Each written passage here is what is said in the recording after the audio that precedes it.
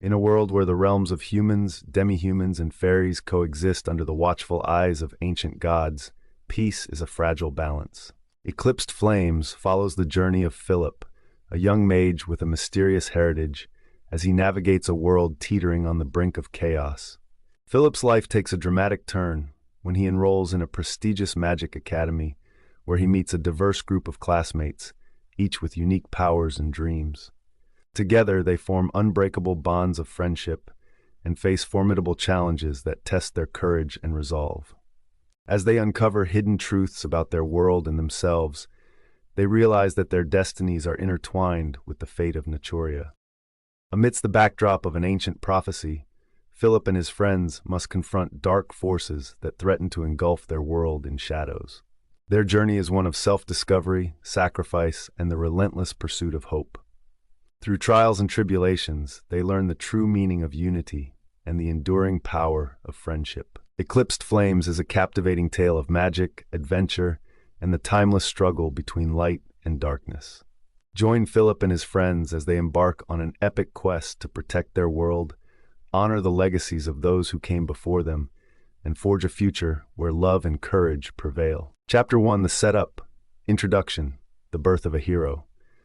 When I was a kid, life in the highlands of Naturia was anything but ordinary. Our home was a two-story house nestled close to the kingdom of the demi-humans, Eldoria. The house was built into the sturdy trunks of ancient trees, seamlessly blending with the natural surroundings. Vines crawled up the wooden walls, and flowering plants adorned the windowsills. The air was always filled with the scent of fresh earth and blooming flowers, creating a serene and magical atmosphere. My father, James Holland, was a prestigious noble and a former powerful mage, revered by many but understood by few, especially me. He was known for his strength and kindness, yet I could never grasp how someone so optimistic could achieve so much. Food was often scarce, but our garden flourished with fruits and vegetables, thanks to my father's magic. He had a way with plants, coaxing them to grow even in the harshest conditions. "Happy 12th birthday, son! I am so grateful for having a well-behaved and talented child," my dad said one evening. We were in the living room. I was wrapping up my schoolwork, and he was gearing up for his usual night run. The room was cozy, with a large fireplace crackling warmly. Shelves filled with old books and magical artifacts lined the walls, and a tapestry depicting the lush landscapes of our homeland hung proudly above the mantel. As I looked around, I noticed the intricate carvings on the furniture, each telling a story of our ancestors' valor and wisdom. A small chest in the corner, bound with ancient runes, held magical items my father had collected over the years, items he promised to teach me about when I was older. The walls were adorned with portraits of our ancestors, their eyes seeming to follow me with a silent promise of greatness. "Your teacher said if you keep it up in class, she might have you teach the class for her." "Ha ha, can you believe that?" he chuckled. "When did you guys talk about me, Dad?" I asked, curious. "Ahem, just make sure you study hard," he replied, picking up a photo of him and his old friends from magic school. "Wow, time sure does fly by fast. In 4 more years, you'll be 16 and ready to enroll in magic school." He handed me a gift, smiling. "I got you something special this year." "Sorry, Dad, but your gifts are usually old and practical. Not really my style," I teased. "Remember the first magic book I gave you? It was a list of cleaning spells," he laughed. "Yup, they don't make them like they used to," I said, rolling my eyes. "Well, let's see what you got for me this year," I said, curiosity piqued. "When I return home, I'm positive you'll love it," he assured me. "So what's this mission about? Is the king having you dig holes in the rain?" I asked. "No, we heard there were a couple of guys killing cattle on our farms and leaving. Joshua and I have been put on duty for the night, since those damn humans are too lazy to do anything," he explained. "I hope you double-layered and brought extra socks," I joked. "Mud isn't the only thing you'll need to worry about." "Ha ha!" he laughed, giving his usual smirk as he left. "I love you and mud," he shouted before exiting. As the door shut behind him with a final click, I looked around our home, taking in the comforting surroundings that had always been a sanctuary. The walls were adorned with wooden carvings of forest spirits, gifts from the neighboring Fae community. A potted plant with vibrant, ever-blooming flowers native to our homeland sat in the corner, a living reminder of the world outside. I moved to the small chest in the corner, curious about the magical items my father had stored away. I ran my fingers over the ancient runes, feeling a faint warmth emanating from them. One item in particular caught my eye, a small, intricately carved wooden amulet. I picked it up and felt a strange sense of connection to it, as if it held a piece of my father's legacy. That night, the forest seemed to hum with a mysterious energy, the trees whispering secrets in the wind. I lay in bed, surrounded by the soft glow of bioluminescent plants my father had enchanted.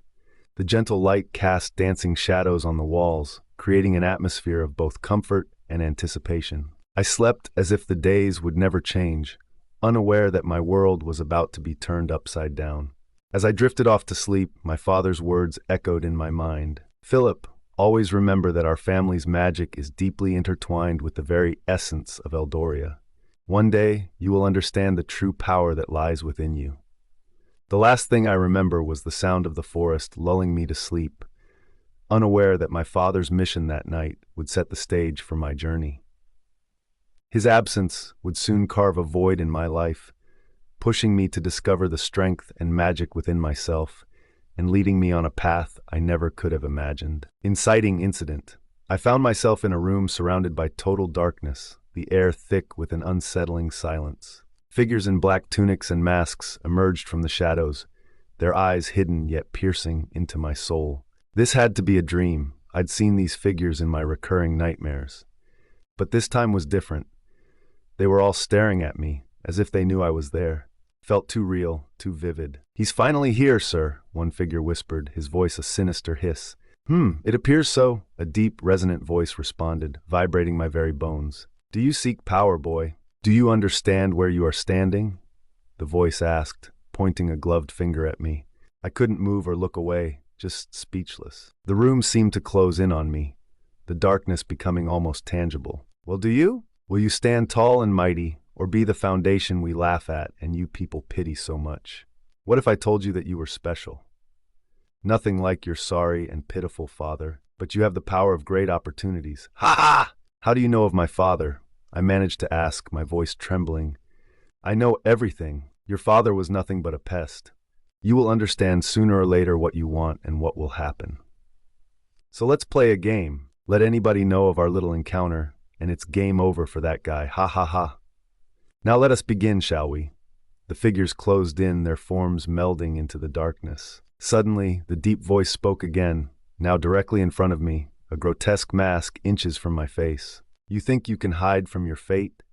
You think you can escape your destiny?" The figure's hand reached out, gripping my throat. I gasped for air, the darkness around me suffocating, constricting my very essence. "Phillip, wake up!" a voice cried. "This is no time to sleep." "Wake your ass up!" my uncle Joshua exclaimed, standing beside my bed. Joshua was a tall, half-human, half-rabbit warrior, known for taking down entire bands of ogres without weapons. His presence was a stark contrast to the nightmare, yet the fear lingered. "Uncle Josh, where's my dad?" I asked, still groggy, my heart racing. "Phillip, as of today, your father, James Anthony Holland, is pronounced dead by the safeguard knights of the demi-humans," Joshua said solemnly. "You're kidding, right? Please tell me this is a sick joke or something." "He was just here last night," I shouted, my voice cracking. Joshua turned around, revealing deep cuts on his back. The blood around them turned to a murky green acid. I wanted to help, but he told me to fight alone. There were two of them, and even so, I still held my ground. "Your father fought extraordinarily. He was a truly amazing friend and brother." "Who did this to him?" I screamed, my mind reeling from the shock. "That information is classified," Joshua replied, his tone cold and distant. "Was it the guys in the black cloaks and tunics?" I asked, desperation creeping into my voice. "Where did you learn of this?" Joshua demanded, his eyes narrowing. "Nowhere, just tell me," I insisted, my frustration boiling over. "There are some things kids are too young to know."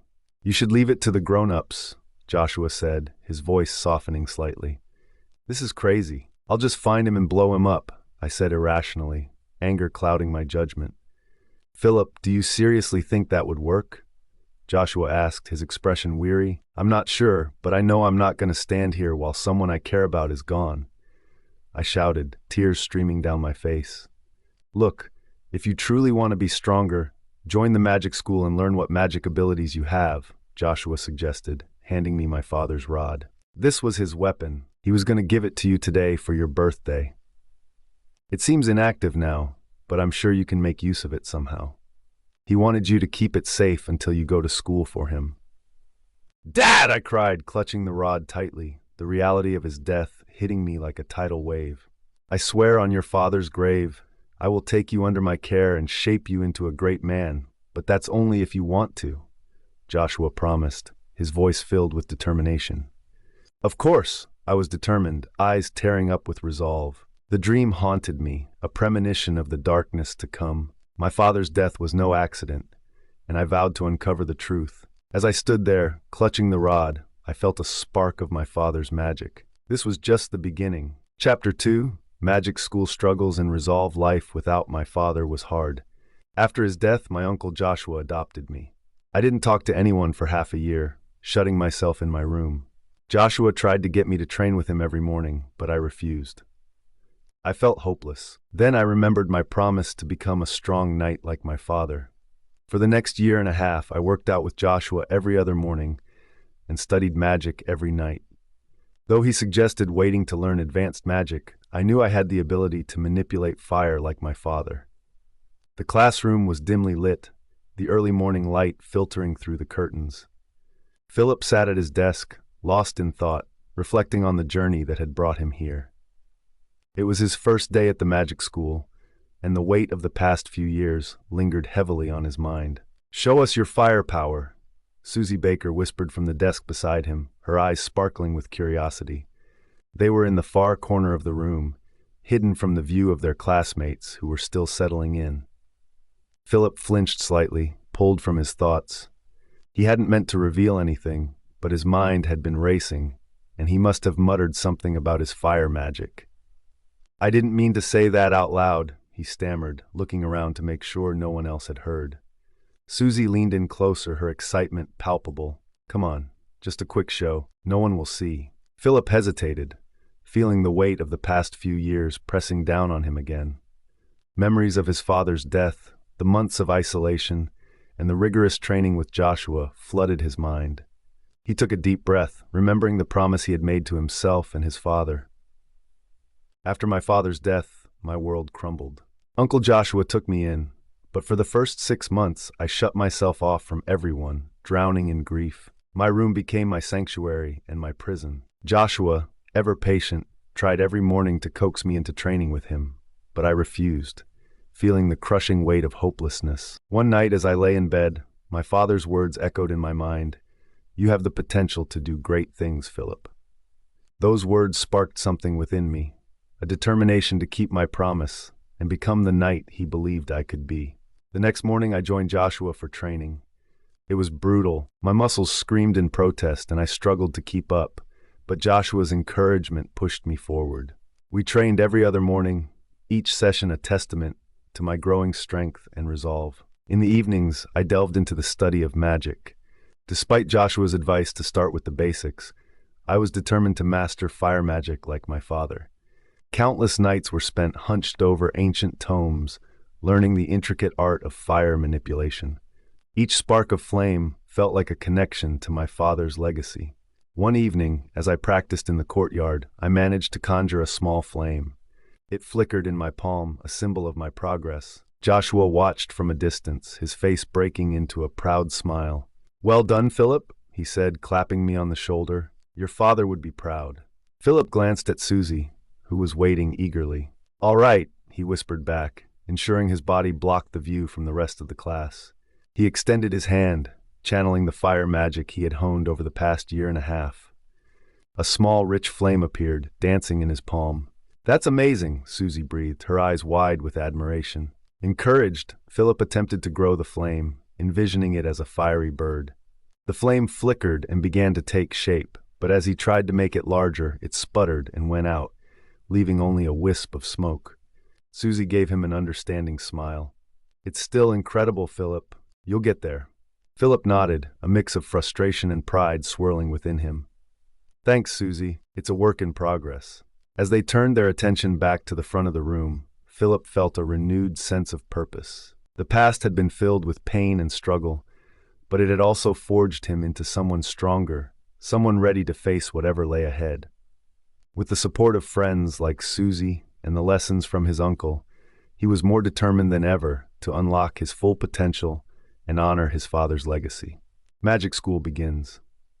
"Wait 1 second, I see feathers on this guy's neck," shouted Vincent Marseille Espinosa from the front of the classroom. His voice cut through the early morning chatter, drawing all eyes to Philip. Philip's heart sank as he felt the attention shift toward him.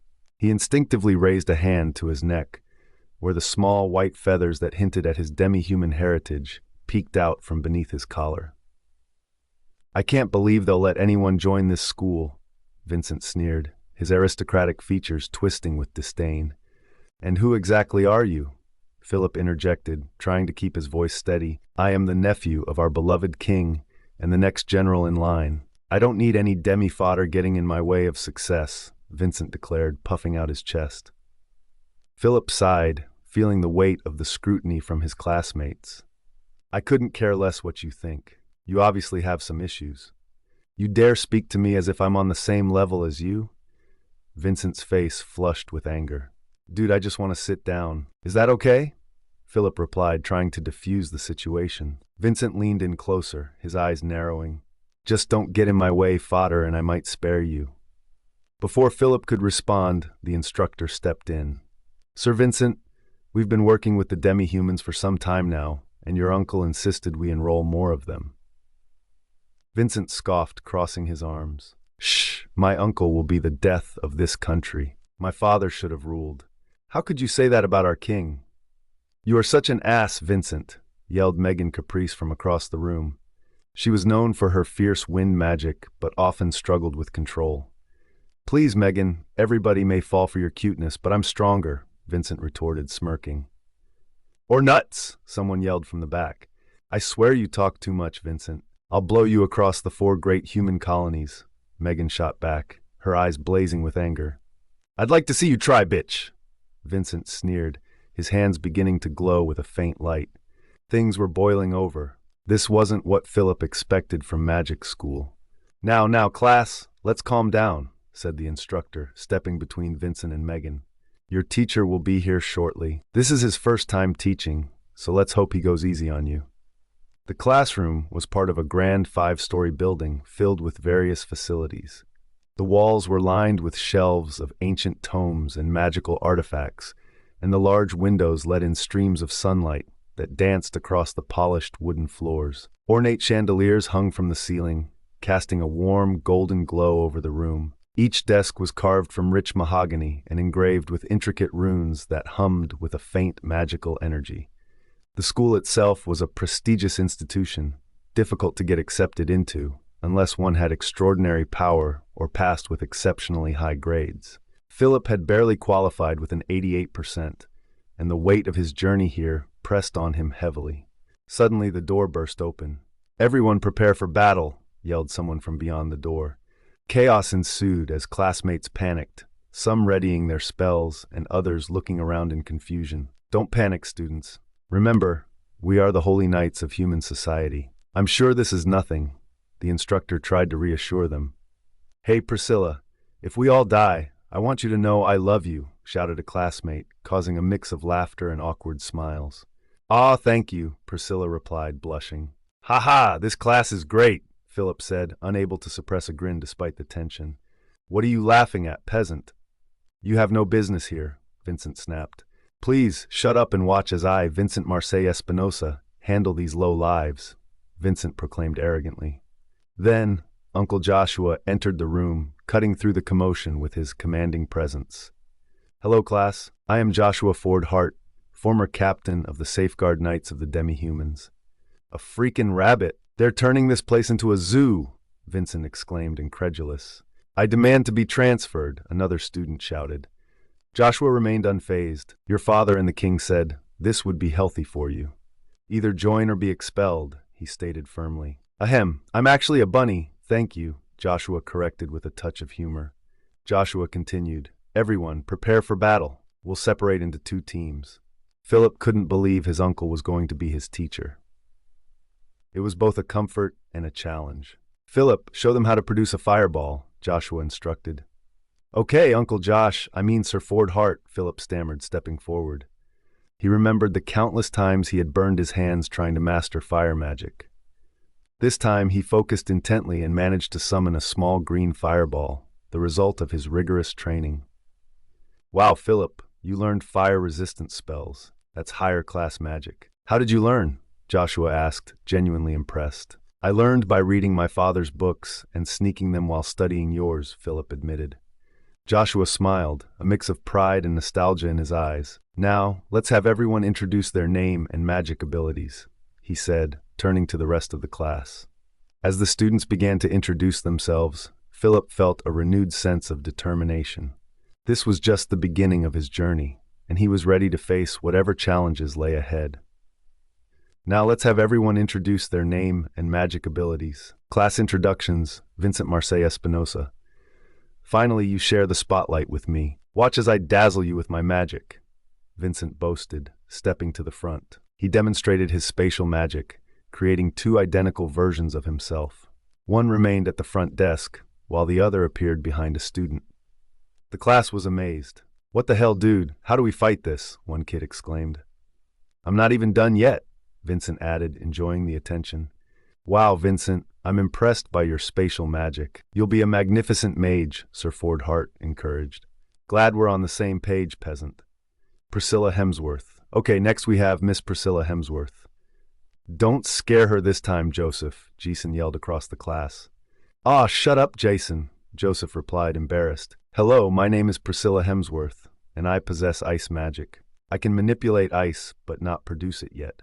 I'm still studying the form and chanting art. I'll keep you posted on my progress. She smiled and walked back to her seat. The class was in awe, though most of us had no idea what she meant. Haha, all right, maybe we do have some hope. A star pupil, Joshua said, laughing. Zachary Piestone. Next we have Mr. Zachary Piestone. The class fell silent. A short, scrawny kid in the back stood up. He seemed to be half squirrel. So sorry, sir. I am Zachary, he stammered. Oh, so you must be Zachary. Can you demonstrate your magic attribute? Yes, of course, sir. Tsk, blurted Vincent. Zachary pulled out a dead bird from his pocket. It looked pitiful, with a bent leg, cut wing, and cracked beak. Ew, how disgusting, cried Megan Caprice. Seems the kid brought his lunch from home, Vincent joked. Vincent, one more chance, Joshua warned. Sorry, sir. Zachary placed the bird on the teacher's desk and began chanting. The bird started glowing yellowish orange, its body parts healing. It let out a chirp and flew away. Zachary, sweating and holding his head, looked drained. I come from an ancient bloodline of powerful healers. That was me transferring my life force to the bird. I want to be the first person to bring a human back. The class was skeptical. Haha, good luck with that, one student shouted. It's not funny. I will do it, Zachary cried. I yelled, gaining everyone's attention. Do you have no respect for your classmates? We practice to uphold the future of our kingdoms, and you're already downing one of us. Philip, thank you. That's enough, Joshua interjected. You must learn when to use your tongue. However, he's right.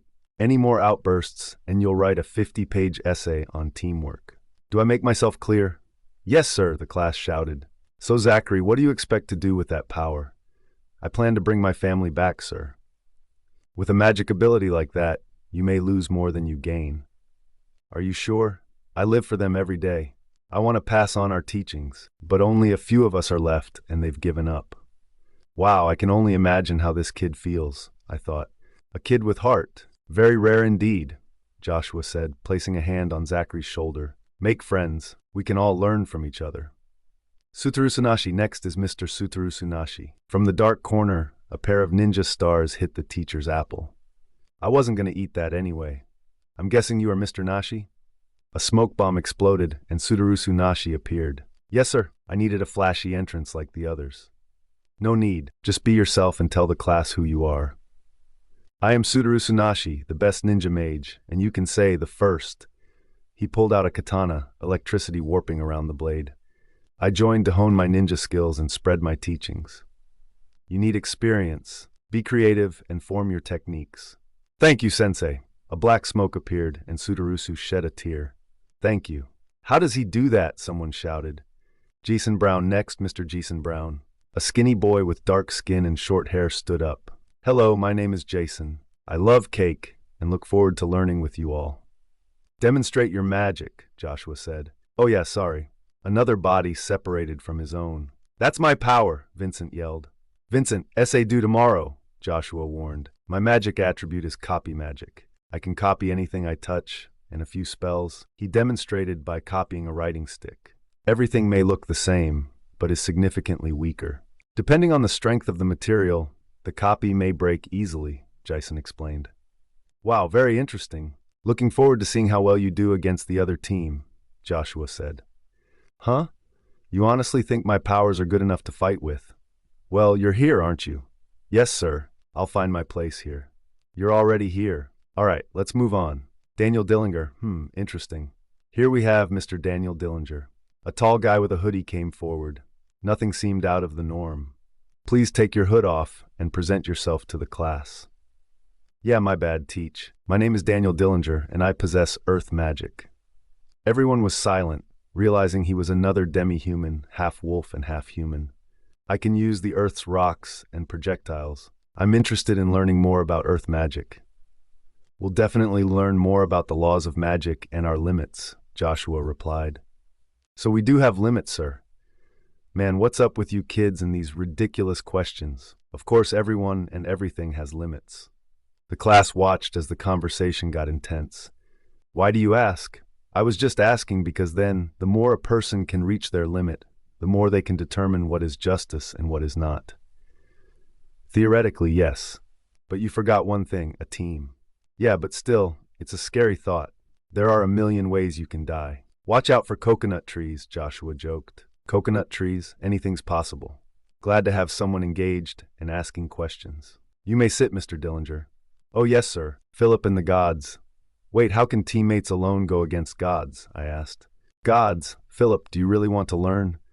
If there's a way, it could help, right? Yes, but okay. By tipping the balance. Life is full of unpredictable events. Some change how we live forever. Some end legacies. Like this kingdom. Everyone put their lives on the line to build this great city, the biggest in all of Notoria. Without everyone, there'd be no city.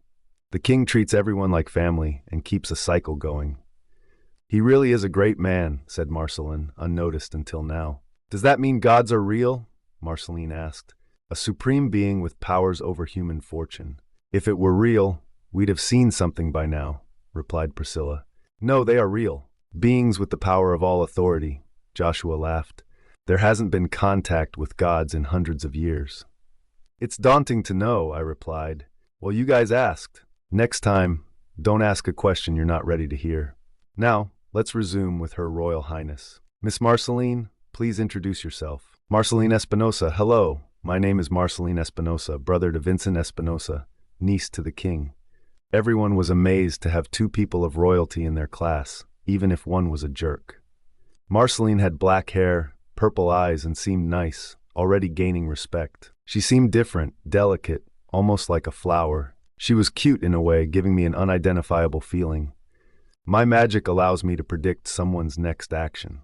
Yes, it is possible. Is that possible? Jason questioned. How'd you know I was going to say that? It was simple, and the only way I can show you how it works. That's complex magic, Miss Marceline. Looking forward to seeing how it's used. Thank you, sir. May I sit now? Of course. Megan Caprice next is Megan Caprice.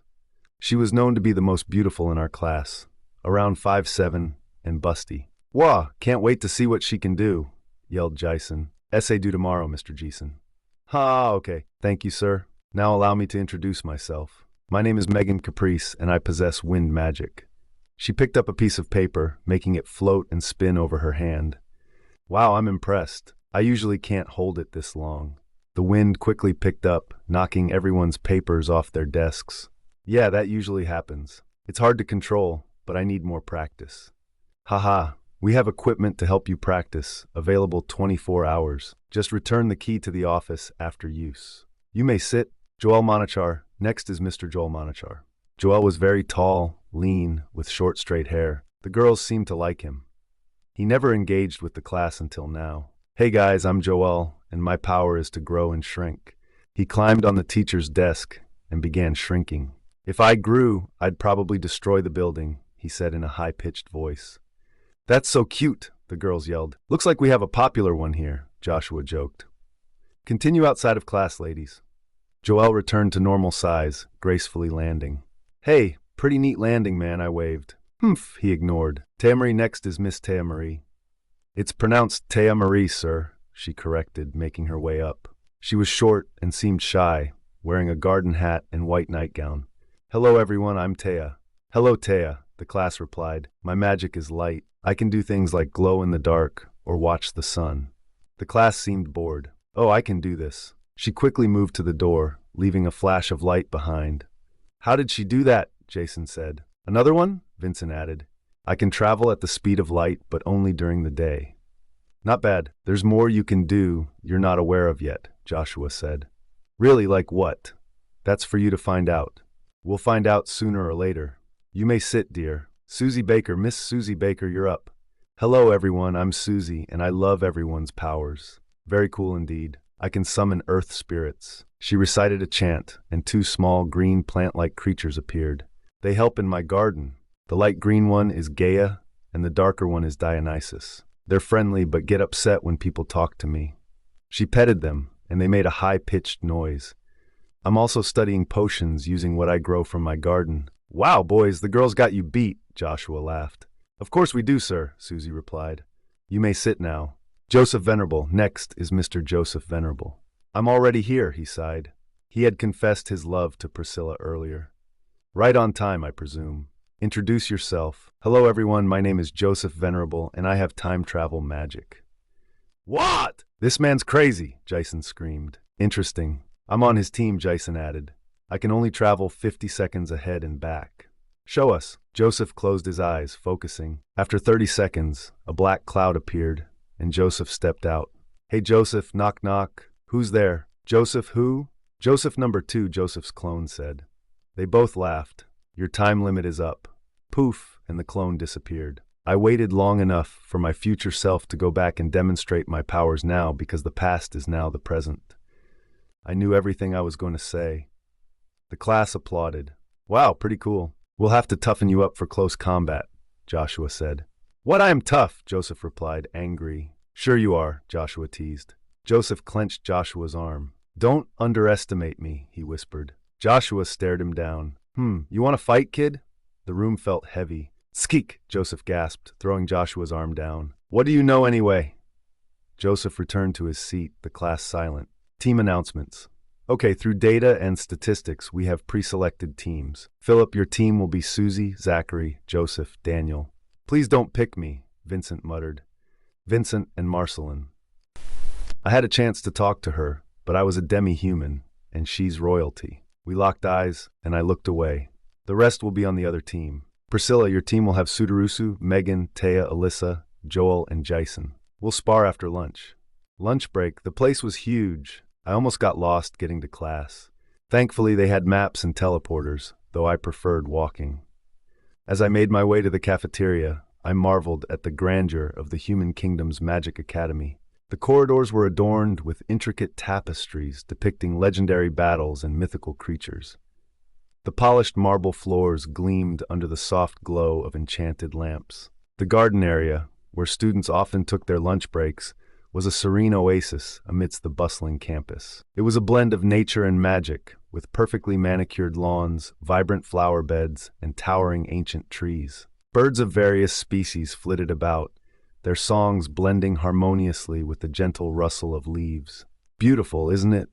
Marceline said, suddenly appearing beside me. Her presence made me jump. "Ooh, you scared me." "It's gorgeous," I replied, trying to steady my racing heart.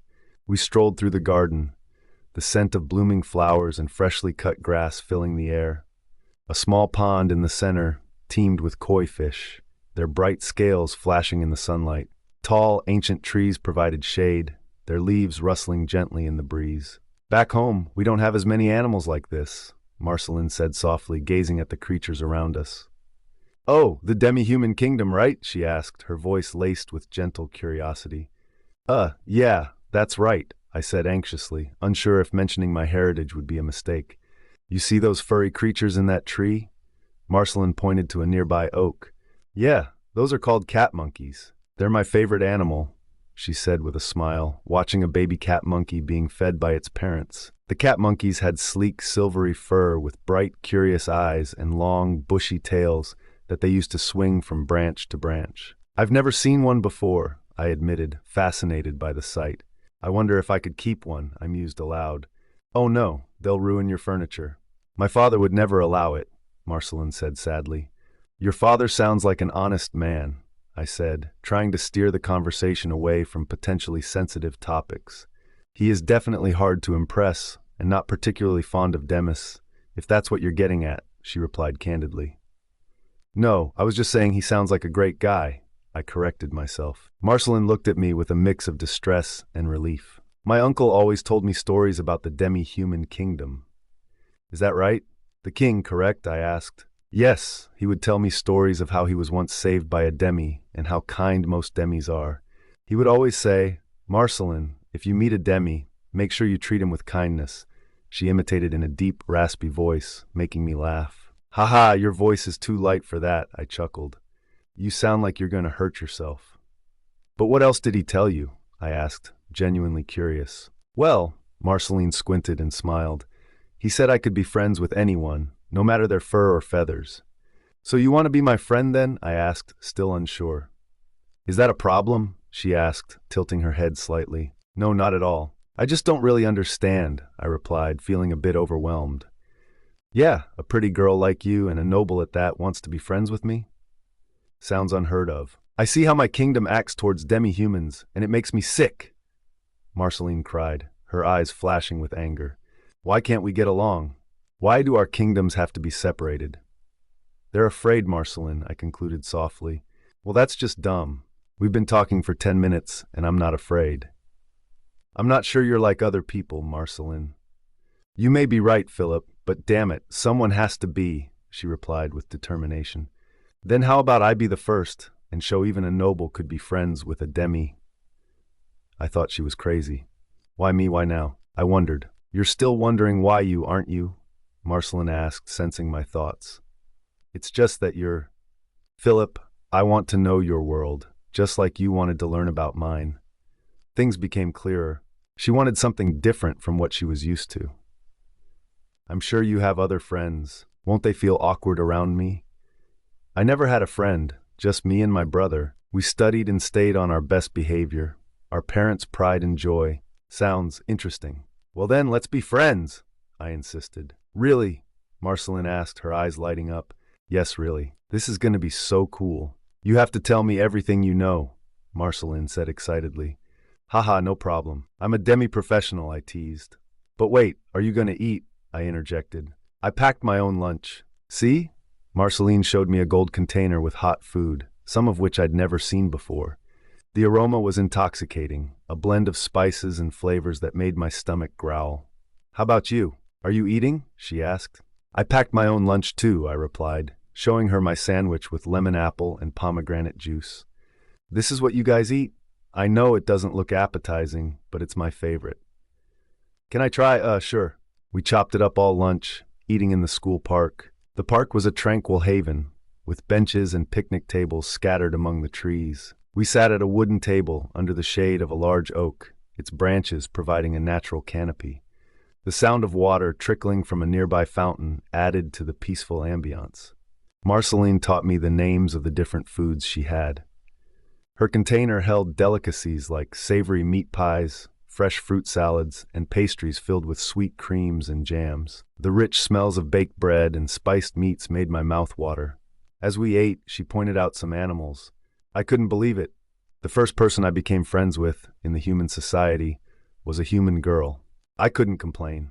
We walked back to class as if we'd known each other forever. We almost forgot the time and were nearly late for class. As we walked up to the door together, people started whispering. "Looky here, Demi and the noble girl are getting buddy-buddy," Jason yelled from the line. Everyone was waiting for the doors to open after lunch. Vincent walked up to us. "Get away from her," Vincent screamed, pulling Marceline away from me.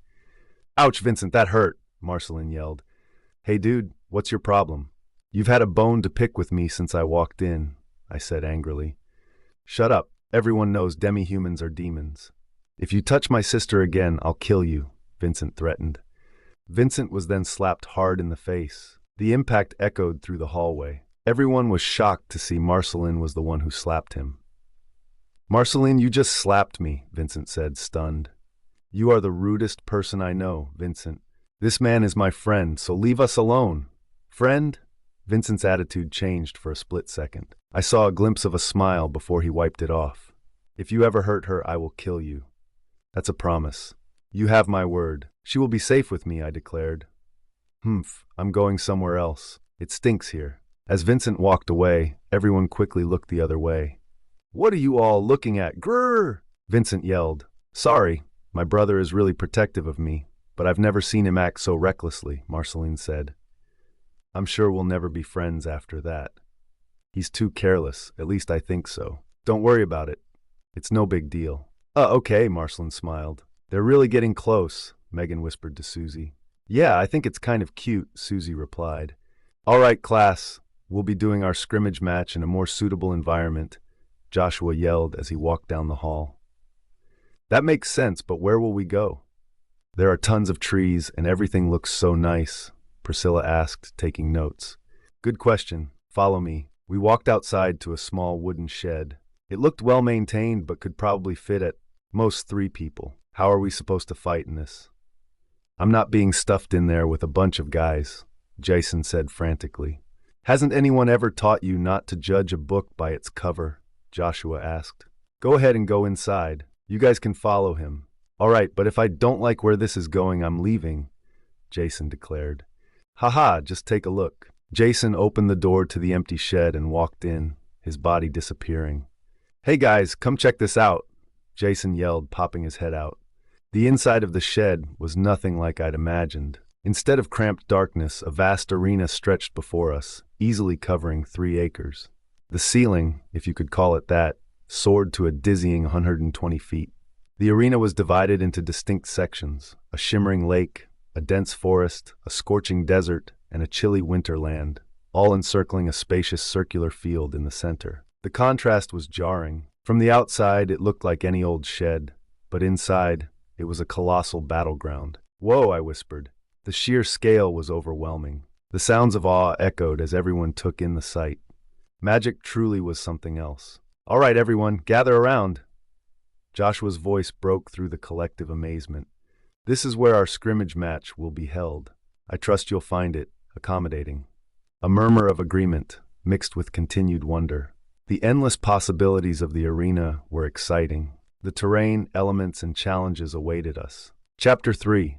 Discovery of Power Scrimmage Match. The vast arena buzzed with energy as the students took their positions. Team A with Phillip, Susie, Zachary, Joseph, Daniel, Vincent, and Marceline stood on one side, while Team B, consisting of Priscilla, Sudarusu, Megan, Taya, Alyssa, Joel, and Jason, prepared on the other. All right, everyone, Joshua called out, standing at the edge of the arena. Remember, this is a practice match. Show me what you've got, but keep it controlled. Vincent snickered. Controlled? Where's the fun in that? Joshua gave him a stern look. Any reckless behavior will be dealt with severely, Vincent. Vincent rolled his eyes and took his stance. Joshua raised his hand and then dropped it sharply. Begin. Immediately, the arena erupted into chaos. Sudarusu vanished in a puff of smoke, reappearing behind Daniel with his electrified katana aimed at his back. Daniel spun around, raising a wall of earth to block the attack. The impact sent electric sparks flying, but the earth wall held firm. Nice try, Daniel growled, pushing the earth wall forward to unbalance Sudarusu. Not bad, Sudarusu smirked, flipping backward and throwing a kunai. The kunai sparked with electricity, aiming to disrupt Daniel's concentration. But Daniel was ready, summoning a golem from the ground to intercept it. The golem took the brunt of the electricity, its rocky surface crackling as it absorbed the energy. On the other side of the arena, Megan summoned a powerful gust of wind, sending a flurry of leaves and debris towards Team A. Susie countered by summoning her earth spirits, Gaia and Dionysus, to shield her teammates. The little green creatures created a barrier of vines and roots, absorbing the impact of the wind. Megan, focus on disrupting their formation.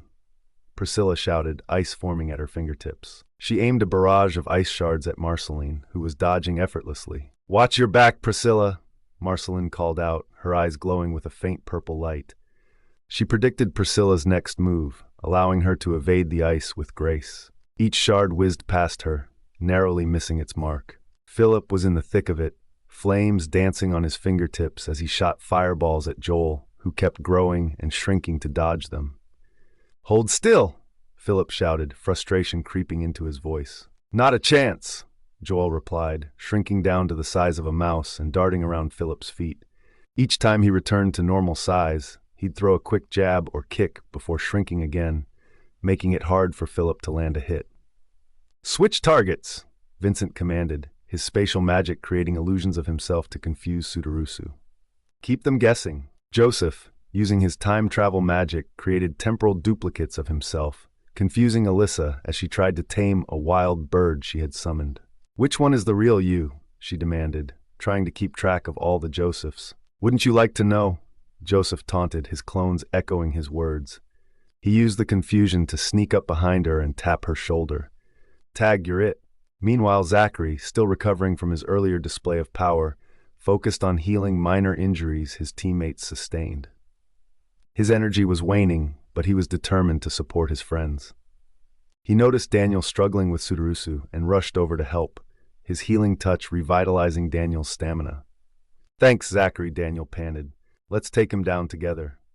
"Right," Zachary nodded, focusing his energy on supporting Daniel's next move. Vincent, eager to show off, engaged Sudarusu, their clash of spatial magic and ninja techniques creating a spectacular light show. "You think you can beat me?" Vincent sneered, his voice echoing from multiple directions. "Watch me," Sudarusu replied, throwing a kunai charged with electricity. Vincent dodged, but the kunai exploded, sending him stumbling backward. Using the opportunity, Sudarusu leaped forward, his katana crackling with electricity. Phillip, trying to keep up with Joel, didn't notice Megan until it was too late.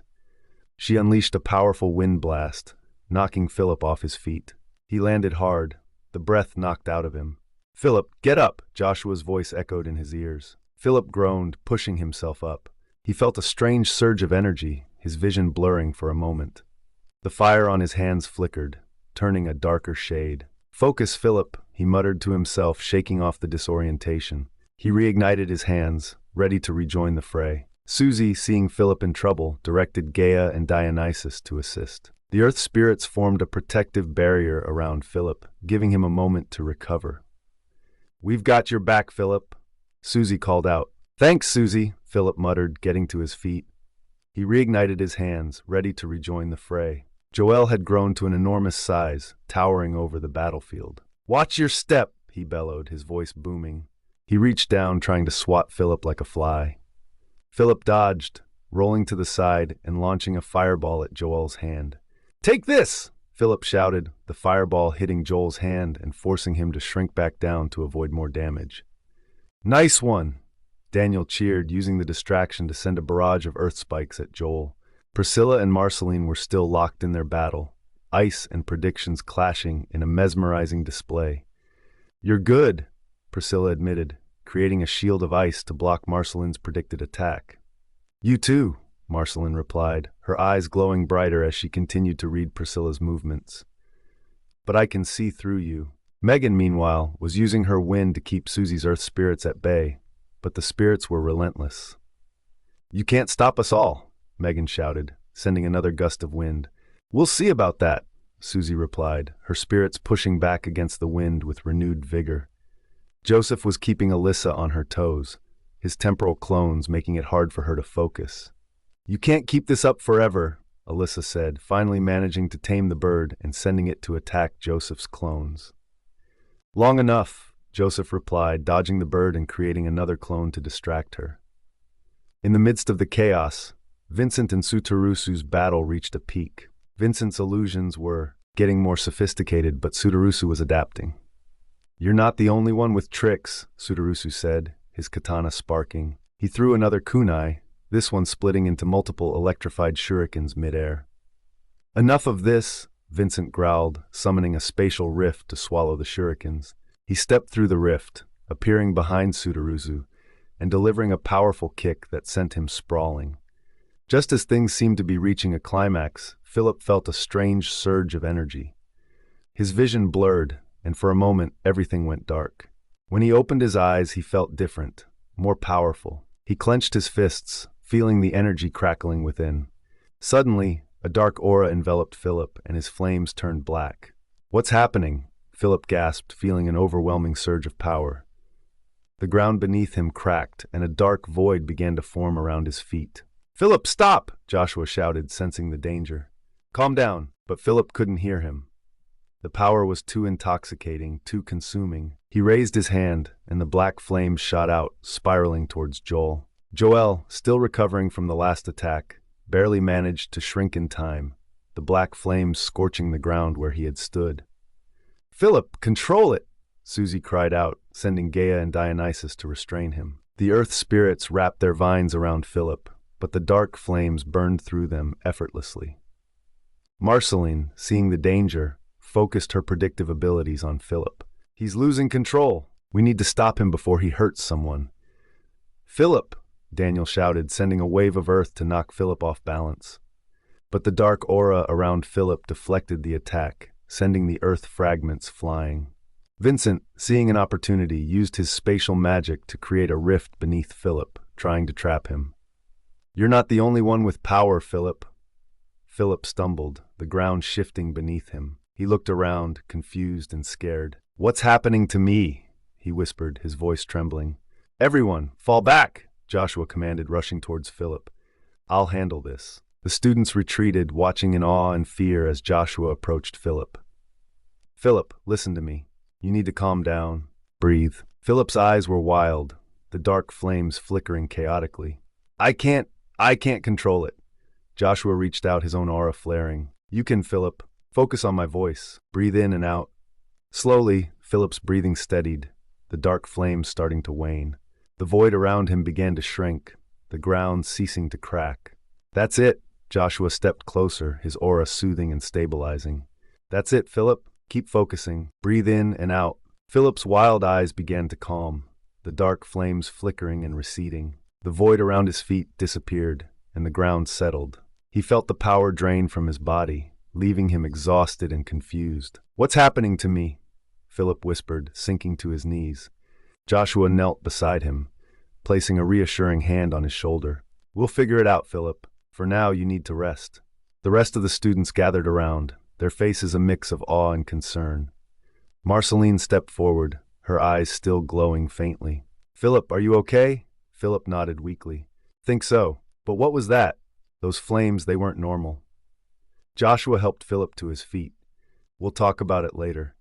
For now, let's get you back to the infirmary." Vincent smirked, though there was a hint of nervousness in his eyes. "Looks like someone can't handle their own power." "Shut up, Vincent," Marceline snapped, glaring at her brother. "This isn't the time for your ego." Vincent shrugged, but said nothing more. As Joshua and Phillip headed towards the infirmary, the rest of the students started to follow, but Joshua stopped them. "Class dismissed for the day. We'll continue training tomorrow." The students dispersed, whispering among themselves about what they had just witnessed. Phillip leaned heavily on Joshua, his mind racing with questions. "Uncle Josh, what was that power? Why did it feel so different?" Joshua glanced around, making sure they were alone. "I don't know, Phillip, but I have a feeling it has something to do with your heritage. We need to be careful." Phillip's eyes widened. "My heritage? You mean my father?" Joshua nodded. "Your father was a powerful mage, but there were things he never told anyone. Secrets he kept. I think you might have inherited more than just his fire magic." As they reached the infirmary, Joshua sighed. "Rest here for a while.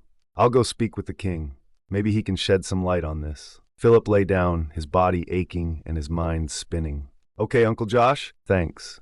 Joshua gave him a reassuring smile before leaving. Phillip closed his eyes, trying to make sense of everything that had happened. The dark flames, the overwhelming power, what did it all mean? Aftermath, Phillip was suspended from school the next day, pending an investigation into the incident. The once lively halls of the academy now felt eerily silent as he walked back to his room, where he would spend the next few days in isolation. Confined to his quarters, he tried to make sense of what had happened during the match. The words dark magic echoed in his mind, but the concept felt foreign and terrifying. The days dragged on, each one feeling longer than the last. Philip's room in the Human Society's academy was luxurious compared to the humble, nature-integrated dwellings of the demi-human kingdom. Here, the walls were lined with bookshelves filled with ancient tomes and scrolls. A large window let in ample sunlight, and a comfortable bed replaced the simpler hammock he was used to. A tapestry depicting heroic battles adorned one wall, a stark contrast to the serene nature scenes he grew up with. Despite these human touches, there were subtle nods to his demi-human heritage: wooden carvings of forest spirits, a potted plant with vibrant, ever-blooming flowers native to his homeland, and an intricately woven rug depicting the lush landscapes of the demi-human kingdom. One evening, there was a knock on the door. Philip's heart skipped a beat as he opened it, revealing Zachary standing there, looking nervous but determined. "Hey, Philip," Zachary said, his voice a little tense. "Can I come in?" Philip nodded, stepping aside to let him enter. "Of course, Zachary." Zachary walked in, his eyes scanning the room with a mixture of curiosity and unease. "Feels strange being in a place like this, huh? So different from back home." Philip managed a small smile. "Yeah, it's definitely different. It's all so polished. Back home, everything feels alive, connected to nature." Zachary nodded, sitting down on a chair by the window. "Here, it's like everything is separated. Nature is outside and we're inside. Back in our village, our homes are part of the trees, part of the land. It's more harmonious." Philip looked around his room, noting the stark contrasts. The walls here feel like barriers. At home, the walls breathe with the forest. It's calming. And the sounds, I miss the rustling leaves and the birds singing. Zachary leaned back, his expression softening. "I miss that too, but maybe there's something we can learn from both places." Philip sighed, sitting on his bed. "I know it's just hard to adjust, especially with everything that's happened." Zachary's eyes turned serious. "We need to figure this out, Philip. You're not alone in this. We'll get through it together."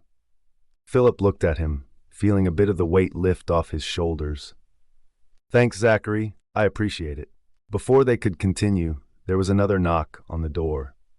This time, Joshua entered, followed by a tall, regal figure, the king. Philip immediately stood up, his heart racing. "Your Majesty," Philip said, bowing deeply. The king raised a hand. "No need for formalities, Philip. Sit down." Philip sat, feeling a mixture of awe and fear. The king had an aura of wisdom and power, his presence commanding yet kind. Joshua remained standing, a reassuring presence beside the king. "Joshua has told me about the incident," the king began, his voice deep and resonant. "I believe I know what happened." Philip's heart raced. "You do?" the king nodded.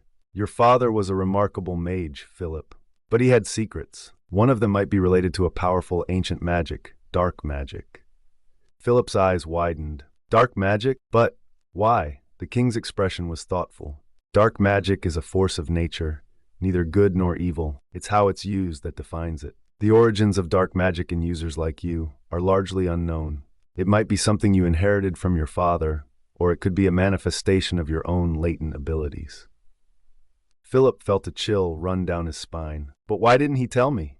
The king sighed. "Perhaps he wanted to protect you. Dark magic is dangerous, and he might have feared what could happen if you couldn't control it." Joshua stepped forward, his voice gentle. "That's why we need to train you, Philip. You need to learn to control this power before it controls you." Philip nodded slowly. "I understand. But what about my suspension?" the king smiled. "Consider it lifted. You will return to school, but under Joshua's close supervision. And we will begin special training sessions to help you master your abilities." Philip felt a surge of relief and determination. "Thank you, Your Majesty. I won't let you down." The king placed a hand on Philip's shoulder. "I believe in you, Philip. You have the potential to do great things. But remember, with great power comes great responsibility. Use it wisely." Philip, feeling the weight of the king's words, bowed his head. "Your Majesty, if I may ask, how did you know my father?" The king's eyes softened with a hint of nostalgia. "Your father and I were old friends. We fought together in many battles, and he saved my life more times than I can count. When he passed, I felt it was my duty to look after you." Bringing you here was my way of honoring his memory and ensuring you had the best opportunities." Philip's eyes widened. "I never knew. Thank you, Your Majesty." The king nodded. "Your father was a great man, Philip, and I see the same potential in you. But you must be careful with the power you possess. Dark magic is a dangerous tool, and it can consume you if you're not careful." As the king and Joshua left, Philip felt a renewed sense of purpose. He was no longer just a student. He was a mage with a legacy to uphold and powers to master, and he was ready to face whatever challenges lay ahead. After the king's departure, the academy's nurse arrived for a checkup. She was a kind, middle-aged woman named Ilara, with a calming presence and gentle hands. "Let's make sure you're in good shape, Philip," she said, checking his pulse and examining him for any lingering effects of the dark magic. "Thank you, Nurse Ilara," Philip said, feeling a bit more at ease with her around. Ilara smiled warmly. "You're welcome, Philip. Just take it easy for a while. Dark magic can be taxing on the body and mind." As Ilara left, Philip lay back on his bed, reflecting on the day's events. The room was quiet, the only sounds coming from the occasional rustle of leaves from the potted plant and the distant hum of activity from the academy. He could feel the weight of his heritage pressing down on him, but also a sense of determination to live up to his father's legacy. The next day, Philip returned to school. Zachary was there to greet him, a relieved smile on his face. Though he didn't have many friends, the bond he was forming with Zachary gave him hope. "Ready to get back to training?" Zachary asked, clapping him on the shoulder. Philip nodded, feeling stronger and more focused. "Absolutely." Training resumed, but this time, Philip felt different. Stronger, more determined. He knew he had a long road ahead, but with the support of his uncle, the king, and his new friend Zachary, he was ready to discover the true extent of his power and the legacy of his mysterious heritage. As Philip and Zachary headed to the training grounds, the academy's grand design became more apparent. The hallways were lined with portraits of past heroes and scholars, each one a reminder of the legacy Philip was now a part of. The classrooms were equipped with state-of-the-art magical equipment, and the training grounds were vast, designed to accommodate all kinds of magical practice. When they arrived, the training grounds were already bustling with activity. Students were practicing their spells, engaging in friendly duels, and honing their skills. Philip felt a spark of excitement. This was his chance to prove himself, to show that he could control his power and become the mage his father believed he could be. As he stood in the arena, surrounded by his classmates, Philip felt a spark of excitement. This was just the beginning. He took a deep breath, feeling the familiar warmth of his fire magic flicker in his veins. With the support of his friends and the guidance of his uncle and the king, he knew he could face whatever challenges lay ahead. "Let's do this," Philip said to himself, stepping forward to join the training session. The future was uncertain, but for the first time in a long while, Philip felt ready to embrace it. 1.5 The Training Trials Chapter 3.5 Unexpected Alliances. The academy buzzed with a mix of anticipation and curiosity. News of Philip's suspension and the incident involving dark magic had spread like wildfire. Students whispered in the hallways, casting curious glances Philip's way. Despite the uneasy attention, Philip was determined to regain control over his powers and prove himself. Joshua and the king decided that Philip needed special training to master his abilities and control the dark magic within him. They devised a series of trials that would test not only his magical prowess, but also his resilience and character. The courtyard was filled with students eager to witness the announcement of Philip's training trials.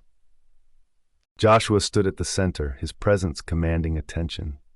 The vibrant greenery around the courtyard seemed to hum with energy, the ancient trees standing tall as silent witnesses to the unfolding events. "All right, everyone, listen up," Joshua called out. "Philip will be undergoing a series of special training sessions to master his abilities. This will be a unique opportunity for all of you to learn and grow together. Some of you will be selected to assist Philip in his trials." Vincent smirked from the sidelines. "Looks like the demi-fodder needs babysitting." Marceline shot him a glare. "Enough, Vincent. This is serious," Joshua continued, ignoring the murmurs. "Philip's trials will involve various aspects of magic, combat, and teamwork. We believe this will not only help Philip, but also strengthen our entire class. Those selected to assist Phillip will benefit from this training as well. Phillip stood beside Joshua, feeling the weight of the moment. He glanced at Zachary, who gave him an encouraging nod. "We'll start with basic combat training," Joshua announced. "Phillip, you'll be paired with Vincent for the first trial." Vincent's eyes lit up with mischief. This should be fun. The training grounds were set up for the first trial. The area was a blend of natural terrain and magical enhancements, with rock formations, small water bodies, and open fields. Vincent and Phillip faced each other, their classmates forming a circle around them. The sky overhead was clear, with the afternoon sun casting long shadows across the grounds. "Ready, Phillip?" Joshua asked. Phillip nodded, feeling the familiar warmth of his fire magic flicker in his veins. "Ready," Vincent sneered. "Try to keep up, Demi." As the trial began, Vincent immediately went on the offensive, using his spatial magic to create illusions and disorient Phillip. Phillip saw multiple copies of Vincent darting around him, their movements quick and erratic. "Focus, Phillip," Joshua's voice echoed in his mind. "Remember your training." Phillip took a deep breath, centering himself. He closed his eyes for a moment, sensing the real Vincent's presence amidst the illusions. He opened his eyes and launched a burst of fire, dispersing the illusions in a wave of heat and light. The real Vincent was revealed, his smirk fading as he realized his trick had failed. "Not bad," Vincent admitted, his eyes narrowing. Phillip pressed on, advancing with a series of controlled fire blasts. Vincent dodged with impressive agility, his spatial magic allowing him to blink in and out of reality, avoiding the flames by mere inches. The ground around them scorched with each missed fireball, the heat intensifying the atmosphere. "You're going to have to do better than that," Vincent taunted, creating a spatial rift and disappearing into it. He reappeared behind Phillip, aiming a kick at his back. Phillip sensed the attack and spun around, blocking with his forearm and countering with a swift punch engulfed in flames. Their powers clashed in a dazzling display of fire and spatial distortions. The air crackled with energy as Phillip and Vincent exchanged blows, each strike filled with precision and power. Vincent's spatial magic created shimmering rifts that distorted space around him, while Phillip's fire magic blazed with a fierce intensity, his flames dancing and roaring like a living entity. But as the trial intensified, Phillip felt the dark magic stir within him. The flames in his hands began to darken, and he struggled to control it. The fire turned from a bright orange to a sinister black, the dark flames flickering menacingly. "Calm down, Phillip," Joshua's voice was firm. "Control it, don't let it control you." Phillip took a deep breath, focusing on his father's words. The dark flames receded, and he regained control. He looked up to see Vincent charging at him with a spatial blade, the air around it warping and crackling. Phillip dodged to the side, narrowly avoiding the blade. He summoned a controlled burst of fire, the flames swirling around his fist as he delivered a powerful punch to Vincent's chest. Vincent staggered back, the impact sending him sprawling to the ground. "Enough!" Joshua called out, stepping between them. "Well done, both of you." Phillip lowered his hands, panting. He felt a mix of exhaustion and relief. Vincent brushed himself off, a grudging respect in his eyes. Later that evening, Phillip and Zachary sat by the lake, reflecting on the day's events. The lake's surface reflected the stars, creating a serene atmosphere. Fireflies danced in the air, their soft glow adding to the tranquility. "You did great today," Zachary said, tossing a pebble into the water. The ripples spread out, distorting the reflection of the moon. Phillip sighed. "It was tough, controlling the dark magic. It's like fighting a part of myself." Zachary nodded. "But you did it, and you'll get better with time. We're all here to help you." Phillip looked around at the tranquil surroundings. The gentle rustle of leaves and the distant hoot of an owl created a peaceful backdrop. "I just hope I don't hurt anyone." "You won't," Zachary assured him. "We'll make sure of it." As they sat in silence, a soft rustle in the bushes caught their attention. Marceline emerged holding a small basket. The scent of freshly baked bread wafted through the air. "Mind if I join you?" she asked, smiling. "Of course," Phillip replied, making room for her. Marceline handed them each a piece of bread from the basket. "I thought you might be hungry after today's trial." "Thanks, Marceline," Zachary said, taking a bite. "This is delicious." Phillip nodded in agreement. Yeah, thanks. Marceline settled down beside them. I believe in you, Philip. You'll master this, and we'll be right here with you. Philip felt a warmth in his heart, grateful for the support of his friends. Thanks, Marceline. That means a lot. As they sat by the lake, enjoying the peaceful night, Philip felt a renewed sense of determination. The trials had just begun, but with the support of his friends and the guidance of Joshua and the king, he knew he could face whatever challenges lay ahead. The journey to mastering his powers would be long and arduous, but he was ready to embrace it with all his heart. Chapter 3.5 Bonds and Secrets. A few months had passed since the beginning of Philip's special training trials. The academy had settled into a new rhythm, with Philip's classmates growing accustomed to the additional sessions and the unique challenges they presented. Joshua's training regimen was intense, pushing Philip and his friends to their limits, while fostering camaraderie and growth. The morning sun cast long shadows across the courtyard as Philip stood with Zachary, Marceline, and the others. The air was crisp, filled with the scent of blooming flowers and the faint rustle of leaves. Today's session was about teamwork, and Joshua had arranged a series of exercises to test their coordination and trust. "All right, team," Joshua began, his voice carrying across the courtyard. "Today's focus is on trust and communication. You'll be navigating a maze while blindfolded, guided only by your teammates' instructions." Vincent groaned. "Blindfolded? Really, this is child's play." "Trust me, Vincent, it's more challenging than it sounds," Joshua replied, handing out blindfolds. "This exercise will help you rely on each other, something essential for the trials ahead." As they began the exercise, Philip found himself paired with Marceline. Her voice was steady and clear, guiding him through the maze. Each step felt uncertain, but he trusted her completely. "Step left, Philip. There's a small rock there," Marceline instructed. Philip shifted left, feeling the rock beneath his foot. "Got it, thanks, Marceline. You're doing great. Just a few more steps, and then turn right," she continued, her tone encouraging. They navigated the maze successfully, their bond strengthening with each step. The exercise ended with laughter and shared relief, the tension of the blindfolds dissolving into camaraderie. Later that afternoon, Philip and his friends gathered in the academy's garden, a peaceful haven with benches and fountains. The garden was filled with vibrant flowers and exotic plants, their colors a feast for the eyes. The gentle trickle of water from the fountains added to the serene atmosphere. Joseph leaned back on a bench, his eyes scanning the sky. "Did you hear about the goblins near the western forest? I overheard some of the older students talking about it." Susie, tending to a potted plant nearby, looked up with curiosity. "Goblins? What were they saying?" Joseph shrugged. "Something about a sighting and how the faculty is considering increasing patrols. Sounds like trouble." Philip frowned, thinking back to the tales his uncle had told him. Goblins are tricky creatures. They can be a real menace if they gather in large numbers. Zachary nodded in agreement. "I heard they've been more active lately. Could be related to the disturbances in magic we've been feeling." Marceline shivered. "Let's hope they don't come near us. I've heard they can be quite vicious." The conversation shifted to lighter topics, but the mention of goblins lingered in Philip's mind. He wondered if their presence was connected to the dark magic he was struggling to control. Evenings at the academy were a mix of study and leisure.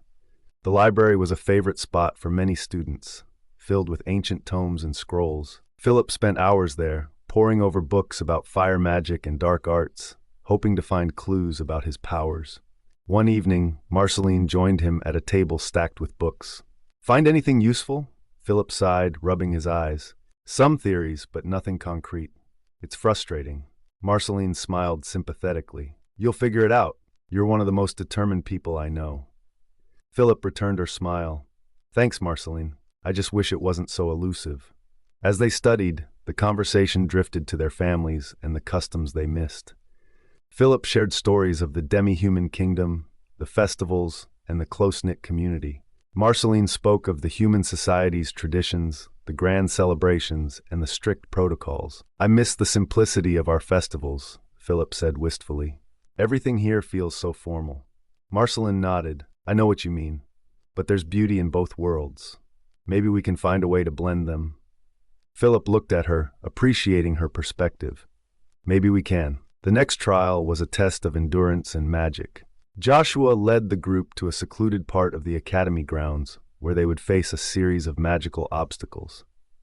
The terrain was rugged, with steep hills and dense forests, the perfect setting for an endurance test. Today's trial is about pushing your limits, Joshua explained. You'll need to use your magic creatively to overcome the obstacles. The trial began, and Phillip found himself using his fire magic to clear paths and ward off magical creatures conjured by Joshua. The dark magic within him stirred occasionally, but Phillip focused on keeping it in check. Zachary, with his healing abilities, provided support to his teammates, mending minor injuries and boosting their stamina. Marceline used her predictive abilities to navigate through the dense forest, avoiding traps and pitfalls. Vincent, ever the show-off, used his spatial magic to teleport past obstacles, but he also helped others when they were stuck, his attitude softening slightly over the months of training. As the sun set, casting a golden glow over the academy grounds, the group gathered around a bonfire. The trials had been exhausting, but the sense of accomplishment was palpable. Joshua addressed the group, his voice filled with pride. You've all come a long way. These trials are not just about Phillip mastering his powers, they're about all of you growing stronger together. I'm proud of each and every one of you. Phillip looked around at his friends, feeling a deep sense of gratitude. They had supported him through his struggles, and he had learned to trust and rely on them. The bond they had formed would be crucial for the challenges ahead. As they sat around the fire sharing stories and laughter, Phillip felt a sense of peace. The dark magic still lingered, but it no longer felt like a burden he had to bear alone. With his friends by his side, he was ready to face whatever came next. Arc 2, Trials and Bonds. Chapter 4, Forging Alliances, Part 1. The excitement was palpable as the students gathered at the academy gates, ready for their field trip to the enchanted glade, the realm of the fairies. The anticipation of experiencing the enchantment and splendor of the fairy realm had everyone buzzing with energy. Joshua stood before them, his presence commanding their attention. Remember, Joshua began, this is an honor. The fairies are our gracious hosts. Respect their customs and stay together. Do not wander off. Phillip and Zachary exchanged a knowing glance, each hoping the other wouldn't get into trouble. Marceline, always perceptive, noticed their silent exchange and gave Phillip a curious look. What's up? She asked, tilting her head slightly. Nothing, Phillip said quickly, but Marceline's piercing gaze made it clear she didn't buy it. Just stay close, Zachary added, trying to sound nonchalant. Jason, ever the joker, nudged Phillip. Think they'll have coconut cake at the banquet? He asked, eyes twinkling with mischief. Maybe, Phillip laughed. If we're lucky. The portal to the enchanted glade was a swirling vortex of colors, shimmering with an ethereal light. As they stepped through, they were enveloped in a sensation of weightlessness, as if floating through a dream. When they emerged on the other side, they were greeted by a breathtaking landscape. Lush, vibrant forests with trees that sparkled like gemstones surrounded them. Delicate, luminescent flowers bloomed in every direction, and tiny fairies flitted about, their wings shimmering with iridescent colors. The air was filled with the sweet scent of blooming flowers and the soft hum of fairy wings. This is incredible, Zachary whispered, his eyes wide with wonder.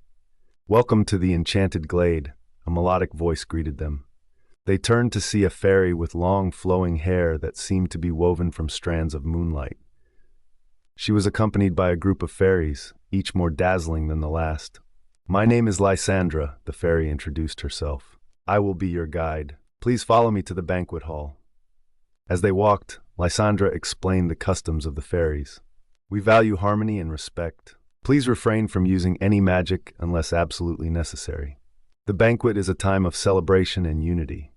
Phillip and his friends walked through the enchanting landscape, marveling at the beauty around them. They were joined by 5 more students: Fiona, a skilled plant manipulator from the southern quadrant; Lucian, a water magic prodigy from the western quadrant; Megan, a fierce wind mage; Alyssa, a talented beast tamer; and Jason, the class clown with a knack for illusions.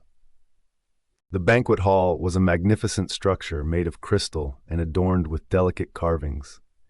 Inside, tables were laden with an array of delicious foods and drinks, each more tempting than the last. The sight was reminiscent of the Great Hall at Hogwarts, filled with magic and wonder. Students from all 4 quadrants of the Human Kingdom night schools were present, their uniforms indicating their respective classes. Philip noticed the grandeur of the hall, with its high ceilings and shimmering chandeliers that cast a soft glow over the room. The walls were lined with intricate tapestries depicting scenes of fairy history and magic. Philip noticed a group from the Western Quadrant. Their leader, Lucian, was known for his mastery of water magic. They were engaged in animated conversation with the students from the Southern Quadrant, led by Fiona, whose plant manipulation abilities were legendary. "Quite the gathering," Marceline commented, taking in the scene. "Yeah," Philip agreed. "It's amazing to see everyone here." The students were entranced by the fairy magic on display, from floating lanterns that danced in the air to melodic tunes played by invisible instruments. The fairies treated their guests with utmost respect, offering them seats at the table and serving them with exquisite delicacies. The tables were adorned with plates of delicate pastries, bowls of vibrant fruits, and platters of roasted meats and vegetables. The aromas mingled in the air, creating a symphony of scents that made Philip's stomach rumble. Joshua, standing nearby, noticed Philip and Zachary's restlessness. "Stay focused," he advised. "This is a learning experience." Philip nodded, but his mind was already racing with plans. He exchanged a quick glance with Zachary and then with Marceline, who was engaged in a conversation with a fairy named Eliana, learning about the different types of fairy magic. "Are you enjoying the banquet?" Eliana asked Marceline, her voice as soothing as a lullaby. "Absolutely," Marceline replied, her eyes wide with fascination. "The magic here is so different from what we're used to." Eliana smiled. "Fairy magic is deeply connected to nature. It thrives on harmony and balance." Zachary, overhearing their conversation, leaned in. "Eliana, I heard there's a secret library that holds ancient fairy magic. Is that true?" Eliana hesitated for a moment before nodding. "Yes, but it's not for the faint of heart. Only those with pure intentions can access it." Philip's interest was piqued. "We have to check it out," he whispered to Zachary when they found a moment alone. "Agreed, but we need to be careful," Zachary replied. Marceline, sensing their intention, approached them. "Whatever you two are planning, count me in," she said with a determined look. "Marceline, I don't think," Philip started, but she cut him off. "Don't even try to leave me out. I can help." Philip sighed. "All right, but stay close." The banquet continued with laughter and music. Philip and Zachary waited for the right moment. They noticed Joshua deep in conversation with Lysandra and a few other teachers from different quadrants. "Now's our chance," Zachary whispered. They slipped away from the crowd, heading towards a secluded area of the forest. Marceline followed silently, her eyes scanning their surroundings. "Do you even know where this library is?" Philip asked. Zachary pulled out a small, enchanted map Eliana had given him. "This way." They moved swiftly through the forest, the sounds of the banquet fading behind them. The trees grew denser, and the light dimmed as they ventured deeper. "Are we close?" Marceline asked, her voice a whisper. "Almost," Zachary replied, his eyes fixed on the map. Just as they were nearing what seemed like a hidden path, a low growl echoed through the forest. Philip froze, his senses on high alert. "Did you hear that?" Marceline asked, her hand instinctively reaching for her pendant, which glowed faintly. Before they could react, a pack of wolves emerged from the shadows, their eyes glowing with a sinister light. They were not ordinary wolves. Their fur was matted, and their eyes held a malevolent intelligence. "We've been expecting you," a voice said from the darkness. A figure stepped forward, cloaked in shadows. He had an aura of menace, his eyes gleaming red. Philip felt a chill run down his spine. You remind me of someone," Philip stammered, memories of his vision flashing before him. The figure smirked. "I work for someone very powerful, and he has plans for your kind." Before they could react, the wolves attacked. Philip, Zachary, and Marceline fought back with all their might. The wolves were relentless, their fangs bared and claws slashing through the air. Zachary used his healing magic to fend off the wolves, emitting a soft glow that repelled the beasts and healed minor wounds instantly. "Stay close," Zachary yelled, his voice straining with effort. Marceline, her eyes glowing with a faint purple light, used her prediction abilities to anticipate the wolves' movements. She dodged and weaved, avoiding their attacks with uncanny precision. "Phillip, watch out!" she shouted, directing him away from a lunging wolf. Phillip, feeling the pressure, summoned his fire magic, creating a barrier of flames around them. The wolves hesitated, snarling at the wall of fire. "This should hold them off for now," Phillip said, his voice tense. But the wolves were relentless. One of them, larger and more vicious than the rest, lunged at Phillip, breaking through the flames. In a moment of desperation, Phillip felt the dark magic surge within him. "No!" he cried out, but it was too late. The dark magic erupted from him, consuming the wolf in a swirling vortex of shadows. The other wolves hesitated, sensing the danger. Phillip felt a strange power coursing through him, unlike anything he had ever felt before. It was both exhilarating and terrifying. He struggled to control it, fearing what it might do. The cloaked figure watched with interest. "Interesting, very interesting," he murmured before disappearing into the shadows, leaving the wolves to retreat. Breathing heavily, Phillip looked at Zachary and Marceline. They were safe but shaken. "What just happened?" Zachary asked, his voice trembling. I don't know," Phillip admitted, fear and confusion in his eyes. Marceline placed a reassuring hand on his shoulder. "We'll figure it out together." Phillip nodded, but the mystery of his powers loomed over him like a dark cloud. They made their way back to the banquet, the encounter with the wolves, and the mysterious figure weighing heavily on their minds. The banquet hall was alive with chatter and laughter as the students returned. Phillip, Zachary, and Marceline tried to blend back into the crowd, but their minds were still reeling from the encounter. Jason spotted them and waved them over. "Hey, where did you guys disappear to?" he asked, his tone lighthearted. "Just exploring," Phillip replied, forcing a smile. "This place is amazing." "It sure is," Megan chimed in, her eyes sparkling with excitement. "Did you see the fairy musicians? Their music is out of this world." Lucian, who had been listening to their conversation, nodded in agreement. "It's unlike anything I've ever heard. The fairies truly are masters of their craft." Fiona, standing nearby, added, "And the food! Have you tried the honey-glazed fruits? They're delicious." As the conversation continued, Phillip felt a tap on his shoulder. He turned to see Lysandra standing behind him, her expression serious. "Phillip, Zachary, Marceline," she said, her voice low. "A word, please." They followed Lysandra to a quieter corner of the hall. "What happened in the forest?" she asked, her tone leaving no room for evasion. Phillip took a deep breath and recounted the encounter with the wolves and the mysterious figure. Lysandra listened intently, her eyes narrowing as the story unfolded. "This is troubling," she said finally. "The enchanted glade is usually a place of peace. The presence of those wolves and that figure suggests something dark is at play." Phillip glanced at Zachary and Marceline, who both looked equally concerned. "What should we do?" Phillip asked. Lysandra's expression softened. "Stay vigilant, and do not wander off alone. We will look into this further." As they rejoined the banquet, Phillip couldn't shake the feeling that their adventure in the enchanted glade was just the beginning of something much larger. He noticed Marceline deep in thought, her expression serious. "Marceline, are you all right?" Phillip asked.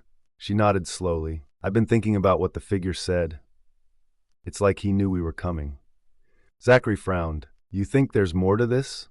Marceline's eyes glowed faintly. "I can't shake the feeling that we're being watched." Phillip felt a chill run down his spine. "We need to stay on guard." As the banquet drew to a close, Lysandra approached them once more. "I hope you enjoyed the evening," she said warmly. "Remember, the enchanted glade always welcomes those with pure hearts." Phillip nodded, but his mind was still racing with thoughts of the encounter. "Thank you, Lysandra. We'll be careful."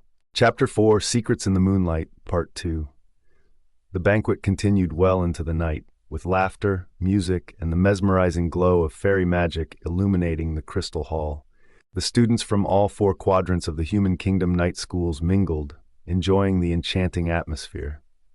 As the night wore on, the fairies provided cozy, beautifully adorned sleeping quarters for their guests, with beds made of soft moss and flowers. Phillip lay in his bed, staring up at the starry canopy above. He glanced over at Zachary, who seemed equally restless. "Ready?" Phillip whispered, breaking the silence. His eyes darted around to make sure no one was watching. Zachary nodded, his face serious. "Let's go." They slipped out of their beds and quietly made their way past the sleeping forms of their classmates. The gentle hum of fairy magic and the occasional rustle of leaves filled the air. The moonlight filtered through the trees, casting eerie shadows on the ground. The air was cool and crisp, filled with the scent of pine and moss. Phillip held the enchanted map Eliana had given them, its glow guiding their way. "Are you sure this is the right path?" Phillip asked, his voice barely above a whisper. Zachary squinted at the map, his eyes reflecting the faint glow. "Yeah, it should be just up ahead." They continued in silence, their footsteps barely making a sound on the soft forest floor. The dense trees seemed to close in around them, the branches overhead forming a natural canopy that blocked out most of the moonlight. The only light came from the enchanted map, casting an ethereal glow on their faces. "Zachary," Phillip whispered, breaking the silence. "Why are you so determined to find this library?" Zachary hesitated before answering. "My mom used to tell me stories about the fairies and their ancient magic. She said our clan, the healer clan of Ilaria, had a connection with them, something about healing magic that went beyond what we know. I guess I just want to understand more about where I come from." Phillip nodded, understanding the weight of Zachary's words. "Your mom sounds like she knew a lot about the fairies." "She did," Zachary replied with a faint smile. "She used to tell me about Queen Titania and how she could heal entire forests with a single touch, and about a hidden library that held all the secrets of their magic." Philip's eyes widened. "Sounds incredible. Let's hope we find something like that." Just as they were nearing what seemed like a hidden path, a low growl echoed through the forest. Phillip froze, his senses on high alert. "Did you hear that?" he whispered, his heart pounding. Zachary nodded, his eyes scanning the darkness. "Yeah, and I don't like it." They continued cautiously, the growl lingering in their minds. Suddenly, the air around them shimmered, and they felt a presence. "Who's there?" Phillip called out, trying to sound brave. From the shadows, a figure emerged. Her presence was ethereal, her beauty almost otherworldly. She had long, flowing hair that sparkled like starlight, and eyes that glowed with an inner light. She was dressed in a gown made of delicate petals and leaves, and her wings shimmered with iridescent colors. "Welcome, travelers," she said, her voice like a soft melody. "I am Queen Titania, ruler of the enchanted glade." Phillip and Zachary stood frozen, awestruck by her divine presence. They quickly bowed in respect. "Your Majesty," Phillip stammered. "We didn't mean to intrude." Queen Titania smiled, but her eyes held a hint of sternness. "I felt a disturbance in my realm and came to investigate." "You seek the secret library, do you not?" Zachary nodded, unable to find his voice. Queen Titania studied them for a moment before speaking. "Zachary, son of the healer clan of Ilaria, do you know of your heritage?" Zachary's eyes widened. "You know about my clan?" "Indeed," she replied. "Your clan was once renowned for their unparalleled healing abilities, able to mend not just the body, but the soul. But their powers came at a great cost, and they are now few and scattered." Zachary's heart raced. Why did they disappear? What happened to them? Queen Titania's expression softened. "Your clan's magic is tied to the life force of nature itself. They became protectors of balance, but as the world changed and grew more chaotic, many of them were lost in battles against dark forces." Phillip glanced at Zachary, seeing the mix of emotions on his friend's face. "Is there a way to find them? To restore what was lost?" Titania looked thoughtful. "The answers you seek may lie within the secret library, but be warned, the knowledge within is powerful and dangerous." Zachary nodded, determination shining in his eyes. "Thank you, Your Majesty." She turned her gaze to Phillip, her expression unreadable. "And you, Phillip of the demi-humans, your presence here is peculiar." Phillip felt a chill run down his spine. "What do you mean?" Titania's eyes seemed to pierce through him. "There is a darkness within you, one that is both a curse and a gift. Tread carefully, for the path ahead is fraught with peril."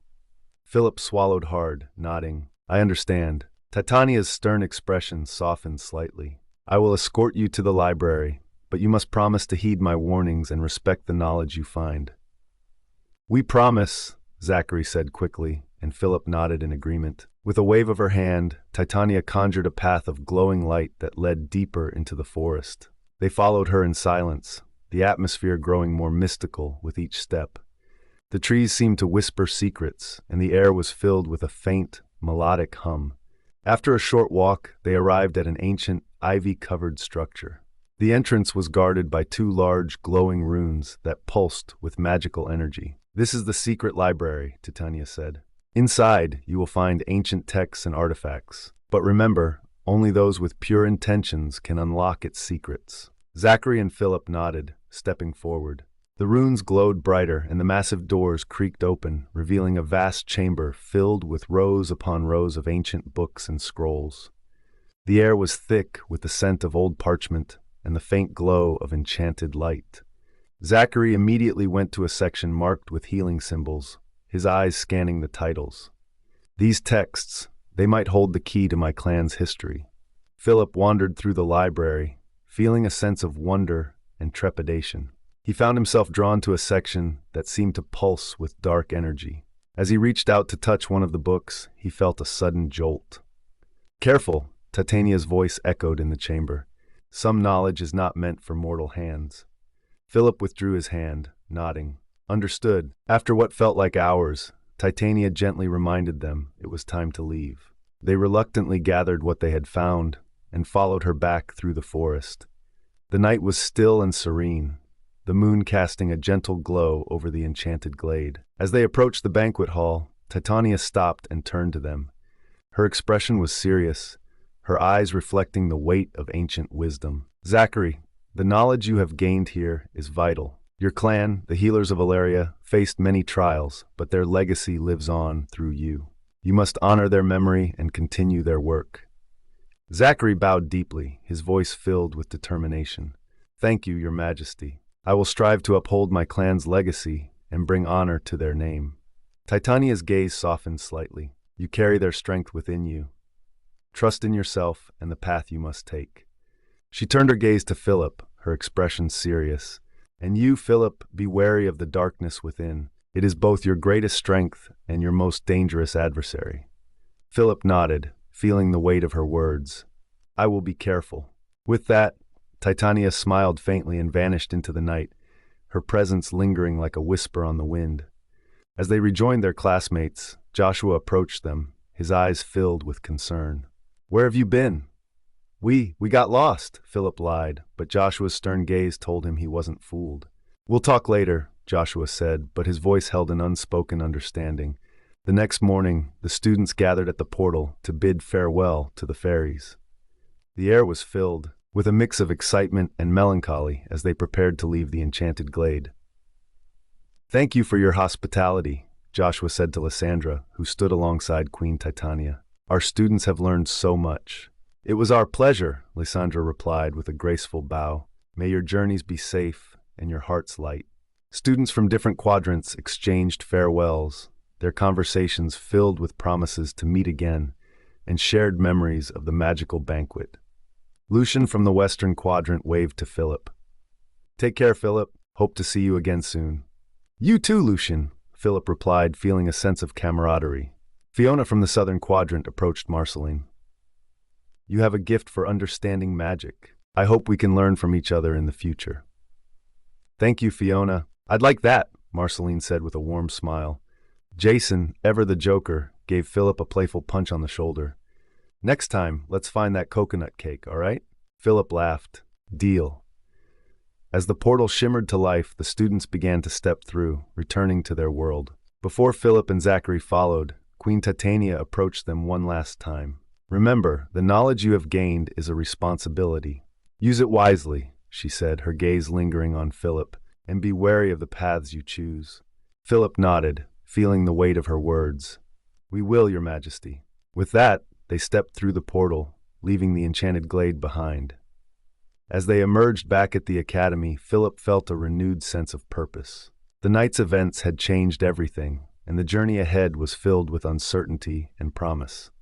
Chapter 5, Strengthening Ties. The academy grounds buzzed with the energy of eager students. The return from the enchanted glade had left a lingering sense of wonder, but now it was time for rigorous training. The Southern Quadrant, the largest and most diverse of the quadrants, was alive with activity. Students from all over were scattered across the training fields, honing their abilities under the watchful eyes of their instructors.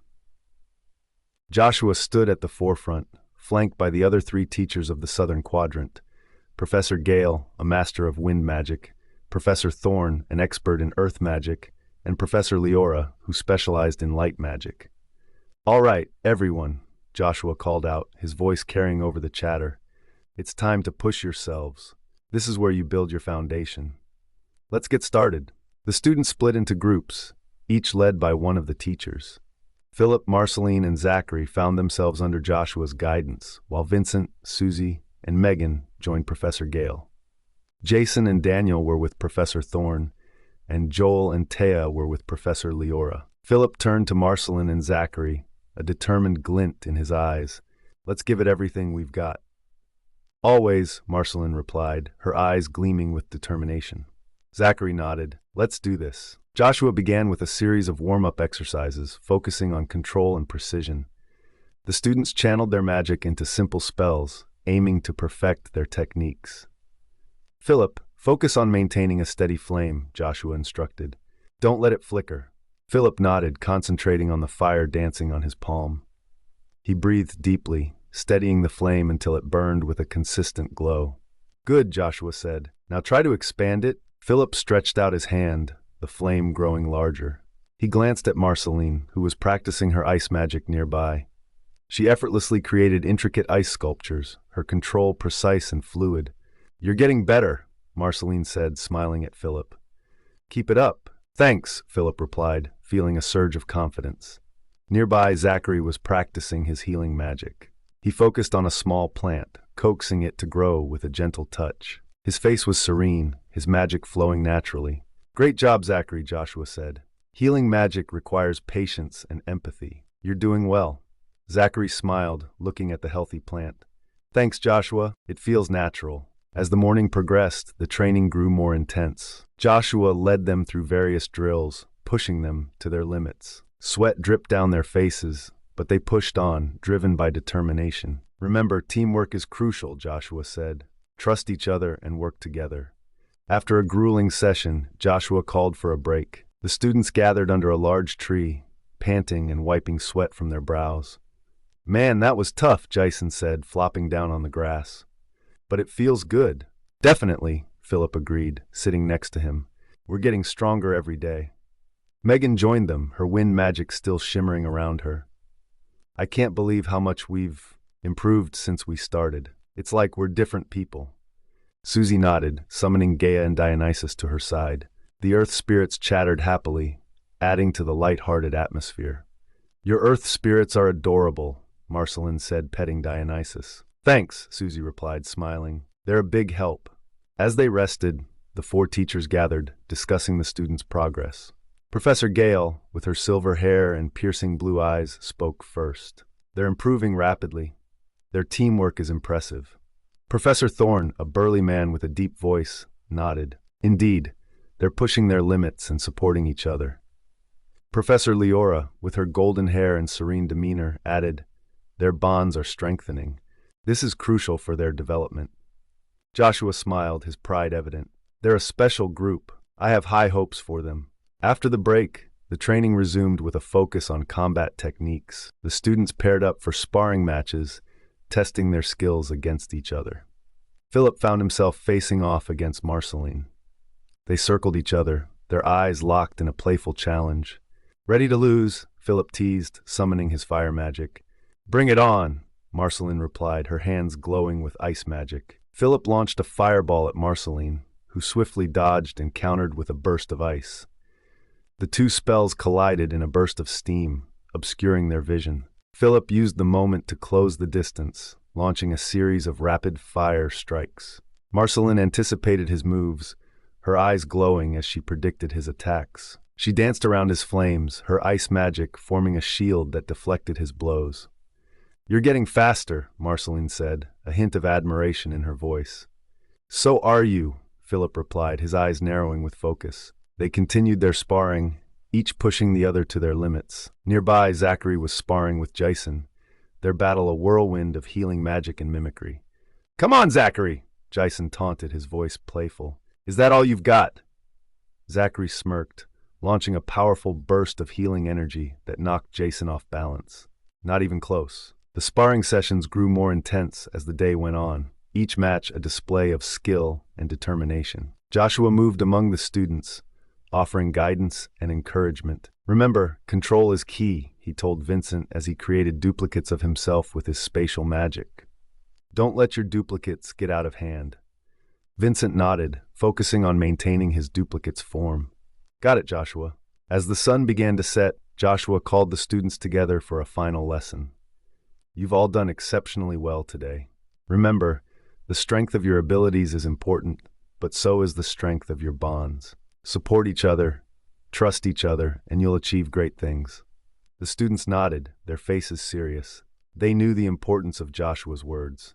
As they left the training ground, Phillip, Marceline, and Zachary felt a renewed sense of purpose. They had grown stronger, not just in their abilities, but in their friendships. And they knew that, together, they could face whatever challenges lay ahead. That evening, they gathered in the common room, their laughter and conversation filling the space. Jason entertained them with jokes, while Megan and Susie shared stories from their childhoods. Even Vincent, usually aloof, joined in, sharing tales of his adventures with his spatial magic. Phillip looked around at his friends, feeling a warmth in his chest. They had come a long way since their first day at the academy. They were no longer just students, they were a team, bound by their shared experiences and their determination to protect their kingdom. As the night wore on, they settled into their beds, exhausted but content. Phillip lay awake for a while, thinking about the day's training and the challenges that lay ahead. He knew that they still had a lot to learn, but with friends like Marceline and Zachary by his side, he felt ready to face whatever the future held. The next morning, they would begin another day of training, pushing themselves to new heights. But for now, they could rest, knowing that they were stronger together. Arc 3, Ascension and Trials. Chapter 6, The Time Skip, New Challenges Await, Part 1. A year had passed since Phillip and his classmates first arrived at the academy. They had grown significantly, both in skill and in maturity. Their once novice abilities were now honed, and they had become professional soldiers, ready to take on the challenges of Notoria. The southern quadrant was abuzz with activity as the students prepared for their next adventure. Their training had been rigorous, pushing them to their limits and beyond. Joshua, their mentor, had seen to it that they were prepared for anything. "All right, everyone," Joshua called out, his voice carrying over the training grounds. "Today, we'll be embarking on a mission that will test your skills and your teamwork. This mission will take you to the Whispering Grove, where you'll need to deal with a series of disturbances caused by magical creatures. Remember, this is not just about combat. It's about understanding and respecting the creatures of Notoria." Phillip, now taller and more confident, stood with Zachary and Marceline. The bond between them had only grown stronger over the past year. Marceline had become a close confidant to Phillip, helping him navigate the complexities of his powers. Zachary, always by his side, had also grown in strength and skill, his healing magic becoming more refined. "Are you ready for this?" Marceline asked, her eyes reflecting her excitement. Phillip nodded. "Ready as I'll ever be. Let's do this." The Whispering Grove was a place of ancient magic, with towering trees that seemed to touch the sky and a dense canopy that filtered the sunlight into a soft green glow. The air was thick with the scent of earth and moss, and the sound of rustling leaves whispered secrets to those who would listen. As they ventured deeper into the grove, they encountered their first challenge, a group of pixies causing mischief. These tiny winged creatures darted around, their laughter echoing through the trees. "All right, team," Joshua instructed. "Remember what you've learned. Approach them with respect and try to communicate before resorting to combat." Priscilla, with her ice manipulation abilities, stepped forward. "Leave this to me." She created delicate ice sculptures that captured the pixies' attention, drawing them away from their mischief. "Good job, Priscilla," Joshua praised. "Now let's move on." Their next challenge was more daunting. They stumbled upon a nest of draconflies, large, dragon-like insects with shimmering scales and razor-sharp wings. The dragonflies were agitated, buzzing aggressively as the students approached. "We need to calm them down," Zachary suggested. "Maybe we can use a distraction." Megan, with her control over wind, nodded. I'll create a gentle breeze to guide them away. As Megan conjured a soft wind, Vincent used his spatial magic to create illusions of prey, leading the dragonflies away from their path. The plan worked, and the creatures settled down, no longer a threat. Nice teamwork, Phillip said, feeling a sense of pride in their coordination. But the real challenge awaited them at the heart of the grove. There, they found a massive, ancient tree known as the Heartwood. The tree was guarded by a creature unlike any they had seen before, a griffin, a majestic beast with the body of a lion and the wings of an eagle. Its eyes glowed with an intelligent light, and it watched them warily. "This is it," Joshua said. "The griffin is protecting the Heartwood. We need to find a way to communicate with it." Zachary stepped forward, his voice calm and soothing. "We mean you no harm," he said, reaching out with his healing magic. "We just want to understand why the disturbances are happening." The griffin eyed Zachary, then let out a powerful screech. The air around them vibrated with its call, and the ground shook. The students braced themselves, ready for a potential attack. Phillip, feeling the tension, stepped forward. "Zachary, let's try combining our powers. Maybe we can create a calming aura." Zachary nodded, and together, they focused their magic. Phillip's fire magic intertwined with Zachary's healing energy, creating a warm, soothing glow. The griffin seemed to relax, its wings lowering slightly. Marceline, using her predictive abilities, guided them closer. "Keep going, it's working." As they approached the Heartwood, they noticed runes etched into its bark. The runes pulsed with a faint light, indicating a magical disturbance. "These runes, they're causing the agitation," Marceline said. "We need to deactivate them." Sudarusu, honing his ninja mage skills, moved swiftly and silently to the runes. With precise movements, he began to disrupt the magical flow, carefully dismantling the rune's power. Jason, using his copy magic, mimicked Sudarusu's movements to assist. Together, they worked in perfect harmony, deactivating the runes one by one. Daniel, manipulating the earth, reinforced the ground around the Heartwood, ensuring stability as they worked. Megan's wind magic provided a gentle breeze to keep them cool and focused. Finally, with the last rune deactivated, the Heartwood's glow softened, and the griffin let out a contented rumble. The magical disturbances ceased, and the grove returned to its serene state. Joshua approached, a proud smile on his face. "Well done, everyone. You've shown great skill and teamwork. This was not just a mission. It was a lesson in harmony and respect for Naturia." As they made their way back to the academy, the students shared stories of their experiences. The bond between them had grown even stronger, and they felt a sense of accomplishment. Around a campfire that evening, they reflected on their journey. "You should have seen the griffin up close," Jason said, his eyes wide with excitement. "It was incredible," Daniel nodded. "And those dragonflies, I've never seen anything like them. This world is full of wonders." Megan smiled, her eyes reflecting the firelight. "It's amazing what we can achieve when we work together." Phillip listened, feeling a sense of pride and belonging. They had all grown so much, and the bond between them was unbreakable. As the fire crackled and the stars twinkled overhead, Marceline leaned closer to Phillip. "You've come a long way, you know. Your control over your powers, your confidence, it's inspiring." Phillip smiled, feeling a warmth that had nothing to do with the fire. "Thanks, Marceline. I couldn't have done it without you and Zachary." Zachary, who had been quietly listening, nodded. "We're in this together, Phillip. No matter what comes, we'll face it as a team." The night continued with laughter and camaraderie, the students reveling in their hard-earned skills and the friendships they had forged. But beneath the surface, subtle hints of future conflicts and the true extent of Phillip's powers lingered, foreshadowing the challenges yet to come. As the year drew to a close, they knew their journey was far from over. The experiences they had shared and the trials they had faced were just the beginning.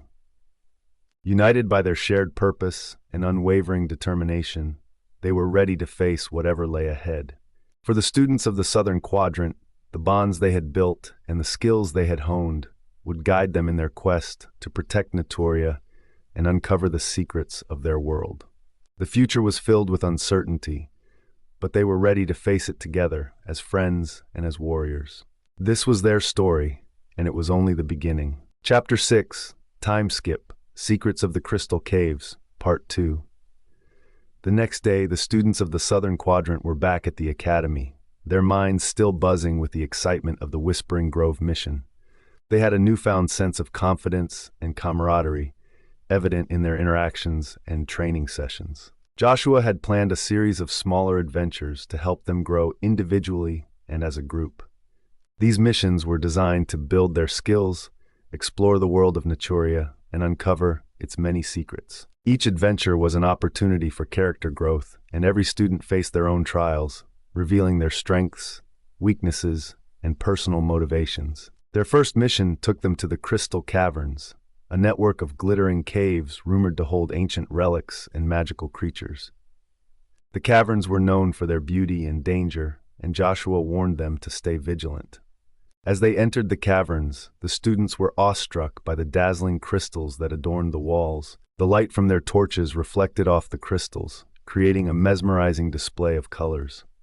"Wow, this place is amazing," Jason said, his voice echoing through the cavern. "I wonder what kind of relics we'll find." "Stay focused," Joshua reminded them. "Remember, this is not just about finding relics. It's about learning to navigate and survive in a potentially hostile environment." The students split into smaller groups to cover more ground. Phillip, Marceline, and Zachary teamed up, their bond making them a formidable trio. They moved cautiously, their senses on high alert. As they ventured deeper into the caverns, they encountered a series of challenges.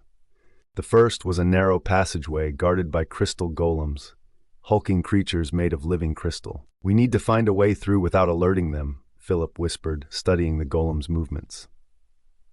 Marceline nodded. "I'll use my prediction abilities to time our movements. Follow me closely." With Marceline leading the way, they moved silently, slipping past the golems one by one. Her ability to anticipate their movements proved invaluable, and they made it through without incident. Their next challenge was a series of magical traps designed to protect the relics. These traps required a combination of skills to deactivate, and the students worked together seamlessly. "Sudarusu, can you disarm the pressure plates?" Phillip asked, pointing to the intricate network of traps. Sudarusu nodded, his ninja mage skills coming into play. He moved swiftly and precisely, deactivating the traps with ease. "Great job," Phillip said, impressed by Sudarusu's skill. "Now let's find those relics." They eventually reached a chamber filled with ancient artifacts, each radiating a faint magical aura. As they examined the relics, they felt a sense of awe and reverence. "These relics hold incredible power," Zachary said, his voice hushed. "We need to be careful." Phillip nodded, picking up a small ornate dagger. "This one seems special. I can feel its energy." Marceline examined a crystalline orb, her eyes reflecting its glow. "This orb, it feels like it holds knowledge." As they collected the relics, they were suddenly ambushed by a group of shadowy figures. These figures were spectral wraiths, guardians of the relics. "We need to defend ourselves," Phillip shouted, drawing his sword. The wraiths attacked with ethereal blades, their movements swift and unpredictable. The students fought back with all their might, their training and teamwork put to the test. Phillip and Marceline moved in sync, their attacks complementing each other. Phillip's fire magic blazed brightly, illuminating the chamber and driving back the wraiths. Marceline's predictive abilities allowed her to anticipate the wraiths' attacks, guiding Phillip's strikes. Zachary, using his healing magic, kept their team energized and resilient. His abilities not only healed wounds, but also bolstered their strength, allowing them to fight with renewed vigor. In another part of the cavern, Priscilla, Sudarusu, and Jason faced their own challenges. They encountered a massive crystal serpent, its scales shimmering with an otherworldly light. "We need to work together to take it down," Priscilla said, her eyes focused on the serpent. Sudarusu nodded, his electrified katana at the ready. "I'll go for its weak points." Jason, using his copy magic, created duplicates of himself to confuse the serpent. The duplicates darted around, drawing the serpent's attention and giving Priscilla and Sudarusu an opening. Priscilla unleashed a barrage of ice shards, aiming for the serpent's vulnerable spots. Sudarusu moved with lightning speed, striking with precision and agility. Together, they managed to weaken the serpent, their combined efforts proving effective. Meanwhile, Megan, Vincent, and Daniel explored another part of the cavern. They encountered a labyrinth of mirrors, each reflecting distorted images and creating illusions. "We need to find the true path," Megan said, her control over wind allowing her to sense subtle changes in the air. Vincent used his spatial magic to create portals, testing each mirror to find the correct one. Daniel, with his earth manipulation abilities, reinforced the ground and created markers to guide their way. Their teamwork and problem-solving skills allowed them to navigate the labyrinth successfully, eventually finding a hidden chamber filled with magical crystals. Back in the main chamber, Phillip, Marceline, and Zachary were nearing the end of their battle with the wraiths. Philip's dark magic surged within him, giving him an edge but also testing his control. "Philip, be careful," Marceline warned, sensing the danger. Philip nodded, focusing his energy. With a powerful burst of fire magic, he banished the remaining wraiths, their ethereal forms dissipating into the air. As the dust settled, they gathered the relics and made their way back to the surface. The mission had been challenging, but they had grown stronger and more united. That evening, around a campfire, the students shared their experiences. They laughed and recounted their adventures, their bond as a team stronger than ever. "You should have seen Priscilla and Sutarusu take down that crystal serpent," Jason said, his eyes wide with excitement. "It was epic, and navigating that mirror labyrinth was no easy feat," Megan added. "We worked together and found the way." Philip listened, feeling a sense of pride and belonging. The challenges they had faced had brought them closer, and he knew that together they could overcome anything. As the fire crackled and the stars twinkled overhead, Joshua approached them. "You've all done well," he said, his voice filled with pride. "You've shown great skill, teamwork, and courage. Remember, this is just the beginning. There are many more adventures ahead, and I have no doubt you'll face them with the same determination and strength." The students nodded, their spirits high. They were ready for whatever lay ahead, united by their shared experiences and the bonds they had forged. The future was filled with uncertainty, but they were ready to face it together. For Philip and his friends, the journey was just beginning, and they knew that no matter what challenges came their way, they would face them as a team. As the night grew darker, the students settled in their tents, the warmth of the fire still lingering. Philip, Marceline, and Zachary sat together, their thoughts drifting to the adventures that awaited them. "We've come a long way," Philip said, his voice filled with gratitude. "And we've still got a long way to go." Marceline smiled, her eyes reflecting the firelight. "We'll face it together, just like we always have." Zachary nodded, his resolve unwavering. "No matter what comes, we'll face it as a team." With that, they fell into a peaceful sleep, their hearts filled with hope and determination. The adventures ahead were sure to be challenging, but they knew that together they could overcome anything. And so, their journey continued, with the promise of many more adventures to come. The dawn broke, casting a golden hue over the camp. The students awoke, ready to continue their journey of growth and discovery. As they packed up, their spirits were high, each step they took together, strengthening the bond that united them. Joshua gathered them for a final word before they set off. "Remember, every challenge you face is an opportunity to grow. Embrace it, learn from it, and let it shape you into the warriors you are destined to become." With renewed vigor, the students set off, their hearts and minds open to the lessons that awaited them. They had faced the crystal caverns and emerged stronger, and now they were ready for whatever came next. As they walked, Philip looked around at his friends, feeling a deep sense of gratitude. This was more than just a team, it was a family, bound by shared experiences and mutual respect. Together, they would face whatever challenges lay ahead, united by a common purpose and an unbreakable bond. And so the journey continued, each step bringing them closer to their destiny, each adventure shaping them into the heroes they were meant to be. The road ahead was long and filled with uncertainties, but with their friends by their side, Philip knew they could conquer anything. The world of Notoria was vast and filled with wonders, and Philip and his friends were ready to explore every corner of it.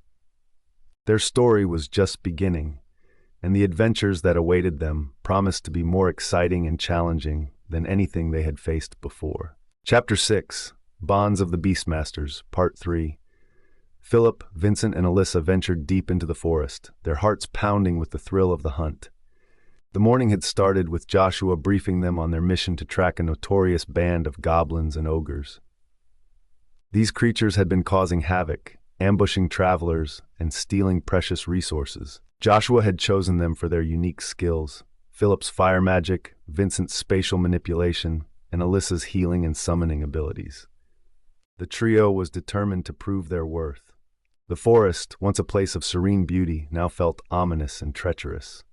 Tall, ancient trees loomed overhead, their branches intertwining to form a dense canopy that blocked out the sun. The air was thick with the scent of damp earth and decaying leaves, and every step they took seemed to echo ominously in the silence. "Stay alert," Phillip whispered, his eyes scanning the shadowy underbrush. He led the way, his senses attuned to the slightest movement. They had been following the faint trail of broken branches and disturbed foliage left by the goblins and ogres. It had been a painstaking task, requiring them to move slowly and carefully to avoid detection. Vincent, ever the jokester, had been uncharacteristically quiet, his usual bravado replaced by a steely focus. He walked a few paces behind Phillip, his daggers at the ready. "I don't like this," he muttered. "Feels like we're walking into a trap." Alyssa, her eyes wide with both fear and determination, brought up the rear. She clutched her staff tightly, the soft glow at its tip providing a small circle of light. Her mind raced with the spells she might need, her heart pounding with anticipation. "We've come too far to turn back now," she whispered, her voice trembling slightly. They moved deeper into the forest, the oppressive silence only broken by their hushed whispers and the occasional rustle of leaves. The once vibrant landscape now seemed foreboding, shadows lurking between the trees like unseen predators. The bright morning light had faded into a murky twilight, adding to the sense of impending danger. Phillip suddenly halted, holding up a hand to signal the others. He crouched down, examining the ground. "Tracks," he said softly. "They're close." Vincent glanced around, his eyes narrowing. "Then why haven't we seen them yet?" Alyssa's breath caught in her throat as she noticed something glinting in the underbrush. "There," she whispered, pointing. "A broken blade. They must have left it behind." The realization hit them like a punch to the gut. The goblins and ogres were not just careless, they were setting a trap. The hunters had indeed become the hunted. Phillip rose slowly, his jaw clenched. "We need to be extra cautious. This means they know we're here."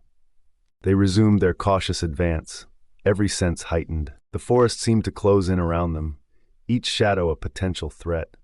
Phillip's mind raced with strategies, trying to anticipate their enemy's next move. He felt a growing unease, a sense that something was terribly wrong. Suddenly, a guttural growl echoed through the trees. Phillip froze, his heart skipping a beat. "Did you hear that?" he whispered, his voice barely audible. Vincent's grip on his daggers tightened. "Yeah, we're not alone." Alyssa's eyes darted around, her fear palpable. "We need to get out of here," she said, her voice trembling. Before they could react, a massive ogre emerged from the shadows, its eyes glowing with malice. Behind it, a horde of goblins chittered excitedly, brandishing crude weapons. The trap had been sprung. "Get ready!" Phillip shouted, summoning a flame to his hand. Vincent created a spatial rift, pulling out his twin daggers, while Alyssa readied her staff, trying to steady her shaking hands. The ogre charged, swinging a massive club.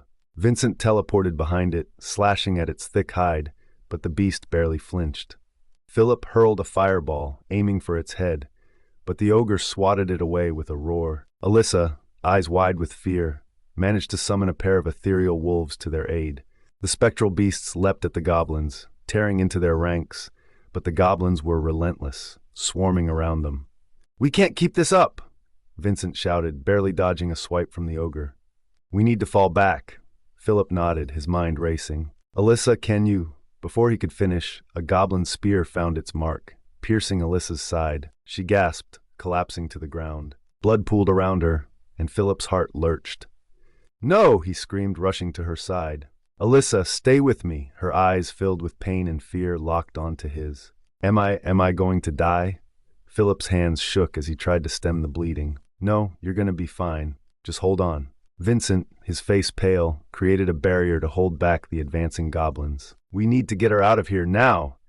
Alyssa's grip on Phillip's hand tightened. "Phillip, promise me, you'll protect the others." Tears streamed down Phillip's face. "I promise. Just stay with me." Her eyes dimmed and her grip slackened. The light in her eyes faded, leaving Phillip clutching her lifeless hand. No, Alyssa, no. The world seemed to blur around him, rage and sorrow mixing into a potent storm within his heart. Vincent's voice, distant and urgent, broke through. "Phillip, we have to go." Philip's eyes blazed with dark energy, his sorrow transforming into a dangerous fury. He stood, his magic surging uncontrollably. Shadows and flames danced around him, merging into a chaotic force. The goblins hesitated, sensing the change. The ogre roared, charging again, but this time Phillip met its advance with a blast of dark fire. The ogre's roar turned to a scream as the flames consumed it, reducing it to ashes. Vincent watched, horrified and awed. "Phillip, what are you doing?" Phillip turned to him, his eyes devoid of their usual warmth. "We finished this." Together, they fought with a ferocity born of desperation. Vincent's spatial magic sliced through the goblins, while Phillip's dark flames incinerated anything in their path. But the victory was hollow, the weight of Alyssa's death hanging over them. When the last goblin fell, they stood in the clearing, the silence deafening. Phillip dropped to his knees beside Alyssa's body, his heart breaking all over again. Vincent placed a hand on his shoulder, his own eyes filled with tears. "We need to go back," Vincent said quietly. "We can't leave her here." Phillip nodded numbly, gathering Alyssa's body in his arms. They made their way back to the camp, each step heavier than the last. The others greeted them with a mixture of relief and horror, realizing what had happened. Zachary, seeing Alyssa, fell to his knees, his face a mask of anguish. "No, Alyssa." Phillip laid her gently on the ground, his voice a hollow echo. "She's gone." Joshua, arriving moments later, took in the scene with a grim expression. "This is a harsh reminder of the dangers we face. We must honor her memory by becoming stronger, by ensuring this never happens again." Phillip, his heart shattered, nodded. "I won't let her death be in vain. We will get stronger. We will protect each other." Vincent, usually aloof, shared a rare moment of solidarity. "We have to, for Alyssa." As they gathered around, mourning their fallen friend, a resolve solidified within them. The world outside their training grounds was brutal and unforgiving, but they would face it together, stronger and more determined than ever. Chapter 6, Bonds Forged in Fire, Part 4. The air was thick with tension and grief as Phillip and Vincent prepared to move Alyssa's body. The silence was shattered by the guttural roars of more goblins and ogres echoing through the forest. Phillip's head snapped up, his eyes narrowing as a figure emerged from the shadows. A massive, intimidating figure stepped forward, flanked by a horde of snarling goblins and ogres. His eyes glinted with cruel amusement as he surveyed the scene. "Well, well, what do we have here?" The figure sneered, his voice dripping with contempt. Phillip's blood ran cold. "Who are you?" he demanded, his voice shaking with a mix of fear and rage. The figure's smirk widened. "I am Ragnar, servant of the dark forces that seek to reclaim this land, and you, boy, are a thorn in our side." Rage and pain surged through Phillip. "What do you want?" Ragnar laughed, a sound devoid of any warmth.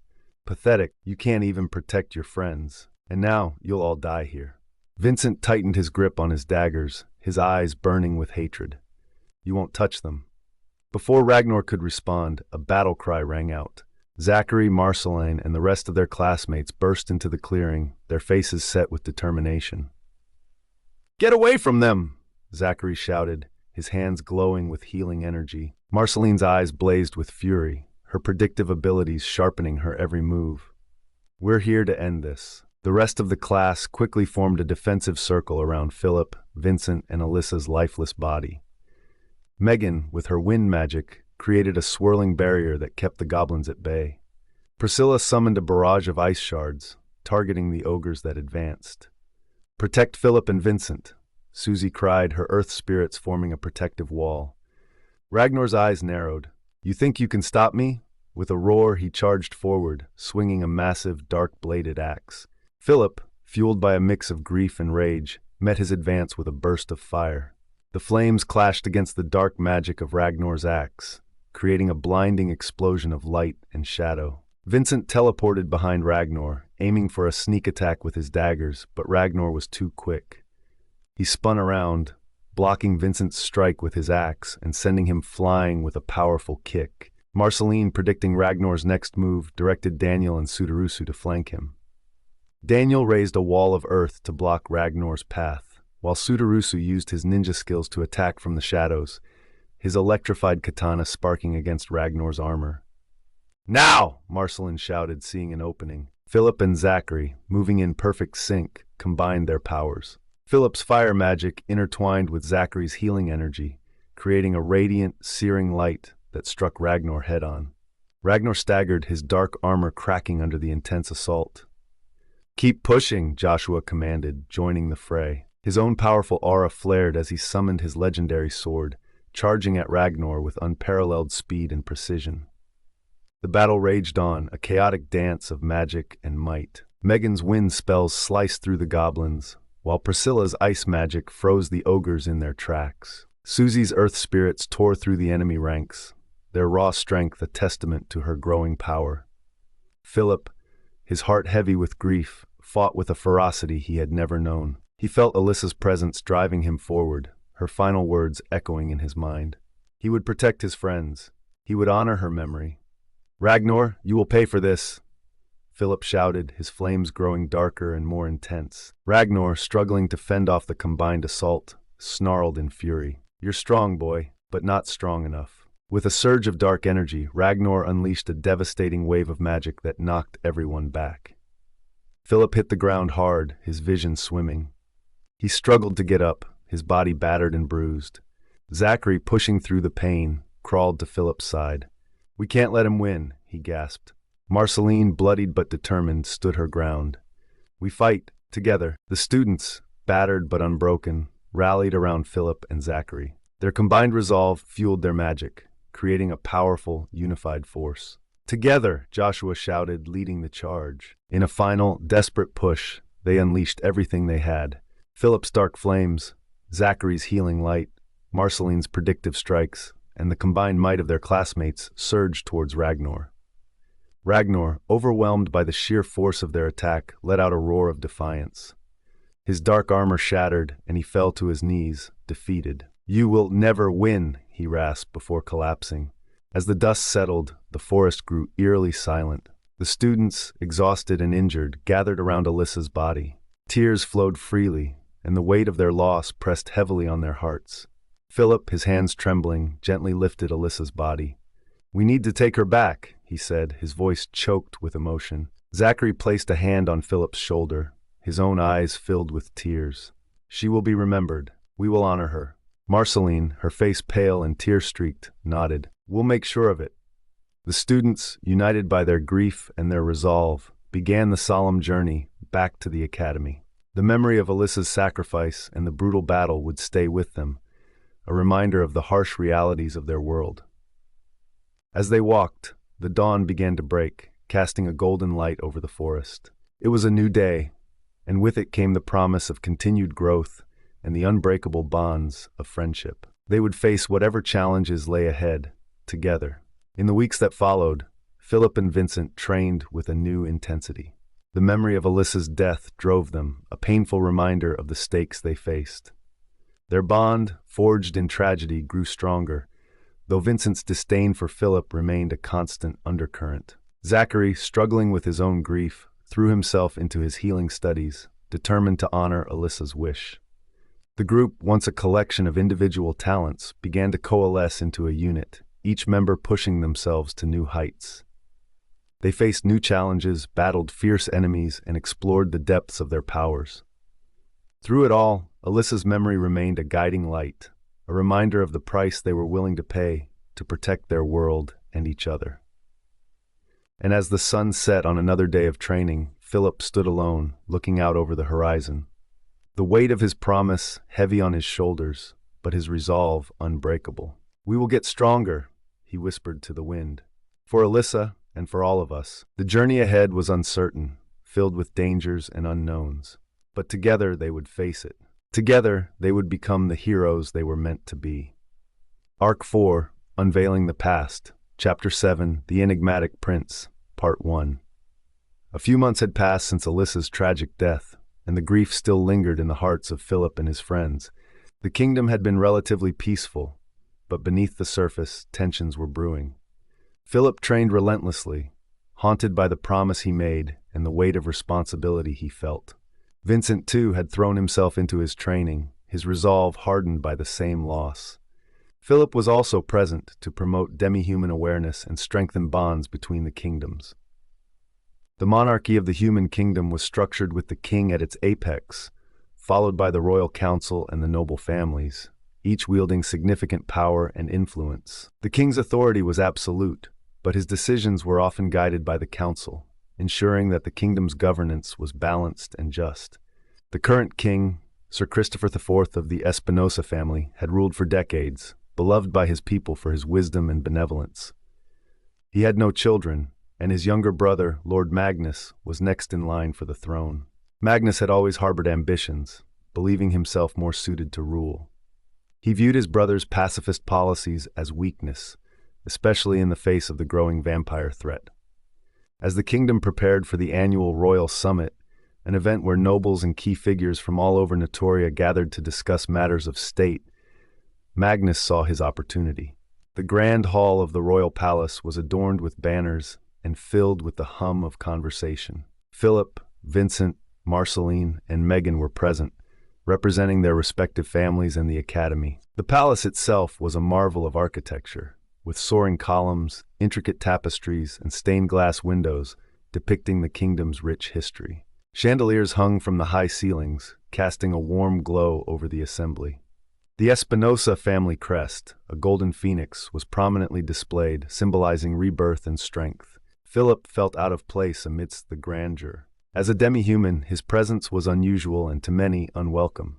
He had been invited to promote understanding and cooperation between the human and demi-human communities, but many nobles eyed him with suspicion, some whispering and pointing as he passed. Vincent noticed Philip's discomfort. "Stay close," he whispered, giving Phillip a reassuring nod. "You have every right to be here." Phillip forced a smile. "Thanks, Vincent." Megan Caprice, of the prestigious Caprice family, known for their control over wind magic, joined them. Her older brother, Sir Adrian Caprice, a high-ranking knight, stood beside her. He was tall, with a commanding presence and a stern expression. "It's good to see you all," Megan said warmly, though her eyes reflected the lingering sadness from Alyssa's death. Phillip nodded. "You too, Megan. This place is overwhelming." Adrian glanced at Phillip, his eyes narrowing slightly. "Phillip, remember why you're here. Stay respectful." Phillip felt a pang of frustration but nodded. "Of course, Sir Adrian." As the summit proceeded, a hush fell over the hall as King Christopher rose to speak. "My people," he began, his voice strong but gentle, "we face uncertain times, but together we will overcome any challenge."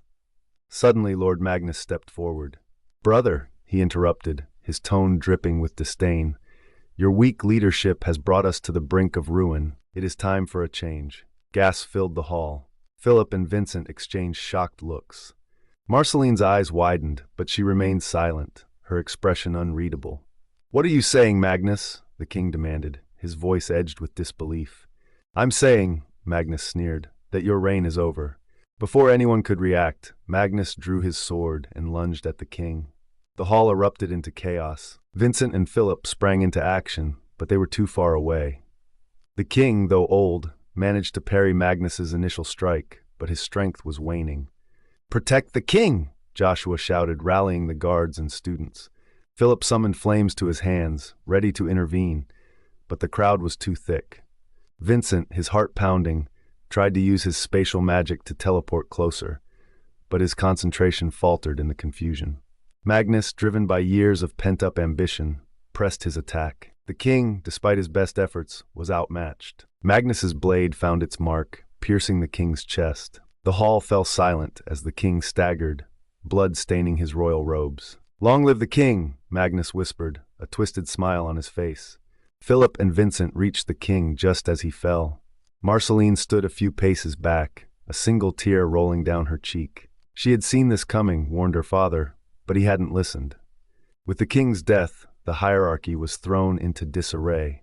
According to the kingdom's laws, Magnus was now the rightful king. Vincent stood frozen, torn between his loyalty to his father and the horror of his uncle's actions. Magnus turned to face the assembly, raising his bloodied sword. "I am your king now. Follow me, and we will crush our enemies and restore our kingdom's glory." Marceline stepped forward, her voice steady despite the tears. "Uncle, you should have listened to me. I warned you this day would come." The dying king looked at her, regret in his eyes. "The choices we make, Marceline, they define us. Sometimes, trying to change the future can ruin the present. Be wise, my daughter." His eyes closed, and the king was no more. Marceline bowed her head, mourning the loss not just of a king, but of her father. Vincent clenched his fists, his mind a whirlwind of emotions. Phillip placed a hand on Vincent's shoulder. "We need to stay strong for the kingdom." Vincent nodded, though his eyes were filled with turmoil. "I know, but I don't know if I can forgive him." Marceline looked up, her expression resolute. "We must do what is right. Our father's ambition must not overshadow justice and honor." As the chaos in the hall subsided, the royal guards managed to contain the situation. High-ranking soldiers, Sir Gregory of the Iron Shield and Lady Eleanor of the Silver Blade, stepped forward to maintain order.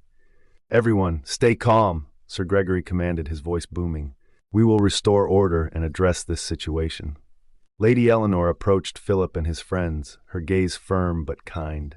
"You did well to protect the king, but now we must ensure the safety of the realm." The doors to the grand hall burst open, and more noble families poured in, including the influential families of the northern and eastern quadrants. Each family had its own unique magic and history, adding to the complexity of the kingdom's power dynamics. As Philip, Vincent, Marceline, and Megan regrouped, they noticed other students from the academy arriving, drawn by the commotion. Priscilla, with her ice magic, and Sudarusu, the ninja mage, took their places alongside them, ready to support their friends. The Espinosa and Caprice families, along with the other noble houses, formed a protective circle around the fallen king. The atmosphere was tense, with whispers of uncertainty and fear. Philip felt a surge of determination. "We can't let Magnus take control. We have to fight for what's right." Vincent, though conflicted, nodded. "I'm with you, for the kingdom." Megan's brother Adrian stepped forward, his eyes hard. "We'll stand by you. The Caprice family will not allow this treachery to go unpunished." Marceline, her resolve unwavering, added, "We must gather our allies and prepare. This is far from over." As the students and nobles united, a sense of purpose filled the grand hall. They knew the road ahead would be perilous, but together, they were determined to uphold the values of justice and honor. The future of the human kingdom hung in the balance, and it was up to Philip, his friends, and their allies to protect it from the darkness that threatened to consume it. Chapter 7, The New Order, Part 2. The kingdom mourned the loss of their beloved king, and Magnus's ascent to the throne was met with mixed emotions. His promise of strength and dominance appealed to some, but many feared his ruthlessness. Vincent and Marceline found themselves in a delicate position. As the children of the new king, they were expected to support him, but their hearts were conflicted. Philip, ever the loyal friend, stood by their side, determined to help them navigate the treacherous political landscape. The trio spent their days training and planning, knowing that the kingdom's future rested on their shoulders. They were united in their resolve to protect the realm and honor the memory of those they had lost. As the sun set over the kingdom, casting a golden glow on the royal palace, Philip, Vincent, and Marceline stood together, looking out over their home. They knew the challenges ahead were daunting, but they were ready. "We'll get through this," Philip said, his voice filled with determination. Together, Vincent nodded, a newfound resolve in his eyes. For the kingdom.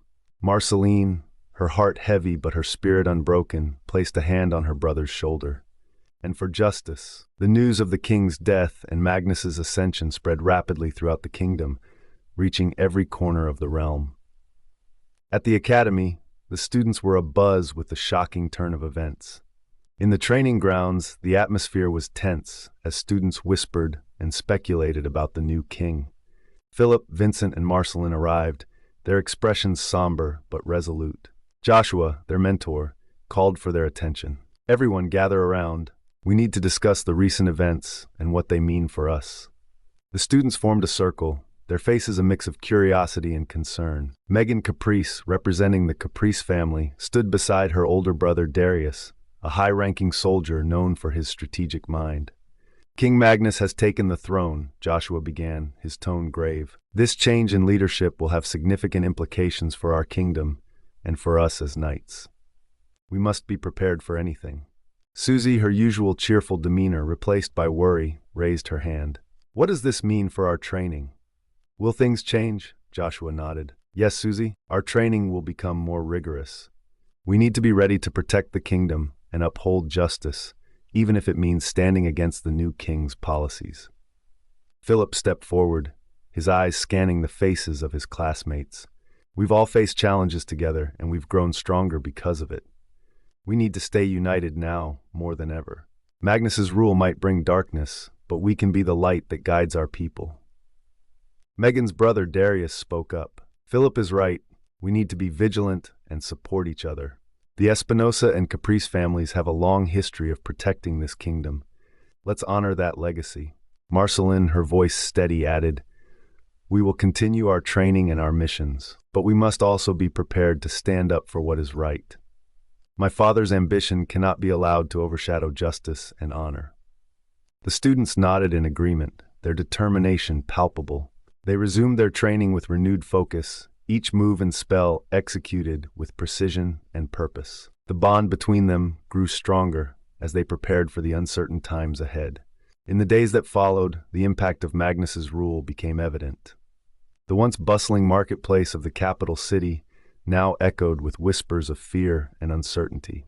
Soldiers loyal to Magnus patrolled the streets, their presence a constant reminder of the new regime's iron grip. Phillip, Vincent, and Marceline often met in secret, discussing strategies and gathering intelligence. They knew that open rebellion was not an option, but they could not stand idly by. One evening, they gathered in the palace gardens, the moon casting a soft glow over the blooming flowers. Marceline's voice broke the silence. I've been hearing rumors about secret gatherings of people who oppose my father's rule. We need to find out more and see if we can form alliances. Vincent, his jaw clenched, replied, It's risky, but it's the only way. We can't let him destroy everything we fought for. Phillip placed a reassuring hand on Vincent's shoulder. We'll find a way. We have to. As they strategized, they were interrupted by a soft rustling of leaves. Megan emerged from the shadows, her expression determined. I want to help. My family has resources and connections that could be useful. Darius stepped forward, his demeanor calm but resolute. And you have my support as well. The Caprice family stands with you. Phillip smiled, gratitude in his eyes. Thank you, Megan. Thank you, Darius. Together we can make a difference. The following weeks were filled with secret meetings and covert operations. Phillip, Vincent, Marceline, Megan, and Darius worked tirelessly, gathering allies and preparing for the inevitable confrontation. They trained harder than ever, honing their skills and forging bonds that would withstand any trial. One evening, as they trained in the academy's courtyard, Phillip paused, his gaze distant. Do you ever wonder if we're doing the right thing? If all this fighting and planning will actually make a difference? Marceline, her eyes reflecting the firelight, replied softly, Every day. But I also know that we can't just sit back and do nothing. We have to try, for the sake of our kingdom and the people we care about. Vincent nodded, his resolve unwavering. We've come this far. We can't turn back now. As the night deepened, they continued their training, their hearts and minds united in their quest for justice. The challenges ahead were daunting, but they faced them with courage and determination. As they stood together, ready to face whatever challenges awaited them, they knew that their bond was unbreakable. The road ahead was fraught with danger, but they were prepared to fight for their kingdom and the memories of those they had lost. The journey was just beginning, and they were ready to face it together as friends, warriors, and protectors of the realm. Chapter 8, Secrets of the Seer, Part 1. The Grand Colosseum buzzed with anticipation as students from all four quadrants gathered for the special event. This wasn't just a test of their abilities. It was a showcase of their kingdom's strength and unity. The stone seats were filled with spectators, their excitement palpable. In the royal box, King Magnus sat with an air of anticipation, his gaze sharp and discerning. Beside him, Vincent stood tall, his expression determined. Phillip, Zachary, and their friends from the southern quadrant were ready, each determined to prove their worth. Phillip's thoughts were clouded with the dreams he had been having since his father's death. Nightmares of darkness and chaos plagued his sleep, making him question his control over his powers. Remember, this is not just about winning, Joshua, their instructor, reminded them. It's about showing what you've learned and how far you've come. Philip nodded, his mind flashing back to the recent months. The memory of Alyssa's tragic death still haunted him, driving him to become stronger. Zachary, ever the supportive friend, gave Philip a reassuring pat on the shoulder. "You've got this, Philip." "We all do," Zachary said, his voice steady. The event began with a series of one-on-one matches, each pairing chosen to test the students' skills and strategies. The Colosseum was a marvel of ancient architecture and enchantments, designed to challenge even the most skilled students. High walls, treacherous platforms, and magical barriers created a maze of trials. Philip's first opponent was a student from the Western Quadrant, a tall girl named Aisling who wielded powerful earth magic. The arena shifted, the ground rising and falling in unpredictable patterns. Aisling's control over the earth was formidable, and she used it to create barriers and launch boulders at Philip. "Prepare yourself, Philip," Aisling said, her voice steady and confident. "You'll need more than fire to defeat me." Philip dodged nimbly, his fire magic blasting away the rocks. He moved with precision, using his flames to counter Aisling's attacks. The crowd watched in awe as Philip's flames and Aisling's earth magic clashed, creating a spectacular display of elemental power. "Come on, Philip!" Zachary cheered from the sidelines. Philip concentrated, his flames turning a brilliant blue as he unleashed a torrent of fire. Aisling raised a wall of stone to protect herself, but Philip's flames melted through it, forcing her to retreat. She retaliated by creating a series of earth spikes that shot up from the ground, aiming to impale Philip. "Is that all you've got?" Philip taunted, dodging the spikes and countering with a wide arc of flames. Aisling gritted her teeth, her eyes narrowing. Not even close. She stomped the ground, causing it to quake. Large fissures opened up, attempting to swallow Philip whole. Philip jumped, using his fire to propel himself upward. He hovered in the air, flames swirling around him. Time to end this. With a final powerful burst, Philip's fire engulfed Aisling's stone barrier, shattering it and forcing her to yield. In another section of the Colosseum, Zachary faced off against a student from the Eastern Quadrant, a boy named Hero, with lightning-fast reflexes and agility. Hero moved like a blur, his twin daggers flashing as he attacked. "Think you can keep up, healer?" Hero taunted, his voice filled with confidence. Zachary's healing magic gave him a unique advantage. He could absorb some of the damage and heal himself, making it difficult for Hero to land a decisive blow. Zachary's movements were fluid, his hands glowing with a soft light as he countered Hero's attacks. Hero dashed forward, his daggers aiming for Zachary's vital points. Zachary deflected the strikes with swift, precise movements, his hands glowing with healing energy. Hero's attacks were relentless, but Zachary's focus never wavered. "Not bad, healer," Hero said, his daggers crackling with electricity. "Let's see if you can keep up," Zachary replied, his voice calm. He unleashed a burst of healing energy that threw Hero off balance, giving Zachary the opening he needed to strike. With a swift, decisive move, Zachary channeled his magic into a concentrated burst of light, blinding Hero and knocking him to the ground. Hero struggled to get up, his vision still blurred. How did you do that?" Zachary extended a hand to help him up. "Healing isn't just about mending wounds. It's about balance. You need to find yours." Meanwhile, Megan from the Caprice family faced a formidable opponent from the Northern Quadrant, a girl named Naya, who commanded the winds with grace and power. The arena was a whirlwind of air and debris as their magic clashed. "You're strong, Megan," Nia admitted, her voice barely audible over the roar of the wind. "So are you, Naya," Megan replied, her wind magic swirling around her like a protective barrier. Their battle was a dance of air and magic, each move calculated and precise. Megan's control over the wind was unparalleled, but Nia's determination pushed her to new heights. The crowd watched, captivated by the intensity of their fight. Nia created a massive tornado, its winds howling as it advanced towards Megan. "Let's see you handle this." Megan stood her ground, her eyes narrowing. She summoned a cyclone, its power dwarfing Nia's wind currents, and directed it towards her opponent. Nia tried to counter, but the sheer force of Megan's magic overwhelmed her, securing Megan's victory. "You fought well, Naya," Megan said, offering her hand. "I look forward to our next battle." Nia smiled, accepting the hand. Likewise, Megan. In another corner, Darius, a powerful warrior from the northern quadrant, faced a new challenger from the southern quadrant named Kale. Kale's ice magic was formidable, creating barriers and launching shards of ice at Darius. "Ready to freeze, Darius?" Kale taunted, his breath visible in the cold air. Darius's brute strength and combat skills allowed him to shatter the ice barriers with ease, his fists glowing with a fiery energy. The ground beneath them shook as their powers clashed, creating a dramatic display of fire and ice. "Impressive, Darius," Kale said, his breath visible in the cold air. "Likewise," Darius replied, a fierce grin on his face. He charged forward, his fists blazing with fire, determined to break through Kale's icy defenses. Kale tried to create another ice wall, but Darius's relentless assault shattered it. With a powerful punch, Darius sent Kale flying, securing his victory.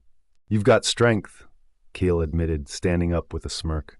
"Next time, I'll be ready." Darius extended a hand, looking forward to it. Nearby, Susie faced a new opponent from the eastern quadrant named Renata. Renata's lightning speed and agility made her a difficult target, but Susie's earth magic provided a sturdy defense.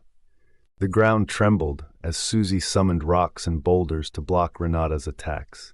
"Think you can catch me?" Renata taunted, her form a blur as she darted around the arena.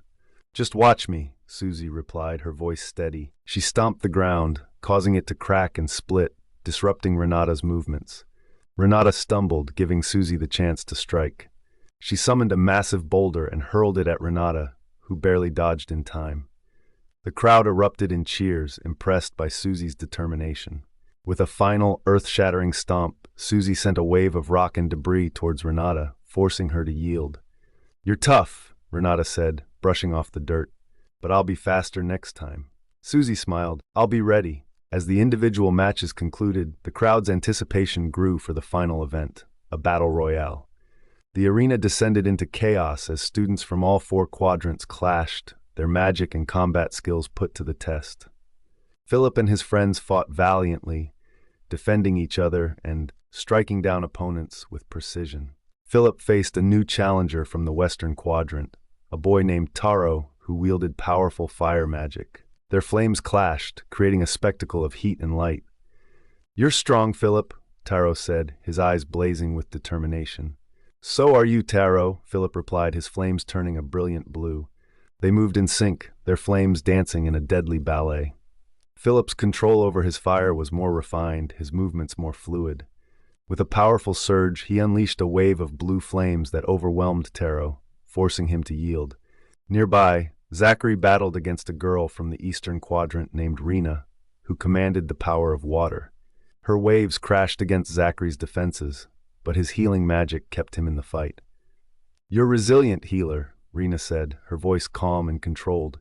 "And you're relentless," Zachary replied, a smile on his face. He unleashed a burst of healing energy, pushing Rena back. With a swift, decisive move, Zachary channeled his magic into a concentrated burst of light, blinding Rena and knocking her to the ground.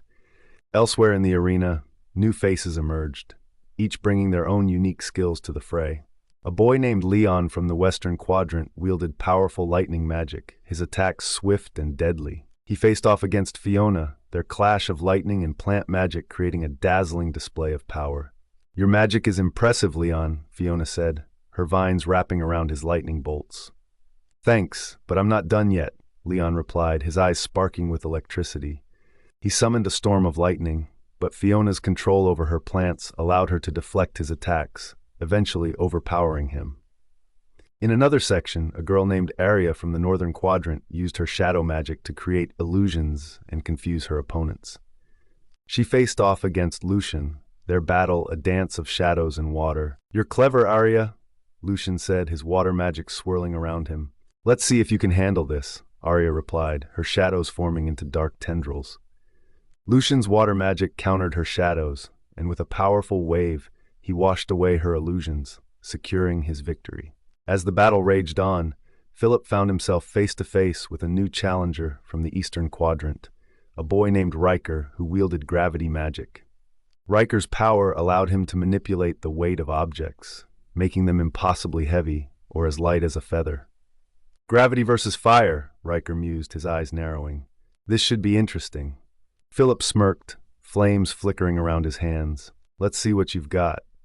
Riker made the first move, increasing the gravity around Phillip, trying to pin him to the ground. Phillip felt the pressure but countered with a burst of flame, reducing the gravitational pull around him. "You're not bad," Phillip said, launching a fireball at Riker. Riker dodged, using his gravity magic to float above the ground. He retaliated by creating a gravitational well, pulling debris from the arena floor and hurling it at Phillip. Phillip dodged the incoming debris, his movements swift and agile. He closed the distance between them, his fists ablaze. "Gravity might slow me down," Phillip said, throwing a flaming punch, "but it won't stop me." Riker blocked the punch by increasing the gravity around Phillip's fist, but Phillip's fire magic countered the force, causing a shock wave that sent both of them flying back. Phillip landed on his feet, ready for the next attack. "You're strong," Riker admitted, wiping sweat from his brow. "But can you handle this?" Riker intensified the gravity around Phillip, making the air heavy and difficult to move through. Phillip struggled, his flames flickering as the pressure increased. Just when it seemed like Riker had the upper hand, Phillip's eyes darkened, shadows creeping into his vision. "Phillip, no!" Marceline screamed, sensing the change. Her voice cut through the chaos, but Phillip's mind was clouded with the darkness that threatened to consume him. Riker's eyes widened in shock as he felt a surge of death of his shoulders. He quickly used his gravity magic to create a barrier, but the force of Phillip's dark aura shattered it, sending Riker sprawling. He scrambled to his feet, realizing the danger. "This isn't worth it," he shouted, retreating from the battlefield. "Phillip, no!" Marceline screamed, sensing the change. Her voice cut through the chaos, but Phillip's mind was clouded with the darkness that threatened to consume him. Phillip's control slipped as the dark magic within him surged forward, overwhelming his senses. The air around him grew thick with an ominous energy, crackling with the intensity of a storm about to break. His hands, once steady, trembled with the raw power that pulsed through them. The flames erupted from him in a torrent of dark fire, a whirlwind of destruction that spread in all directions. The arena, once filled with the sounds of battle, fell into a stunned silence. The dark fire roared, its ferocity unmatched, swallowing everything in its path. The ground beneath Phillip cracked and scorched, the heat intense enough to melt stone. He could feel the malevolent energy tearing at his very soul, threatening to consume him entirely. In the midst of the inferno, Marceline's form appeared, her face etched with determination. She pushed through the wall of flames, her eyes locked onto Phillip. She reached out, her voice a beacon of hope in the darkness. "Phillip, listen to me. You have to stop," she cried, her words a lifeline pulling him back from the abyss. But it was too late. The dark fire surged once more, a final devastating blast that radiated outwards. Marceline's eyes widened in shock, her body caught in the path of the inferno. She threw herself forward, taking the full brunt of the blast meant for everyone else. As the flames subsided, the arena was left in eerie silence, the once vibrant battlefield now a landscape of devastation. The air was thick with smoke, the acrid scent of burnt earth and ash filling Phillip's lungs. Chapter 8, The Seer's Prophecy, Part 2. The aftermath of Phillip's dark magic explosion left the arena in stunned silence. Smoke and ash hung in the air, the ground charred and cracked. The once vibrant battlefield was now a desolate wasteland. Phillip, standing at the center, his heart pounding as he struggled to comprehend the devastation he had wrought. He fell to his knees, the realization of what he had done crashing over him like a wave. Marceline lay nearby, her body battered and burned from taking the full force of Phillip's blast. The other students and instructors, though injured, were alive, thanks to her selfless act. Phillip crawled towards Marceline, his vision blurred by tears. "Marceline, no, please," he whispered, his voice breaking. He reached out, his hands trembling as he touched her shoulder, the heat of the flames still radiating from his skin. Marceline's eyes fluttered open, a faint smile touching her lips despite the pain. "Phillip," she whispered, her voice barely audible. "You have to stay strong. This had to happen." Phillip's tears fell freely, his heart shattering with each word. "I'm so sorry, Marceline. I couldn't control it." She shook her head weakly, her hand reaching up to touch his face. "It's not your fault." You have a greater purpose. Remember that. Philip nodded, his vision blurred with tears. I promise, Marceline. I'll make this right. I'll get stronger. Marceline's hand slipped from his cheek, her eyes closing as a final breath escaped her lips. Philip's anguished cry echoed through the silent arena, a sound of pure heartbreak and regret. Around them, the students and instructors began to stir, the shock of the event slowly wearing off. Vincent, his face pale with shock, moved to rush towards Philip, his anger and grief boiling over. You killed her! You need to pay! Vincent screamed, his eyes blazing with fury as he charged towards Philip. Before he could reach him, the 4 instructors from each quadrant stepped in, forming a barrier between Vincent and Philip. Their faces were etched with years of experience and the heavy burden of loss. Enough, Vincent, one of the instructors said firmly, placing a hand on Vincent's shoulder. This isn't the time for vengeance. Vincent's eyes filled with tears, his body trembling with rage and sorrow. He killed her. He deserves to die. The instructors stood their ground, their expressions grim. We will deal with this, Vincent, but now we need to ensure the safety of everyone here. Philip's sobs grew louder, his heart breaking as he held Marceline's lifeless body. The other students gathered around, their faces filled with sorrow and disbelief. Zachary knelt beside Philip, his own tears falling as he placed a comforting hand on his friend's shoulder. She knew, Philip, Zachary said softly. She knew this would happen, and she chose to save us all. Philip looked up at Zachary, his eyes filled with pain and confusion. But why? Why didn't she tell me? Zachary shook his head. Because she believed in you. She knew you had to find your own strength, even if it meant losing her. Philip's tears fell freely, his heart heavy with the weight of his promise.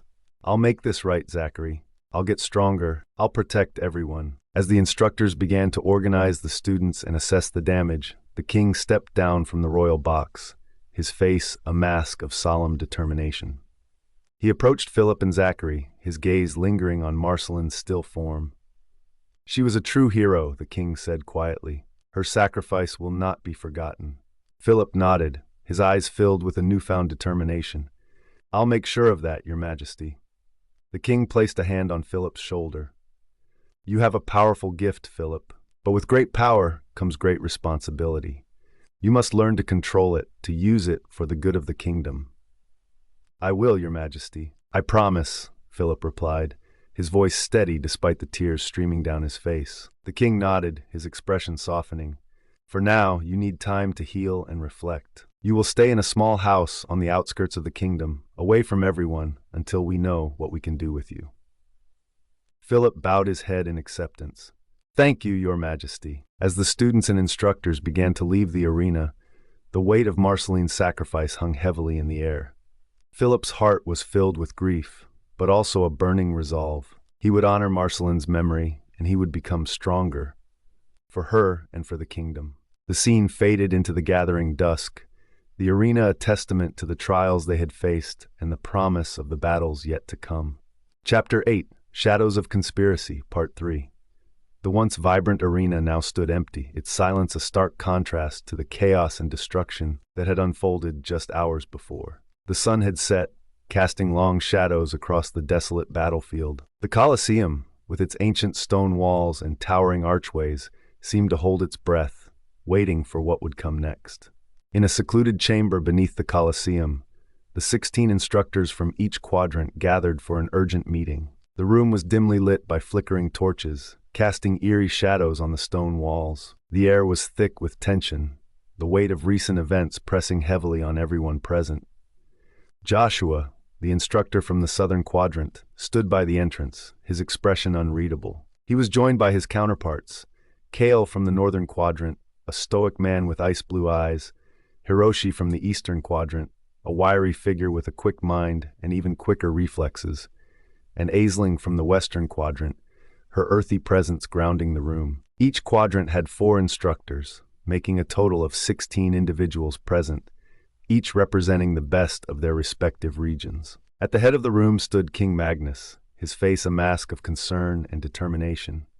Beside him were 2 high-ranking officials, Lord Cedric, the king's chief advisor, and Lady Celine, a renowned seer and mage of immense power. The tension in the room was palpable. each individual acutely aware of the gravity of the situation.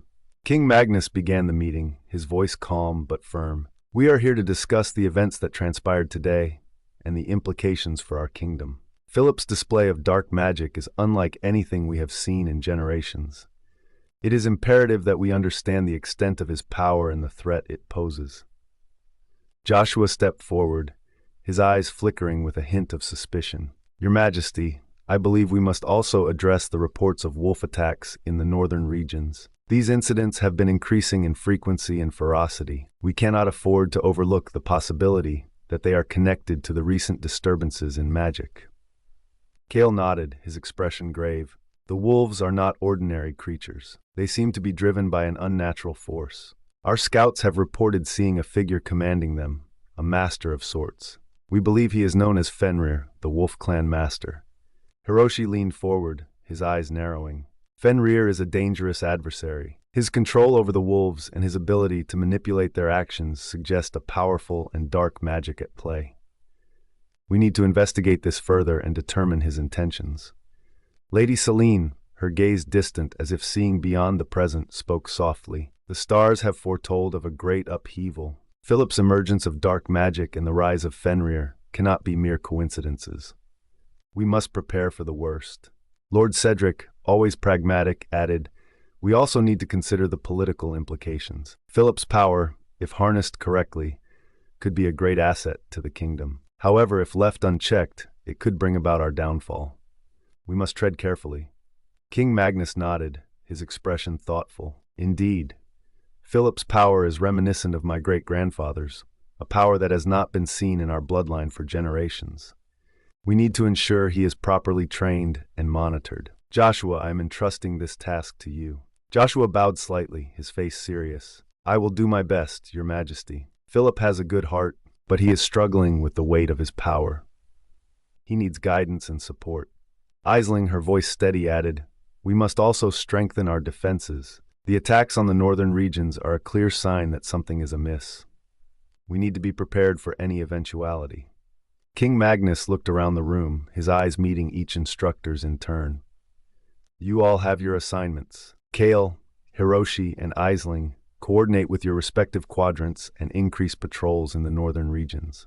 We need to gather more information on Fenrir and his wolves. Joshua, focus on Philip. Ensure he is given the training he needs and monitor his progress closely." The 4 high-ranking officials of each quadrant stood in unison. From the southern quadrant, there were Joshua, a master of elemental magic, Lena, a healer with unparalleled skill, Gareth, a formidable warrior, and Alara, a summoner of spirits. From the northern quadrant, alongside Cale, were Freya, a mistress of frost magic, Draven, a shadow manipulator, and Eric, a beast tamer. The eastern quadrant's leaders included Hiroshi, May, a wind sorceress, Jin, a fire mage, and Yuna, a seer. The western quadrant's officials, besides Aisling, were Bran, a master of earth magic, Leora, a light weaver, and Torin, a telekinetic. As the meeting continued, discussions turned to strategies and plans. The room filled with the murmur of voices and the rustling of maps and documents. The instructors shared their insights and concerns, each contributing to the overall plan of action. Hiroshi spoke about the need for speed and intelligence gathering. "We need scouts who can move quickly and silently. Information is our greatest asset right now." Cale agreed, his voice a low rumble. "And we need to be ready for combat. The wolves are a formidable enemy, and if Fenrir is as powerful as we suspect, we cannot underestimate him." Aisling added, "We should also consider enlisting the help of other magical creatures. The forest spirits and the guardians of the mountains have their own knowledge and power. They could be valuable allies." Lady Celine, her eyes distant once more, murmured, "The balance of magic is shifting. We must be vigilant. The darkness that surrounds Fenrir is ancient and malevolent. We need to be prepared for anything." Joshua, though outwardly calm, felt a deep unease. He couldn't shake the feeling that something was amiss, that there were threads of this conspiracy that they had yet to uncover. He kept his suspicions to himself, not wanting to sow discord, but resolved to investigate further on his own. Cale, breaking the tense silence, spoke up. "Your Majesty, we need a clear plan of action. Fenrir and his wolves are a significant threat, but we must also be prepared for any internal dissent." Hiroshi nodded in agreement.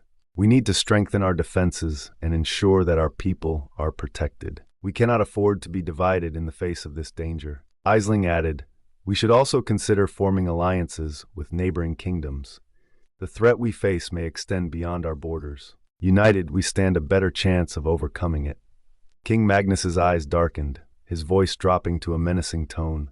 If my brother had not been so weak, we would not be in this mess. I should have ended him sooner. Now we must deal with the consequences. Joshua, standing at the edge of the group, felt a chill run down his spine. Magnus's words were filled with a cold ruthlessness that made him uneasy. He glanced at his fellow instructors, noting their similar expressions of concern. Lady Celine, her voice gentle but firm, added, the stars have shown me a path, but it is fraught with danger. We must be prepared for whatever we may find. Lord Cedric leaned forward, his eyes narrowing thoughtfully. We must also consider our internal affairs. There are those within the kingdom who may seek to exploit this chaos for their own gain. We must be vigilant. King Magnus considered their words, his gaze hardening. You are right. We will strengthen our defenses and seek alliances. But we must also ensure that those within our kingdom who pose a threat are dealt with swiftly and decisively. The instructors nodded in agreement, their resolve clear. They were ready to face whatever lay ahead, united in their purpose. Each quadrant's representatives began discussing specific plans and strategies. Gareth, from the southern quadrant, spoke up. We should deploy a specialized unit to track and confront Fenrir directly. Lena and Alara can provide support and healing, while Joshua and I handle the offensive. Freya, from the northern quadrant, added, our frost magic can slow down the wolves and create barriers to protect our forces. Draven and Eric can use their abilities to flank and disrupt Fenrir's commands. May, from the eastern quadrant, proposed, we need to use the wind to our advantage. Hiroshi and I can control the battlefield with gusts and cyclones, while Jin and Yuna focus on direct attacks and foresight.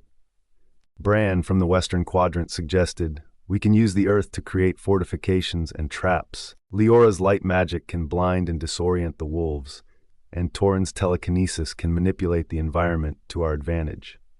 As the instructors continued to outline their strategies, King Magnus listened intently, his mind working through the details. He turned to Lord Cedric and Lady Celine, seeking their counsel. Cedric, ensure that our spies are monitoring any potential threats within the kingdom. We cannot afford to be blindsided by internal strife, Magnus ordered. Cedric nodded. Consider it done, Your Majesty. Our network is extensive, and we will root out any dissenters. Lady Celine, her eyes closed in concentration, spoke softly. The stars are aligned for a great confrontation. We must be prepared for a battle that will test our very souls. Philip's power will be crucial, but so will the unity of our forces. Joshua, his mind still racing, couldn't shake the feeling of unease. He resolved to keep a close eye on Phillip and to delve deeper into the mysteries surrounding Fenrir and the wolf attacks. There was much work to be done and little time to waste. As the meeting drew to a close, King Magnus addressed the room one final time. This is a critical moment for our kingdom. We face threats both known and unknown, but I have faith in each of you. Together, we will overcome these challenges and protect our people. The instructors nodded, their resolve clear. They were ready to face whatever lay ahead, united in their purpose. As the instructors filed out of the chamber, Joshua lingered for a moment, his mind racing with thoughts and plans. He glanced back at King Magnus, who was deep in conversation with Lord Cedric and Lady Celine. Something in Magnus's demeanor struck Joshua as odd, but he couldn't quite place it. The instructors began implementing their plans, and scouts were dispatched to the northern regions. Patrols were increased, and messages were sent to the forest spirits and mountain guardians, seeking their counsel and aid. The kingdom was on the brink of a great upheaval, and it would take all their strength and wisdom to navigate the coming storm. As Joshua walked back through the dimly lit corridors, he couldn't shake the feeling that something dark and foreboding was on the horizon. He resolved to uncover the truth, even if it meant confronting the deepest shadows within the kingdom. The room fell silent, the flickering torches casting long shadows as the meeting concluded. The instructors, high-ranking officials, and King Magnus exchanged final words, their minds burdened with the weight of the kingdom's future. As they left the chamber, a sense of foreboding hung in the air, the knowledge that a great battle was looming, one that would test the strength and unity of their entire realm. Lady Celine, her voice gentle but firm, added, "The stars have shown me a path, but it is fraught with danger. We must be prepared for whatever we may find." Lord Cedric leaned forward, his eyes narrowing thoughtfully. "We must also consider our internal affairs. There are those within the kingdom who may seek to exploit this chaos for their own gain. We must be vigilant." King Magnus considered their words, his gaze hardening. "You are right. We will strengthen our defenses and seek alliances. But we must also ensure that those within our kingdom who pose a threat are dealt with swiftly and decisively." The instructors nodded in agreement, their resolve clear. They were ready to face whatever lay ahead, united in their purpose. Each quadrant's representatives began discussing specific plans and strategies. Gareth from the southern quadrant spoke up. "We should deploy a specialized unit to track and confront Fenrir directly. Lena and Alara can provide support and healing, while Joshua and I handle the offensive." Freya, from the northern quadrant, added, "Our frost magic can slow down the wolves and create barriers to protect our forces. Draven and Eric can use their abilities to flank and disrupt Fenrir's commands." May, from the eastern quadrant, proposed, "We need to use the wind to our advantage. Hiroshi and I can control the battlefield with gusts and cyclones, while Jin and Yuna focus on direct attacks and foresight." Bran, from the western quadrant, suggested, "We can use the earth to create fortifications and traps. Leora's light magic can blind and disorient the wolves, and Torin's telekinesis can manipulate the environment to our advantage." As the instructors continued to outline their strategies, King Magnus listened intently, his mind working through the details. He turned to Lord Cedric and Lady Celine, seeking their counsel. "Cedric, ensure that our spies are monitoring any potential threats within the kingdom. We cannot afford to be blindsided by internal strife," Magnus ordered. Cedric nodded. "Consider it done, Your Majesty. Our network is extensive, and we will root out any dissenters." Lady Celine, her eyes closed in concentration, spoke softly. "The stars are aligned for a great confrontation. We must be prepared for a battle that will test our very souls. Phillip's power will be crucial, but so will the unity of our forces." Joshua, his mind elsewhere and a subtle bead of sweat dripping down his temple, maintained an outward calm. There was much work to be done and little time to waste. As the meeting drew to a close, King Magnus addressed the room one final time. "This is a critical moment for our kingdom. We face threats both known and unknown, but I have faith in each of you. Together, we will overcome these challenges and protect our people." The instructors nodded, their resolve clear. They were ready to face whatever lay ahead, united in their purpose. As the instructors filed out of the chamber, Joshua lingered for a moment, his mind racing with thoughts and plans. He glanced back at King Magnus, who was deep in conversation with Lord Cedric and Lady Celine. Something in Magnus's demeanor struck Joshua as odd, but he couldn't quite place it. The instructors began implementing their plans, and scouts were dispatched to the northern regions. Patrols were increased, and messages were sent to the forest spirits and mountain guardians, seeking their counsel and aid. The kingdom was on the brink of a great upheaval, and it would take all their strength and wisdom to navigate the coming storm. The room fell silent, the flickering torches casting long shadows as the meeting concluded. The instructors, high-ranking officials, and King Magnus exchanged final words, their minds burdened with the weight of the kingdom's future. As they left the chamber, a sense of foreboding hung in the air, the knowledge that a great battle was looming, one that would test the strength and unity of their entire realm. Arc 5, Confrontations and Sacrifices, Chapter 9, Exile and Revelations. Phillip trudged through the familiar streets of Eldoria, the kingdom of demi-humans, with a heavy heart. The once vibrant town now seemed alien to him, its charm overshadowed by the weight of recent tragedies. As he walked, he noticed how the boys who used to mock him now stared in awe and fear. His once slender frame had been replaced by hardened muscles, his presence now commanding respect. Yet, beneath his imposing exterior, Phillip felt utterly exhausted, his soul worn thin from grief and guilt. "Phillip, is that you?" a voice called out, hesitant and unsure. Phillip turned to see one of his old tormentors, a demi-human with sharp features and a look of disbelief. "Yeah, it's me," Philip replied, his voice flat and devoid of emotion. The boy took a step back, his eyes widening as he took in Philip's transformation. "You've changed." Philip nodded curtly. "Life does that to you." He continued walking, his destination clear in his mind. As he approached his childhood home, memories flooded his mind. The house stood still and silent, a stark contrast to the lively place it once was. Pushing open the door, Philip was hit by the smell of dust and disuse. The house had been abandoned for years, ever since his father's passing. Each room he entered brought a new wave of memories. He could see his father's laughter, hear his voice telling stories of gods and heroes. The living room, where they had spent countless evenings together, now felt cold and empty. Philip's heart ached with each step, the pain of loss almost too much to bear. In the corner of the room, he spotted a family photo, covered in a layer of dust. He picked it up, his fingers tracing the faces of his parents. Tears welled up in his eyes as he clutched the photo to his chest. Overwhelmed by sorrow, he sank to the floor, hugging his knees as sobs racked his body. "I'm sorry, Dad. I'm so sorry," he whispered through his tears, the guilt and despair consuming him. Marceline's voice echoed in his mind, her final words a haunting reminder of his failure. "It had to happen," she had said. Philip laughed bitterly, the sound hollow and broken. It was a laugh tinged with madness, as if he was losing his grip on reality.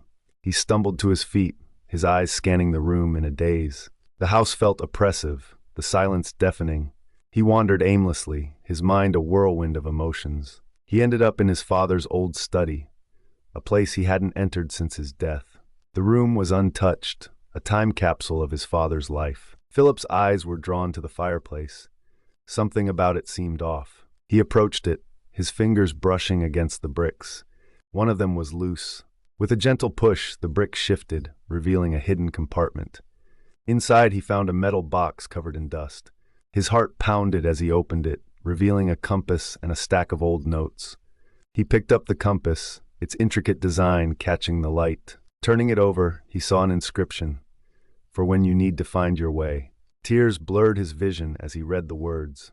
He unfolded the notes, recognizing his father's handwriting. They detailed his father's past, his old friends, and their incredible powers. Philip's father, James, had been part of a team of demigods, each descended from the original gods of Naturia. His closest allies were powerful beings, each with unique abilities. One, a human with a magic sword, capable of cutting through any material. Two, Elysia, a fairy archer and healer, whose arrows could pierce the toughest armor. Three, Thorin, a goblin lancer with unparalleled skill in close combat. Four, Fenrir, an omega wolf wielding twin daggers known for his speed and agility. Five, Drake, a vampire who mastered dark magic, once a close friend of James. The notes detailed their adventures and battles, but also the dark side of their story. Drake, consumed by his father's war-hungry legacy, had turned against them, leading to a rift that never healed. Philip's eyes widened as he read about his father's final act of sacrifice. James had used his life force to create a powerful weapon, hoping to bring peace to Naturia. It was a decision that had cost him everything, leaving Philip to inherit a legacy of power and responsibility. Philip felt a surge of determination. He knew what he had to do.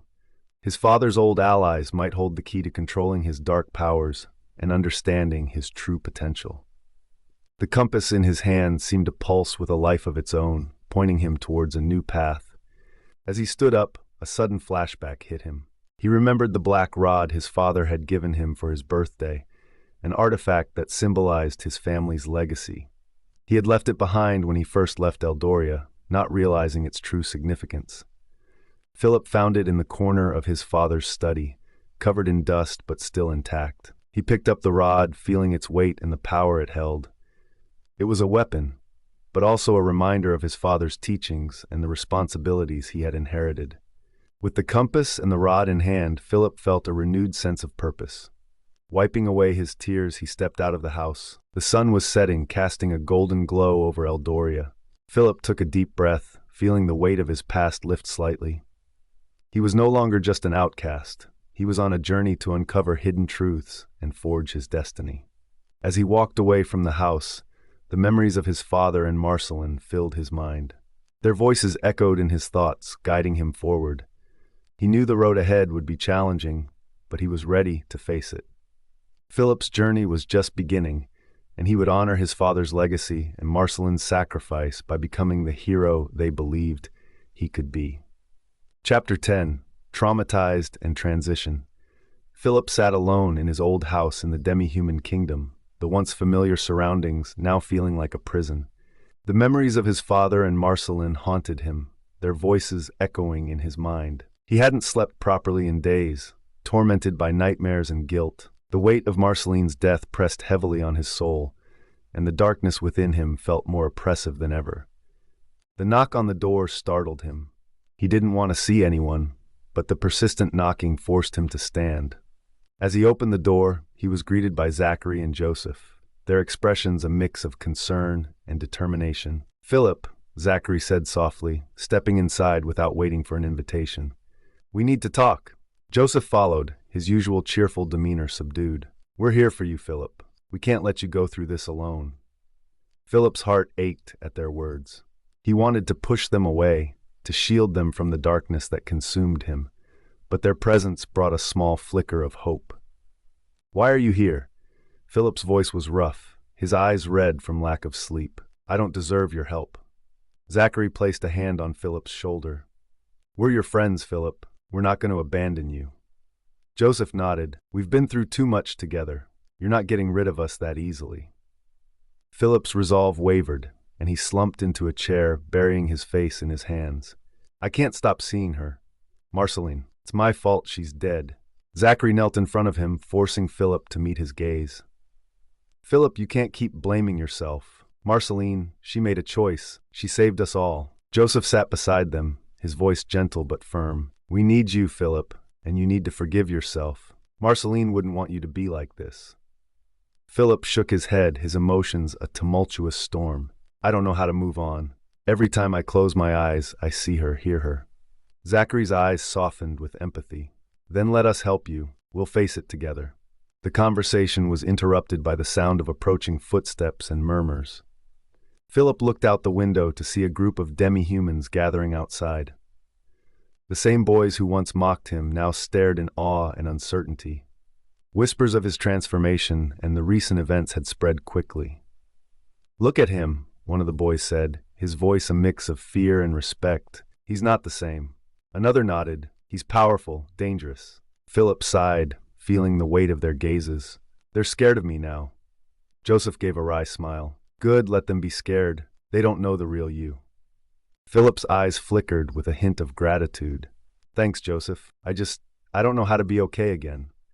Zachary stood up, his expression determined. "We'll take it one step at a time. Let's start by getting you out of this house. Fresh air might do you some good." Philip hesitated but then nodded. "All right, but I'm not ready to face everyone yet." "We'll stick to the quiet paths," Joseph assured him. "No need to rush anything."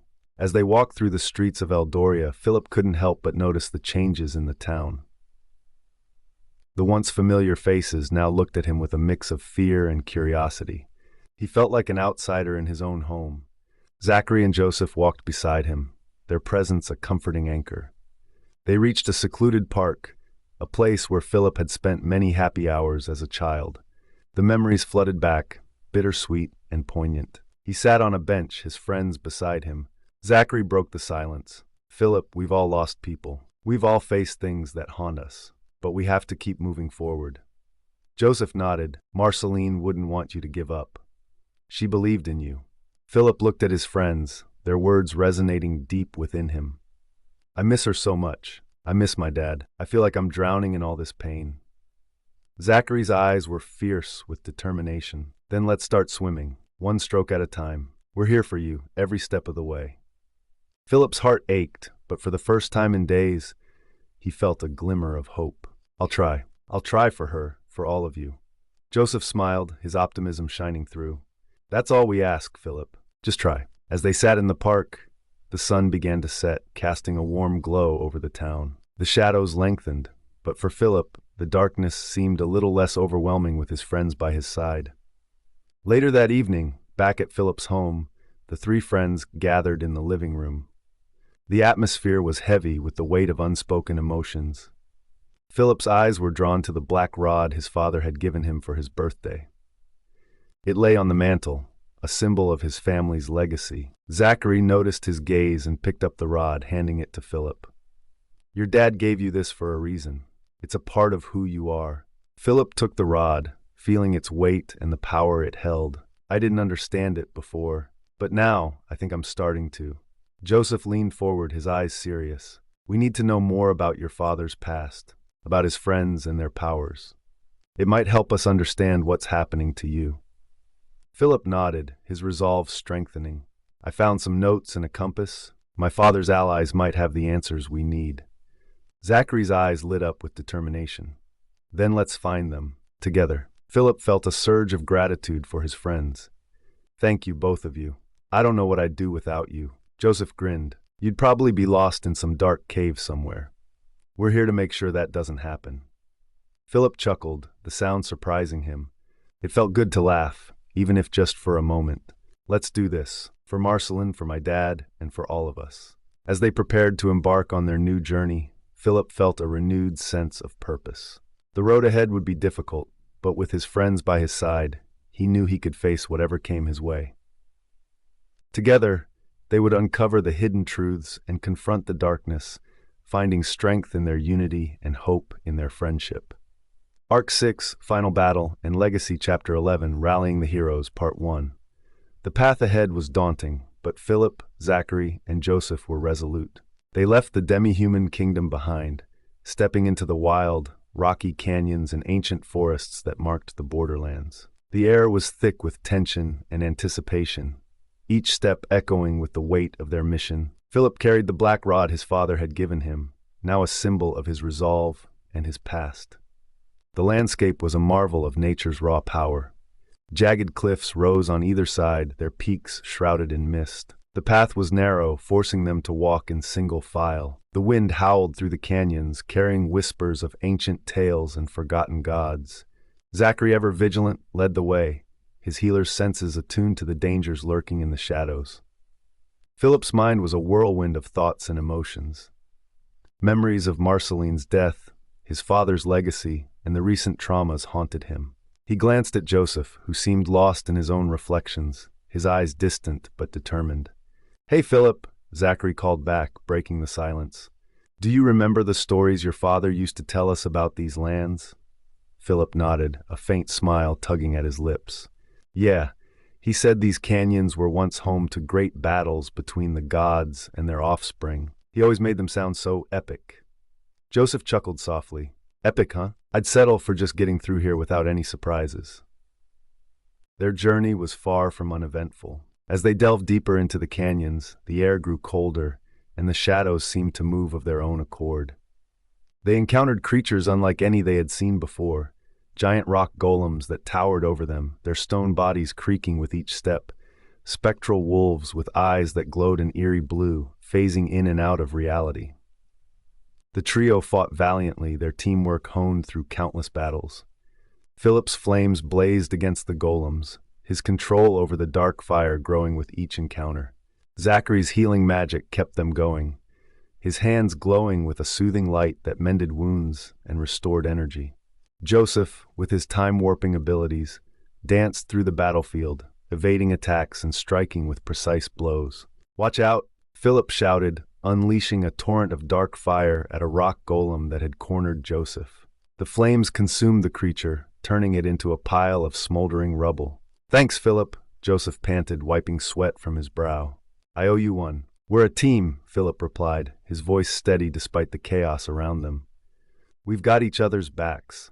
As they pressed on, the battles grew fiercer, and the toll on Philip's psyche became more apparent.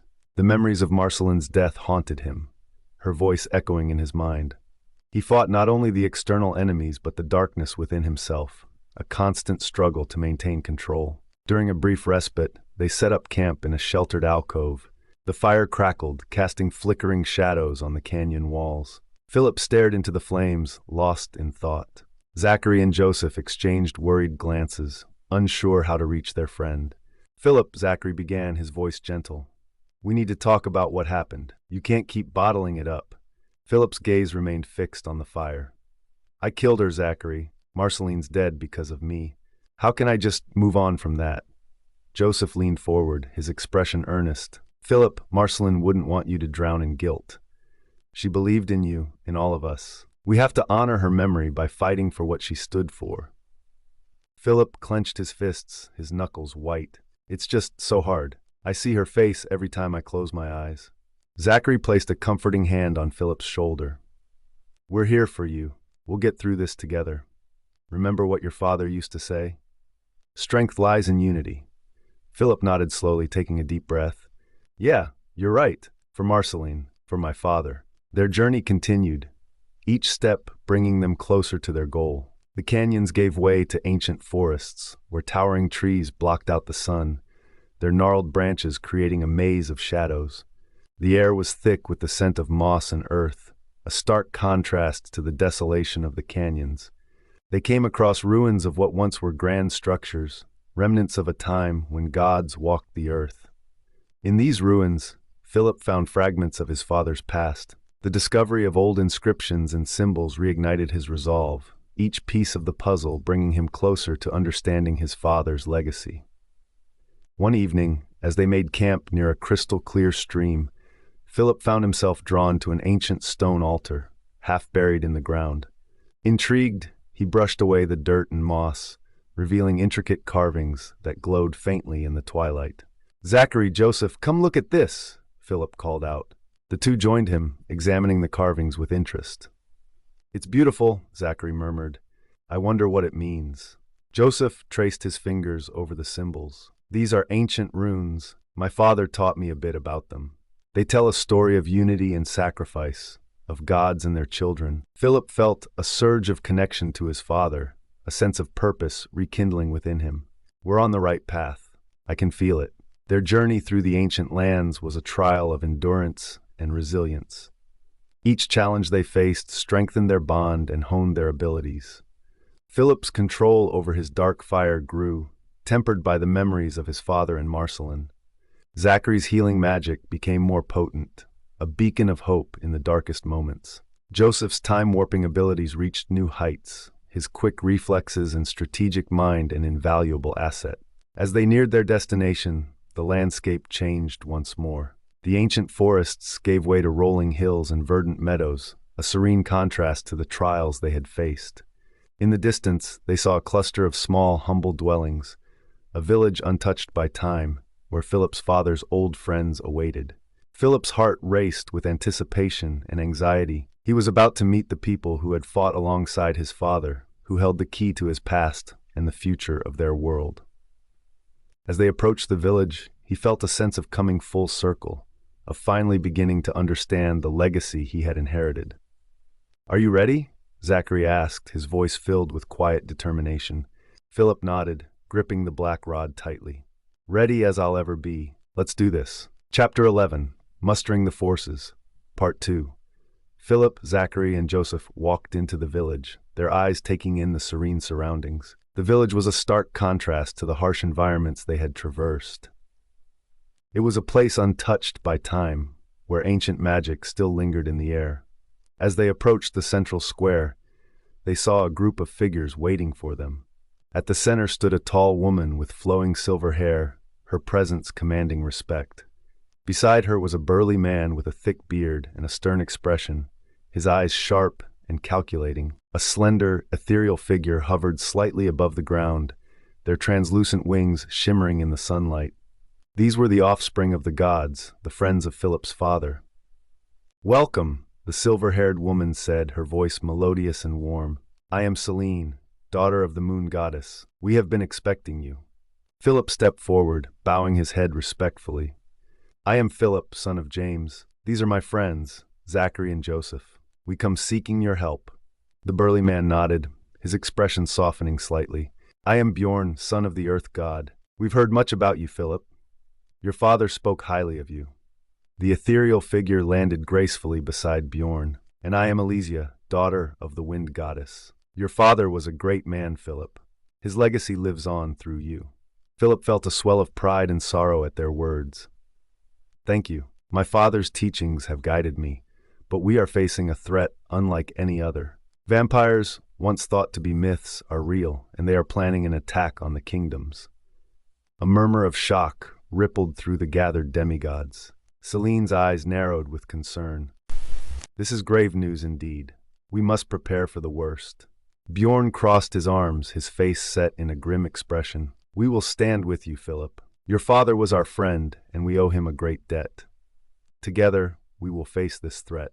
Elysia nodded in agreement. But first, we must train. The power of the gods flows through us, and we must harness it to its fullest potential. Phillip, Zachary, and Joseph were then introduced to Alistair, a legendary human warrior with a magic sword capable of cutting through any material. Joseph's eyes widened in awe. Is that Alistair? Joseph whispered, unable to contain his excitement. I never thought I'd get to meet him.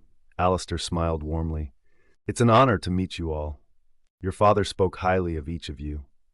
The group moved to a training ground on the outskirts of the village, a place where the natural elements converged, creating a perfect environment for honing their abilities. Over the next few days, they trained rigorously, pushing themselves to their limits and beyond.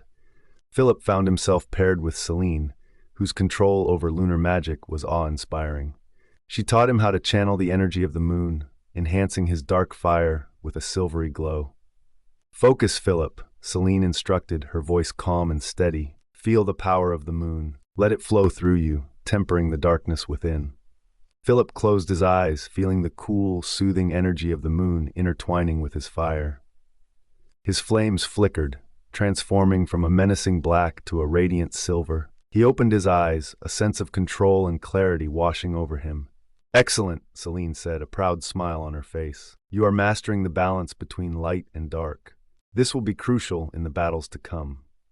Meanwhile, Zachary trained with Bjorn, learning to ground his healing magic with the strength of the earth. Bjorn's earth magic was raw and powerful, capable of creating barriers and summoning vines to ensnare enemies. Your healing magic is strong, Zachary, Bjorn said, his voice a deep rumble. But you must also learn to defend. Use the earth to protect those you care about. Zachary nodded, focusing his energy on the ground beneath him. He felt the earth respond, rising up to form a protective barrier. Like this? Bjorn grinned, clapping him on the shoulder. Exactly. You have the heart of a healer and the strength of a warrior. Joseph, with his time-warping abilities, trained alongside Elysia.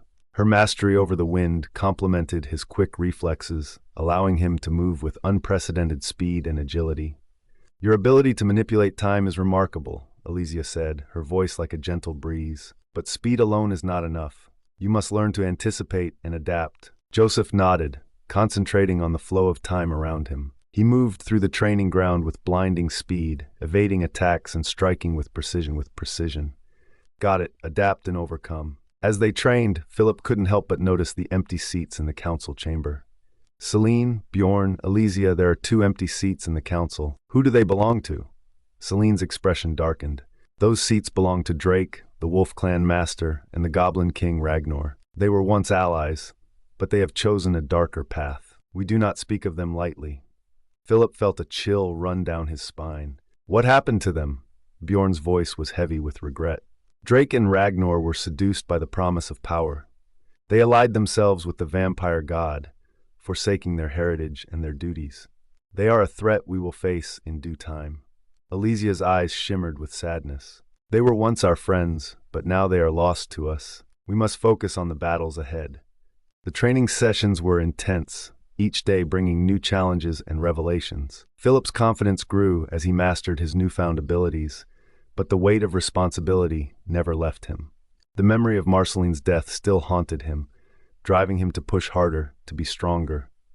One evening, as they sat around the campfire, Phillip turned to Zachary, curiosity in his eyes. Zachary, I've been meaning to ask, why were you the only other demi-human allowed into the academy? Was it because of your rarity? Zachary looked thoughtful for a moment before nodding. Yes, partially. My clan was known for our unique healing abilities. We were rare even among demis. But there's more to it. Your father saw potential in me, a chance to bridge the gap between our worlds. Phillip smiled, feeling a connection to his father. He always had a way of seeing the best in people. Joseph leaned in, his expression serious. We're all here for a reason. Your father knew what he was doing. Together, we can honor his legacy and protect our world. Philip's mind was flooded with memories of his father. "Did you know my father was a god?" Zachary and Joseph looked stunned. "What?" they both exclaimed. "It's true. The demi-humans lived with him the whole time," Philip said, his voice trembling. "He never told anyone, but it all makes sense now." Zachary and Joseph exchanged glances, their minds racing with questions. "What else do you know about him?" Joseph asked.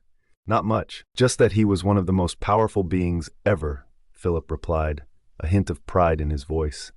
The next morning, they resumed their training with renewed vigor. The demigods pushed themselves to their limits, honing their skills and perfecting their techniques. The bonds they formed grew stronger, their unity becoming a powerful weapon against the impending darkness. As the days passed, Philip found solace in the companionship of his friends and the guidance of his father's old allies. The weight of his guilt began to lift, replaced by a sense of purpose and determination. One night, after a particularly grueling training session, Philip stood alone at the edge of the village, gazing up at the moon. Celine joined him, her presence comforting. "You have come a long way, Philip," she said softly. "Your father would be proud." Philip nodded, feeling the weight of her words. "I just hope I can live up to his legacy." "You already are," Celine replied, placing a hand on his shoulder. "Remember, you are not alone. We are all in this together." Philip smiled, a sense of peace washing over him. "Thank you, Celine, for everything." As the final days of training approached, the demigods stood ready, their spirits high and their resolve unshakable. They knew the battle ahead would be their greatest challenge, but they were prepared to face it together. Chapter 12, The Grand Showdown, Part 1. The journey back to the kingdom was fraught with tension. Philip, Zachary, Joseph, and the demigods moved swiftly through the rugged terrain, their hearts heavy with the burden of the news they carried. The ancient paths, lined with towering trees, and the whispers of forgotten magic, seemed to close in on them as they approached the kingdom's borders. As they neared the kingdom, Philip's mind raced. The memory of Marceline's death still haunted him, and the revelation of his father's true nature had left him reeling. His thoughts were interrupted by Zachary's voice.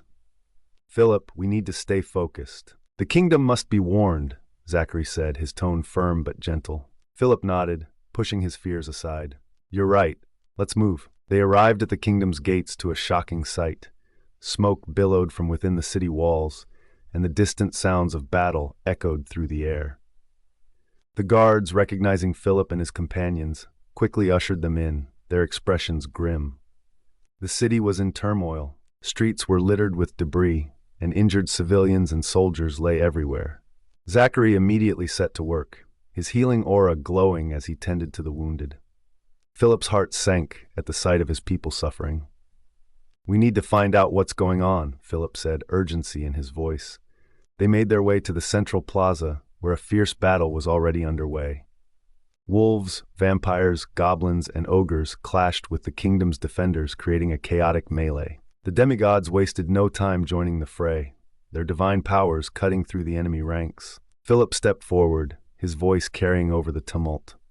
"People of the kingdom, we bring grave news. Vampires once thought to be myths are real, and they are planning an attack." A murmur of shock and disbelief rippled through the crowd, but there was no time for further explanation. Suddenly, a commotion erupted at the edge of the plaza. A squad of wolves, led by a familiar figure, emerged from the shadows. Philip's heart sank as he recognized Joshua, their former instructor.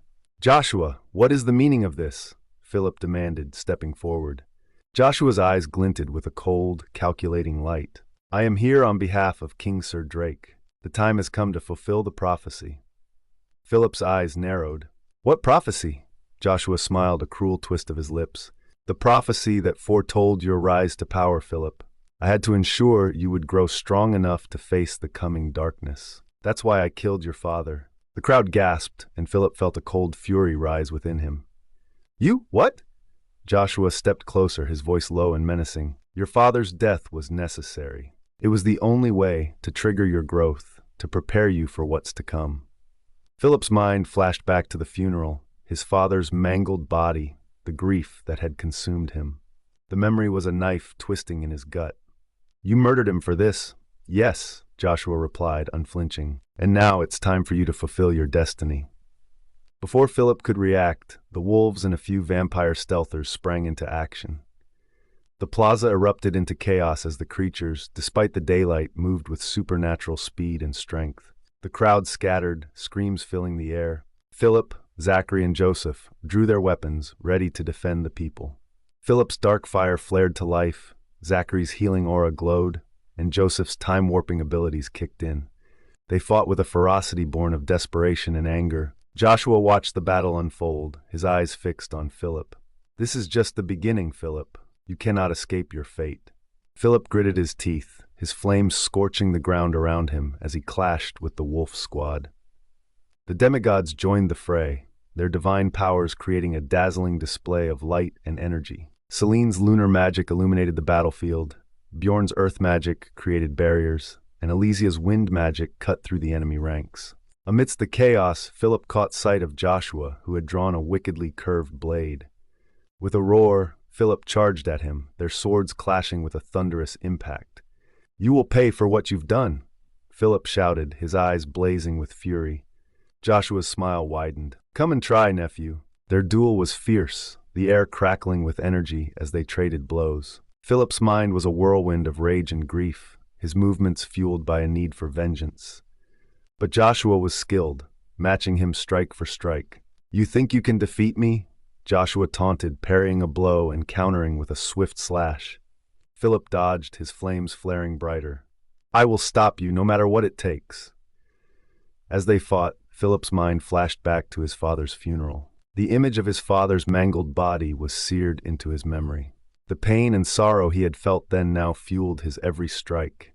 Joshua, seeing an opening, lunged forward. Phillip barely managed to block the attack, the force of the blow pushing him back. "You're strong, Phillip, but you're not strong enough." Phillip's eyes narrowed, his grip tightening on his sword. "I don't care about your prophecy. I will protect my people." Their swords clashed again, sparks flying. The battle around them raged on, the wolves and vampires fighting with a ferocity that matched the defenders' desperation. As the sun began to set, casting long shadows over the battlefield, Joshua's true intentions became clear. "King Sir Drake has declared war, and I am here to deliver that message." Phillip's heart pounded in his chest. "This isn't over, Joshua. I will stop you." Joshua's eyes gleamed with malice. "We'll see about that." With a final powerful strike, Joshua managed to push Phillip back, creating a momentary lull in their duel. "Remember, Phillip, this is only the beginning." Phillip watched in horror as Joshua turned his attention to the teachers, who had been aiding in the defense. With swift, merciless strikes, Joshua cut them down, their heads rolling to the ground. Blood splattered across the cobblestones, mingling with the dirt and sweat of battle. Phillip's mind raced, the memory of his father's death overlaying the present horror. The image of his father's mangled body flashed before his eyes, and he felt a surge of rage and sorrow. "No, stop this!" But Joshua merely laughed, a cold, chilling sound. "Embrace your destiny, Phillip. It's the only way you'll survive." The words echoed in Phillip's mind as he stared at the carnage before him, his heart heavy with grief and determination. He knew then that the battle was far from over, and the true test of his strength and resolve was yet to come. Chapter 12, The Ultimate Clash, Part 2. Zachary and Joseph exchanged a determined look as Phillip's plea echoed in their minds. The gravity of the situation was clear, and despite their initial hesitation, they couldn't abandon Phillip in his moment of need. With a nod, they prepared to join him in the confrontation with Joshua. Joshua stood amidst the chaos, his expression a twisted mix of amusement and malice. As Phillip, Zachary, and Joseph approached, Joshua's eyes gleamed with a dangerous light. "Uncle Joshua," Phillip spat, his voice thick with anger and betrayal. "Why?" Joshua chuckled, the sound cold and devoid of any familial warmth. "You never understood, did you, Phillip? Your mother, my dear sister, was a disgrace to our kind. She dared to have a child with someone beneath her, a demi-human. Our race was already diminishing, and her actions only accelerated our downfall." Phillip's mind raced with the implications of Joshua's words. "My mother, she loved my father. They were happy." Joshua's expression twisted into one of disgust. "Happy? She was a fool. We despised the other races, saw them as weak and beneath us. But she didn't care. She forsook our heritage, our pride, for a fleeting romance. Zachary, standing beside Philip, felt a pang of empathy. He too was a demi-human, and he understood the prejudice and hatred they faced. Philip, don't let him get to you. We need to stay focused. Joshua's eyes flicked to Zachary, a sneer forming on his lips. Ah, Zachary Piestone, the rare healer of your clan. You think you understand our pain, but you know nothing of the sacrifices we've made. Philip clenched his fists, his dark flames flickering with intensity. Tell me the truth, Joshua. Why did you kill my father? Joshua's smile widened, his eyes glinting with sadistic pleasure. James was a threat to our kind. His existence defied the prophecy. By killing him, I set you on a path of growth, a path that would fulfill our destiny. You, Philip, are the key to our salvation. Philip's heart pounded in his chest, the weight of Joshua's revelations pressing down on him. You killed him to make me stronger? Yes, Joshua confirmed, his tone matter of fact. And now it's time for you to fulfill your purpose. As Joshua spoke, Philip's mind flooded with memories. He saw his father's mangled body at the funeral, the grief that had consumed him, the anger that had driven him to seek power. He remembered Marceline's last words, her encouragement, and the vision she had shared with him. Philip's resolve hardened. You're wrong, Joshua. My father's legacy isn't about power or prophecy. It's about love, sacrifice, and hope. Joshua laughed, a harsh, grating sound. Spare me the sentimental drivel. This is war, Philip. Only the strong will survive. Philip's flames roared to life, the dark magic within him surging forward. Then let's see who's stronger. Amidst the chaos, Philip caught sight of Joshua, who had drawn a wickedly curved blade. With a roar, Philip charged at him, their swords clashing with a thunderous impact. You will pay for what you've done, Philip shouted, his eyes blazing with fury. Joshua's smile widened. Come and try, nephew. Their duel was fierce, the air crackling with energy as they traded blows. Philip's mind was a whirlwind of rage and grief, his movements fueled by a need for vengeance. But Joshua was skilled, matching him strike for strike. You think you can defeat me? Joshua taunted, parrying a blow and countering with a swift slash. Philip dodged, his flames flaring brighter. I will stop you, no matter what it takes. As they fought, Philip's mind flashed back to his father's funeral. The image of his father's mangled body was seared into his memory. The pain and sorrow he had felt then now fueled his every strike. Joshua, seeing an opening, lunged forward. Philip barely managed to block the attack, the force of the blow pushing him back. You're strong, Philip, but you're not strong enough. Philip's eyes narrowed, his grip tightening on his sword. I don't care about your prophecy. I will protect my people. Their swords clashed again, sparks flying. The battle around them raged on, the wolves and vampires fighting with a ferocity that matched the defenders' desperation. Goblins and ogres joined the fray, their brutish strength adding to the chaos. As the sun began to set, casting long shadows over the battlefield, Joshua's true intentions became clear. King Sir Drake has declared war, and I am here to deliver that message. Philip's heart pounded in his chest. This isn't over, Joshua. I will stop you. Joshua's eyes gleamed with malice. We'll see about that.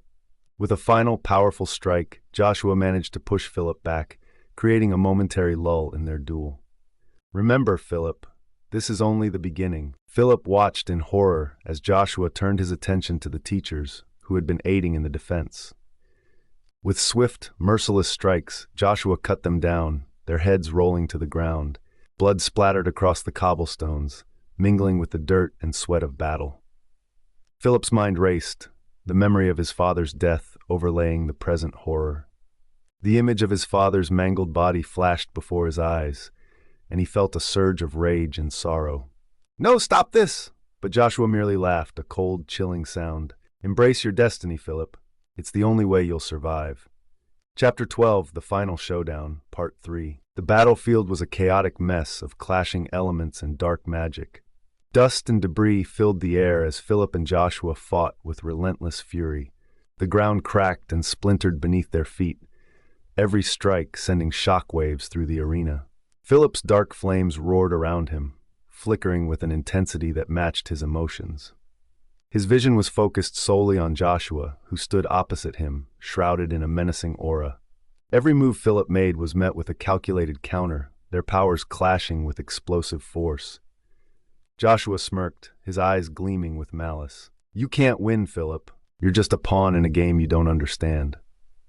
Phillip's response was a burst of fire aimed directly at Joshua's chest. Joshua deflected it effortlessly, the flames dissipating into the air. With a swift, fluid motion, Joshua closed the distance between them. His fist connected with Phillip's jaw, the impact sending Phillip sprawling across the ground. Phillip rolled to his feet, spitting blood, his eyes burning with determination.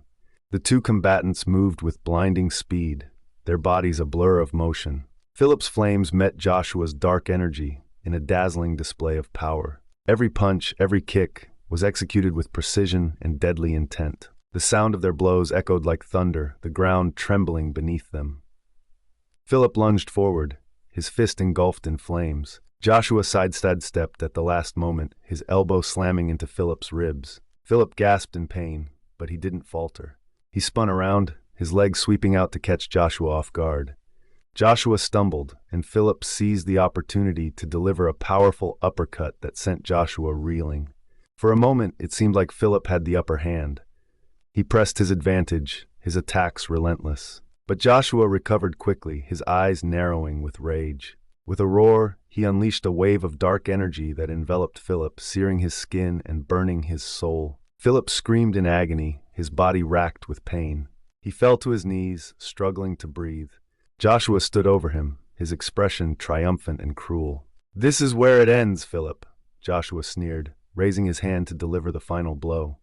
But before he could strike, a voice cut through the chaos. "Phillip, no!" Zachary and Joseph rushed to Phillip's side, their faces etched with determination.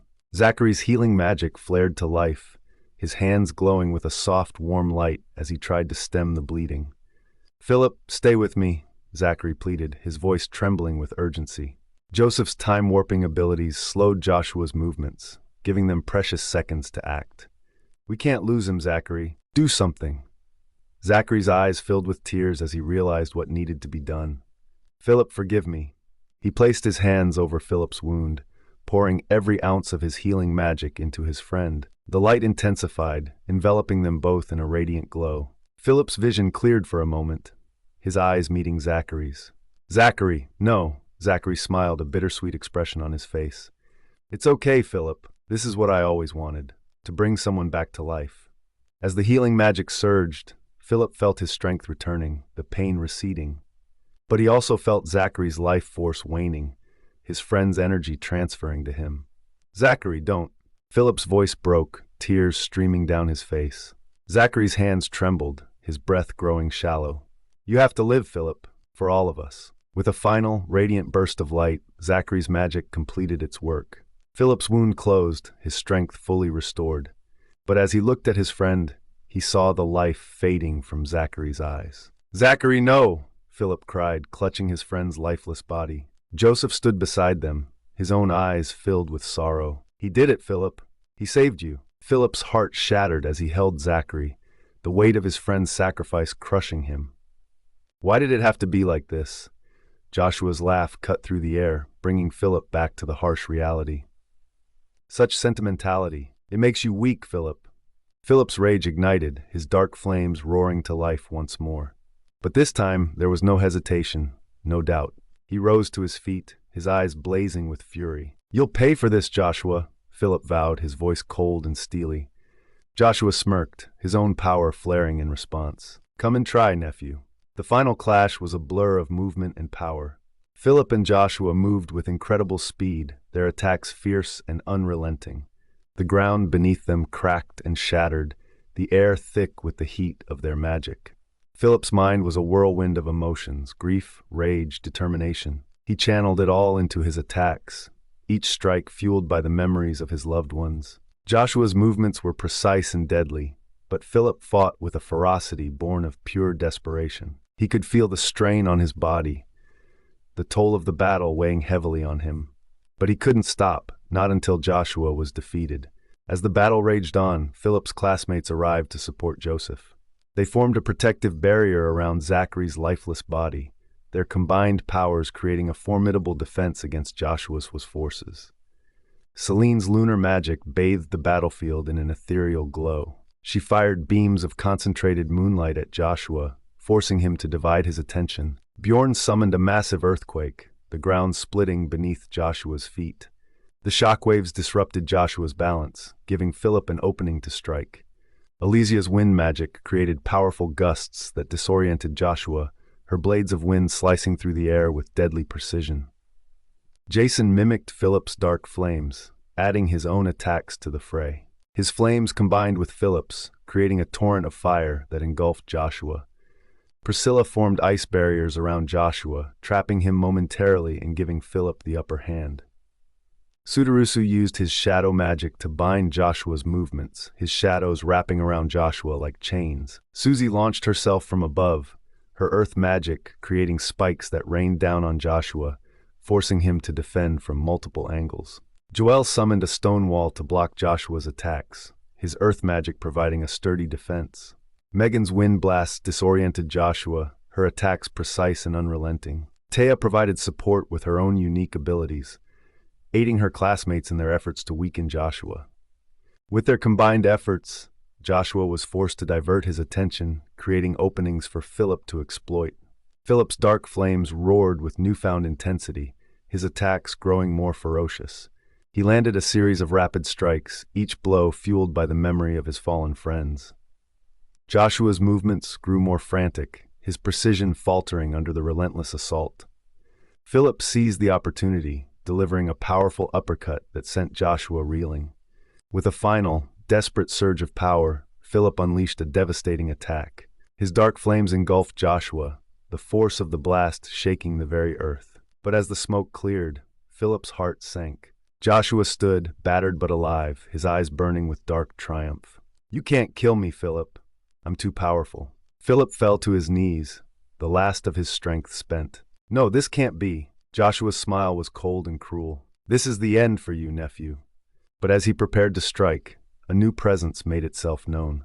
A figure appeared in the distance, cloaked in shadow and radiating an aura of immense power. Joshua's eyes widened in shock. "No, it can't be." The figure stepped forward, revealing itself to be Philip's father, reborn as a phoenix spirit. His presence was overwhelming, his power radiating like the sun. "Phillip," his father said, his voice filled with warmth and strength. "It's not over yet." With a wave of his hand, Philip's father unleashed a torrent of light, engulfing Joshua and forcing him to retreat. The dark figure fled, leaving Philip and his father alone on the battlefield. Philip's eyes filled with tears as he looked at his father. "Dad," his father smiled, placing a hand on Philip's shoulder. "You've done well, my son, but the battle is far from over." Philip nodded, his resolve hardening. "I know. We have to stop Joshua no matter what." His father's spirit glowed with a soft, ethereal light. "I can't stay long, Philip. I've come to pass my power to you. It's the only way." Philip's heart ached at the thought of losing his father again. "But," his father shook his head, "this is my choice. I've lived for thousands of years, and now it's time for you to carry on. Take my power, Philip. Use it to protect our world." With a deep breath, Philip accepted the power his father offered.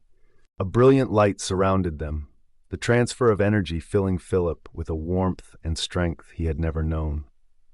"Thank you, Dad," Philip whispered, feeling the weight of his father's legacy settle upon him. As his father's spirit faded, Philip felt a renewed sense of purpose. He would honor his father's sacrifice, Zachary's sacrifice, and the love of all those who had believed in him.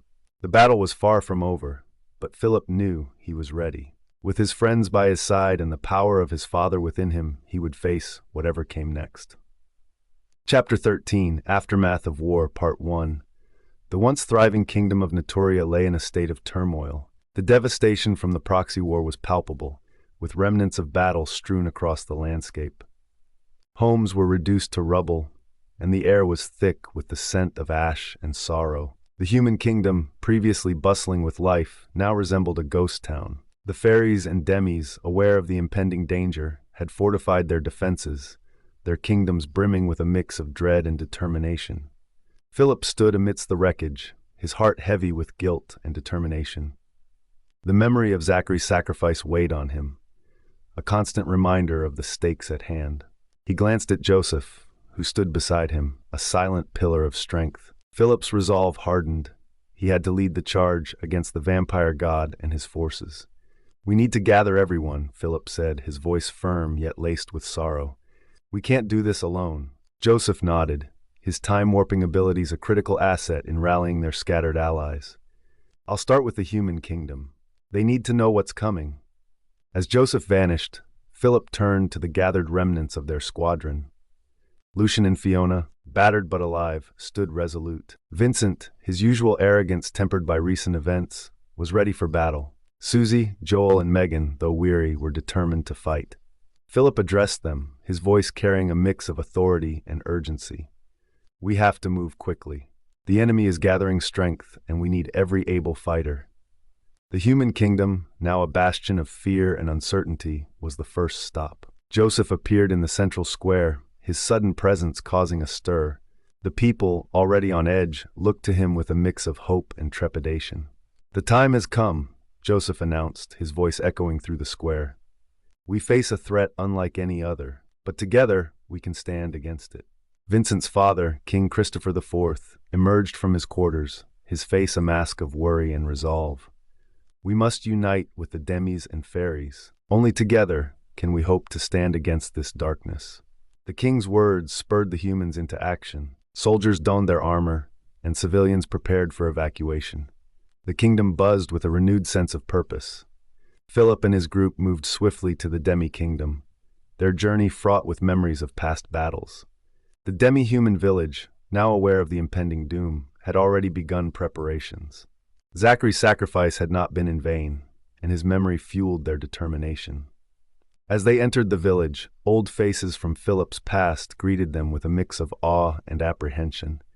The once bullies now looked at Philip with newfound respect, his muscular frame and hardened demeanor a testament to his growth. "We stand with you, Philip," an elderly demi-human woman said, her voice wavering with emotion. "Your father would be proud." Philip nodded, a lump forming in his throat. "Thank you. We must prepare for the final battle, gather everyone capable of fighting." The fairies, known for their ethereal beauty and formidable magic, were the last stop. Their kingdom, a haven of nature and enchantment, was now a fortress brimming with anticipation. Queen Alara, regal and serene, welcomed Philip and his group. "We have heard of the impending war," Queen Alara said, her voice melodic yet grave. "The fairies stand with you, Philip." With the three kingdoms united, the final preparations began. Philip moved through the ranks, offering words of encouragement and steeling himself for the battles ahead. The weight of his father's legacy, the sacrifices of his friends, and the hope of a united Naturia rested on his shoulders. As night fell, Philip gathered his closest allies, Joseph, Vincent, Lucian, Fiona, and the others. They stood in a circle, the flickering light of torches casting long shadows. "We face an unprecedented enemy," Philip began, his voice steady. "But we are not alone. We have the strength of our ancestors, the power of unity, and the courage of our fallen friends. Together we will fight. Together we will win." The night was filled with the sounds of preparation, clanging swords, whispered prayers, and the rustle of armor. As dawn approached, the kingdoms of Naturia stood ready, united against the encroaching darkness. Philip, now a powerful mage with the legacy of multiple gods, looked out over the assembled forces. The memory of Marceline, Zachary, and all those who had sacrificed for this moment fueled his determination. As Philip stood at the edge of the battlefield, the weight of the impending battle and the sacrifices made began to press down on him. He felt a creeping darkness at the edge of his mind, his thoughts growing chaotic and disjointed. Memories of Zachary's sacrifice replayed in his mind, each scene more vivid and painful than the last. He began to tremble, his grip on his father's black rod tightening until his knuckles turned white. The world around him seemed to blur, the faces of his allies and friends melting into indistinguishable shapes. He could hear their voices, distorted and echoing, accusing him of their pain and suffering. "Philip, stay with me," Joseph's voice broke through the fog, but it sounded distant, almost unreal. Philip's breath came in ragged gasps, his vision darkening. He felt himself teetering on the edge of madness, the immense pressure threatening to crush him. Then a gentle hand touched his shoulder. Philip turned to see the elderly demi-human woman who had spoken to him earlier. Her eyes were filled with kindness and understanding. "Philip," she said softly, her voice a soothing balm to his frayed nerves. "You carry a heavy burden, but you are not alone. We are all here with you." Her words pierced through the darkness, anchoring him back to reality. Philip took a deep, shuddering breath, the fog in his mind beginning to clear. He looked into her eyes, seeing the strength and resilience that had carried her through her own hardships. "You have the strength of your father," she continued, her voice unwavering, "and the love of your friends. Hold on to that." Philip nodded, tears streaming down his face. "Thank you. I needed that." As Philip regained his composure, the surviving instructors from the meeting approached, their faces grim. Professor Gale, Professor Thorne, and Professor Leora stood before him, ready to share their story. "Philip," Professor Gale began, her voice steady despite the turmoil around them, "we need to tell you how Joshua turned on us." Philip nodded, his mind clear and focused. "Tell me everything." Professor Thorne, his deep voice carrying a weight of sorrow, spoke next. "Joshua was always ambitious, but we never imagined he would betray us. It started with whispers of a prophecy, one that spoke of a great power that would rise from the ashes of our world." Professor Leora, her serene demeanor masking a deep pain, added, "Joshua became obsessed with this prophecy. He believed that by aligning himself with dark forces, he could harness this power and reshape the world." Professor Gale continued, "We confronted him when we discovered his plans, but he had already made a pact with King Sir Drake. He turned on us, using forbidden magic to overpower us." Philip clenched his fists, his anger simmering beneath the surface. "And that's when he killed my father?" Professor Thorne nodded, his expression grave. "Yes, he believed that by killing James, he would set you on a path to fulfill the prophecy. He saw your potential and wanted to manipulate it for his own ends." Philip's heart ached with the weight of their words, but he also felt a renewed sense of purpose. "Joshua will pay for what he's done. I swear it." The instructors placed their hands on Philip's shoulders, their support a tangible source of strength. "We believe in you, Philip," Professor Leora said. "Lead us to victory." As the first light of dawn broke over the horizon, Philip stood tall, his mind clear and his resolve unwavering. With the support of his friends, allies, and the memory of those who had fallen, he was ready to face the final battle. "Let's do this," Philip said, his voice filled with determination. "To victory." The assembled forces of Natoria echoed his cry, their voices rising as one. United, they would face the darkness and fight for a future of peace and hope. Chapter 13, A New Dawn, Part 2.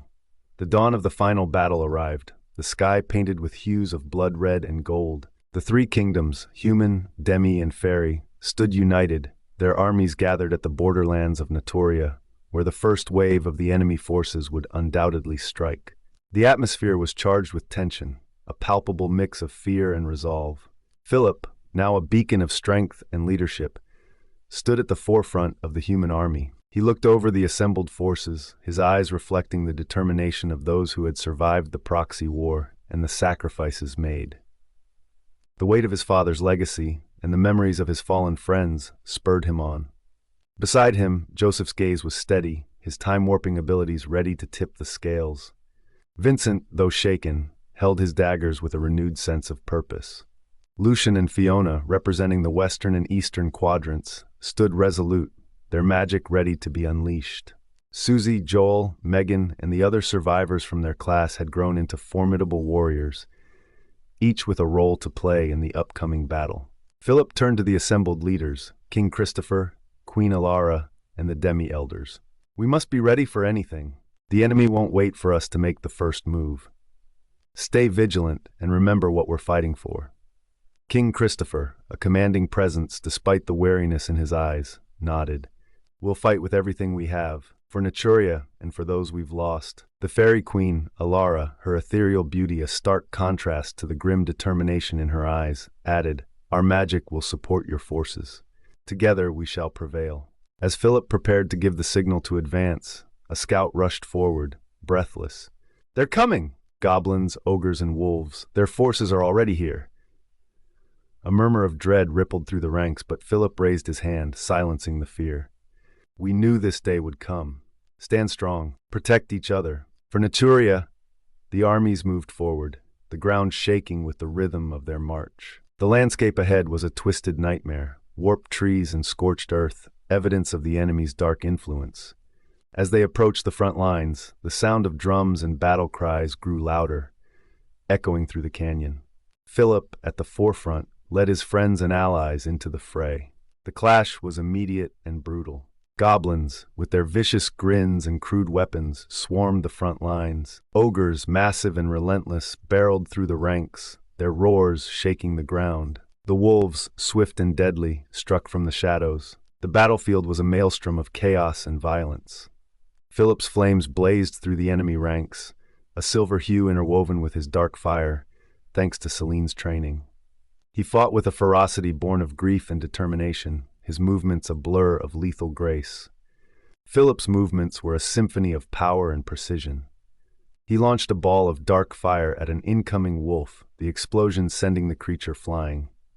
Pivoting on his heel, he deflected a goblin's spear with his rod, the flames scorching the weapon to ash. Philip then spun, his leg extending in a high kick that connected with another goblin's jaw, sending it crashing to the ground. He ducked under a wolf's leap, thrusting his rod upward to impale the beast mid-air. Lucian's hands moved in fluid motions, summoning waves that crashed into the enemy ranks. He created a water shield to block an ogre's massive club, then redirected the water to form spikes that impaled a line of goblins. A sweeping gesture sent a tidal wave cascading over the battlefield, washing away hordes of smaller foes. Fiona's feet were planted firmly on the ground as she raised her arms, summoning towering walls of earth to block advancing ogres. With a flick of her wrist, she sent boulders hurtling towards the enemy, each impact a thunderous explosion. She stomped the ground, causing tremors that knocked wolves off balance, making them easy targets for her allies. Vincent flickered in and out of existence, his daggers slicing through enemies with surgical precision. He teleported behind a goblin, slitting its throat before it could react, then vanished to avoid an ogre's swing. His clones added to the confusion, each one mimicking his attacks to create a deadly dance of illusion and reality. Megan's wind blades cut through the air with a sharp whistle, decapitating goblins and slicing through ogres' thick hides. She spun in a whirlwind, her magic lifting her off the ground and creating a vortex that sucked in nearby enemies, tearing them apart with the sheer force of the wind. Susie summoned earth spirits that formed a defensive phalanx around the human archers. The spirits, with their rocky bodies and fierce loyalty, repelled wolf attacks and crushed goblins underfoot. Susie herself wielded a staff, channeling her magic to empower her spirits and heal injured allies. Joel shifted his size in a blink, growing to colossal heights to tackle ogres and shrinking to dodge between a goblin's legs. He used his ability to enhance his strikes, a single punch sending an ogre sprawling, or a tiny yet powerful kick tripping up a wolf mid-charge. In the midst of the chaos, Philip's eyes locked onto a figure clad in dark armor, flanked by a pack of wolves. Joshua. His presence was a beacon of malevolence, a stark contrast to the hero Philip had once admired. Joshua's voice, amplified by magic, cut through the din of battle. "Philip, come and face me, if you dare. The time has come to fulfill your destiny."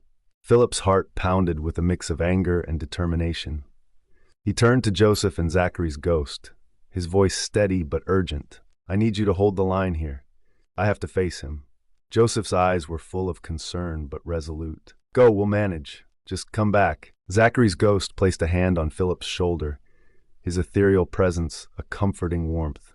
"You're not alone, Philip. We believe in you." Philip nodded, his eyes blazing with determination. "Thank you, both of you." While Philip faced Joshua, another fierce battle unfolded nearby. Ragnar, the Goblin Ogre King, and Fenrir, the Omega Wolf, led their forces with ruthless precision. The remaining instructors and high-ranking officers fought valiantly against these formidable foes. Ragnar, with his grotesque visage and immense size, used cunning and brute strength in equal measure. He wielded a massive spiked club, swinging it with terrifying speed. His eyes gleamed with malevolence as he ambushed Professor Gale, who narrowly dodged the strike and retaliated with a powerful gust of wind that sent Ragnar staggering. Thorn faced Ragnar head-on, his burly form a stark contrast to the Goblin King's sneaky agility. He summoned pillars of earth to block Ragnar's attacks, and launched shards of rock at the enemy. Thorn's deep voice boomed commands to his fellow fighters, coordinating their efforts to counter Ragnar's tactics. Leora moved with grace, her light magic creating blinding flashes that disoriented Ragnar's minions. She used beams of concentrated light to sear through the goblin ranks, her serene demeanor unshaken by the chaos around her. Fenrir, the Omega Wolf, was a blur of silver fur and deadly claws. He targeted the high-ranking officers, his speed making him nearly impossible to hit. His howls echoed through the battlefield, a chilling reminder of his lethal presence. Professor Gale faced Fenrir with unwavering determination. She summoned tornadoes to corral the wolf, using the wind to disrupt his movements. Fenrir snarled in frustration as Gale's magic pushed him back, giving the human soldiers a chance to regroup.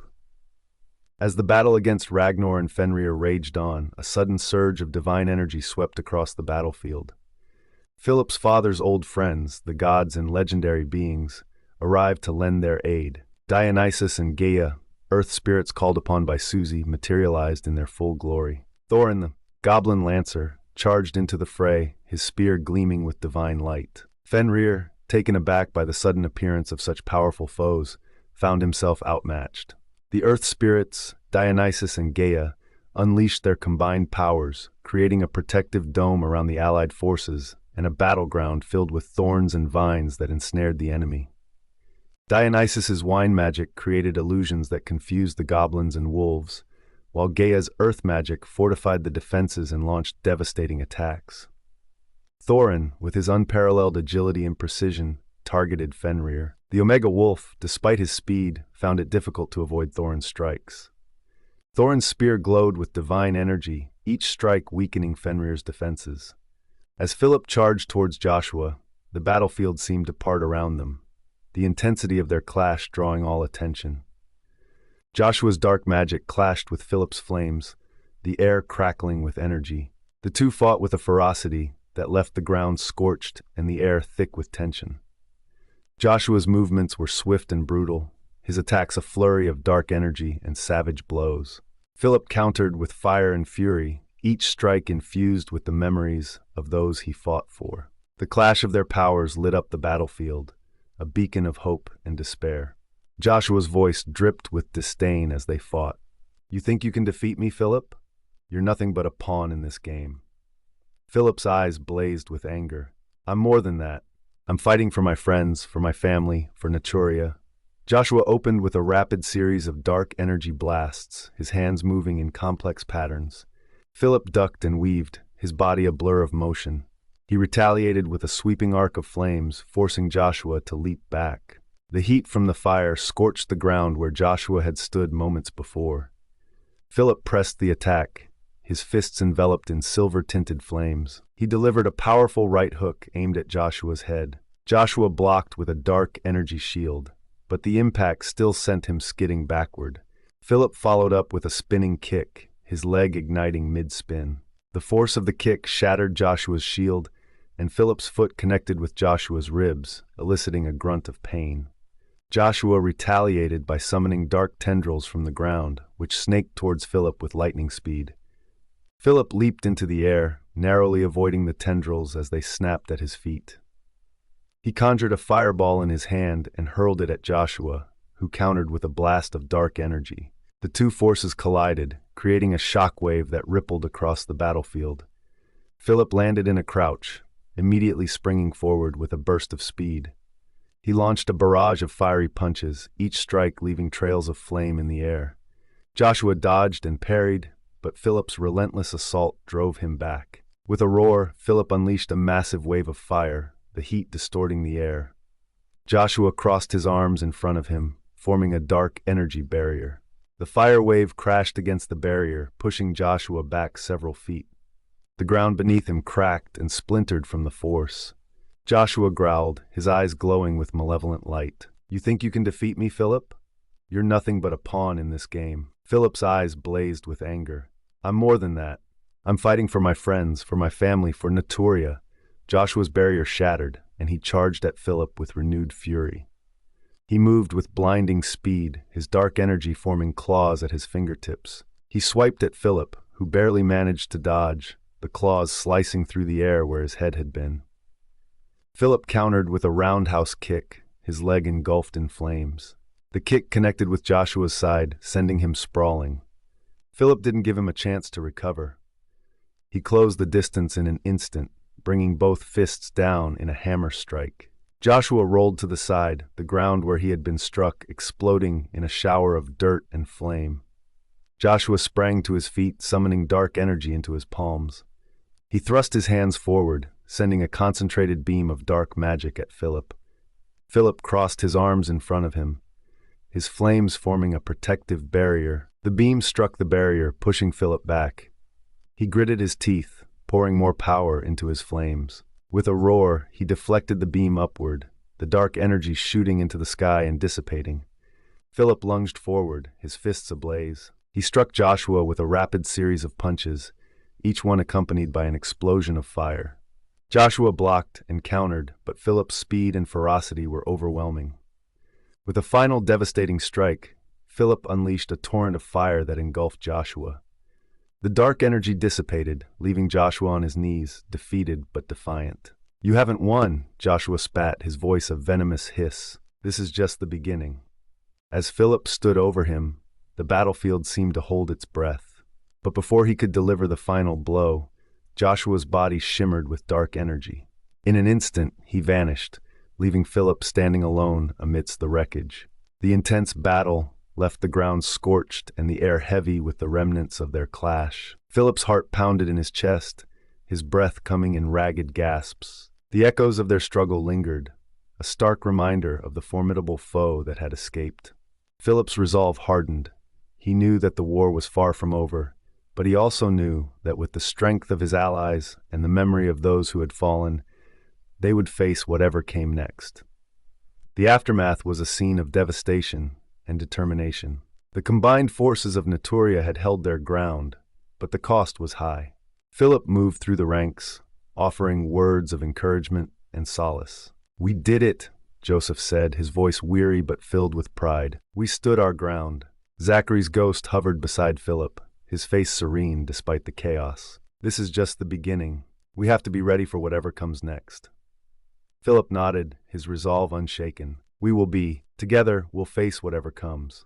As night fell, the armies of Naturia regrouped, their spirits bolstered by their victory. Phillip stood at the edge of the camp, looking out into the darkness. The battle was far from over, but with the support of his friends and allies, he knew they could face anything. The next morning, as the sun rose over the war-torn landscape, Phillip and his friends prepared for the journey ahead. They knew that the final confrontation was approaching, and they would need all the strength and unity they could muster. Phillip turned to his friends, his voice filled with determination. "We need to gather more allies. We can't do this alone." Joseph nodded, his expression serious.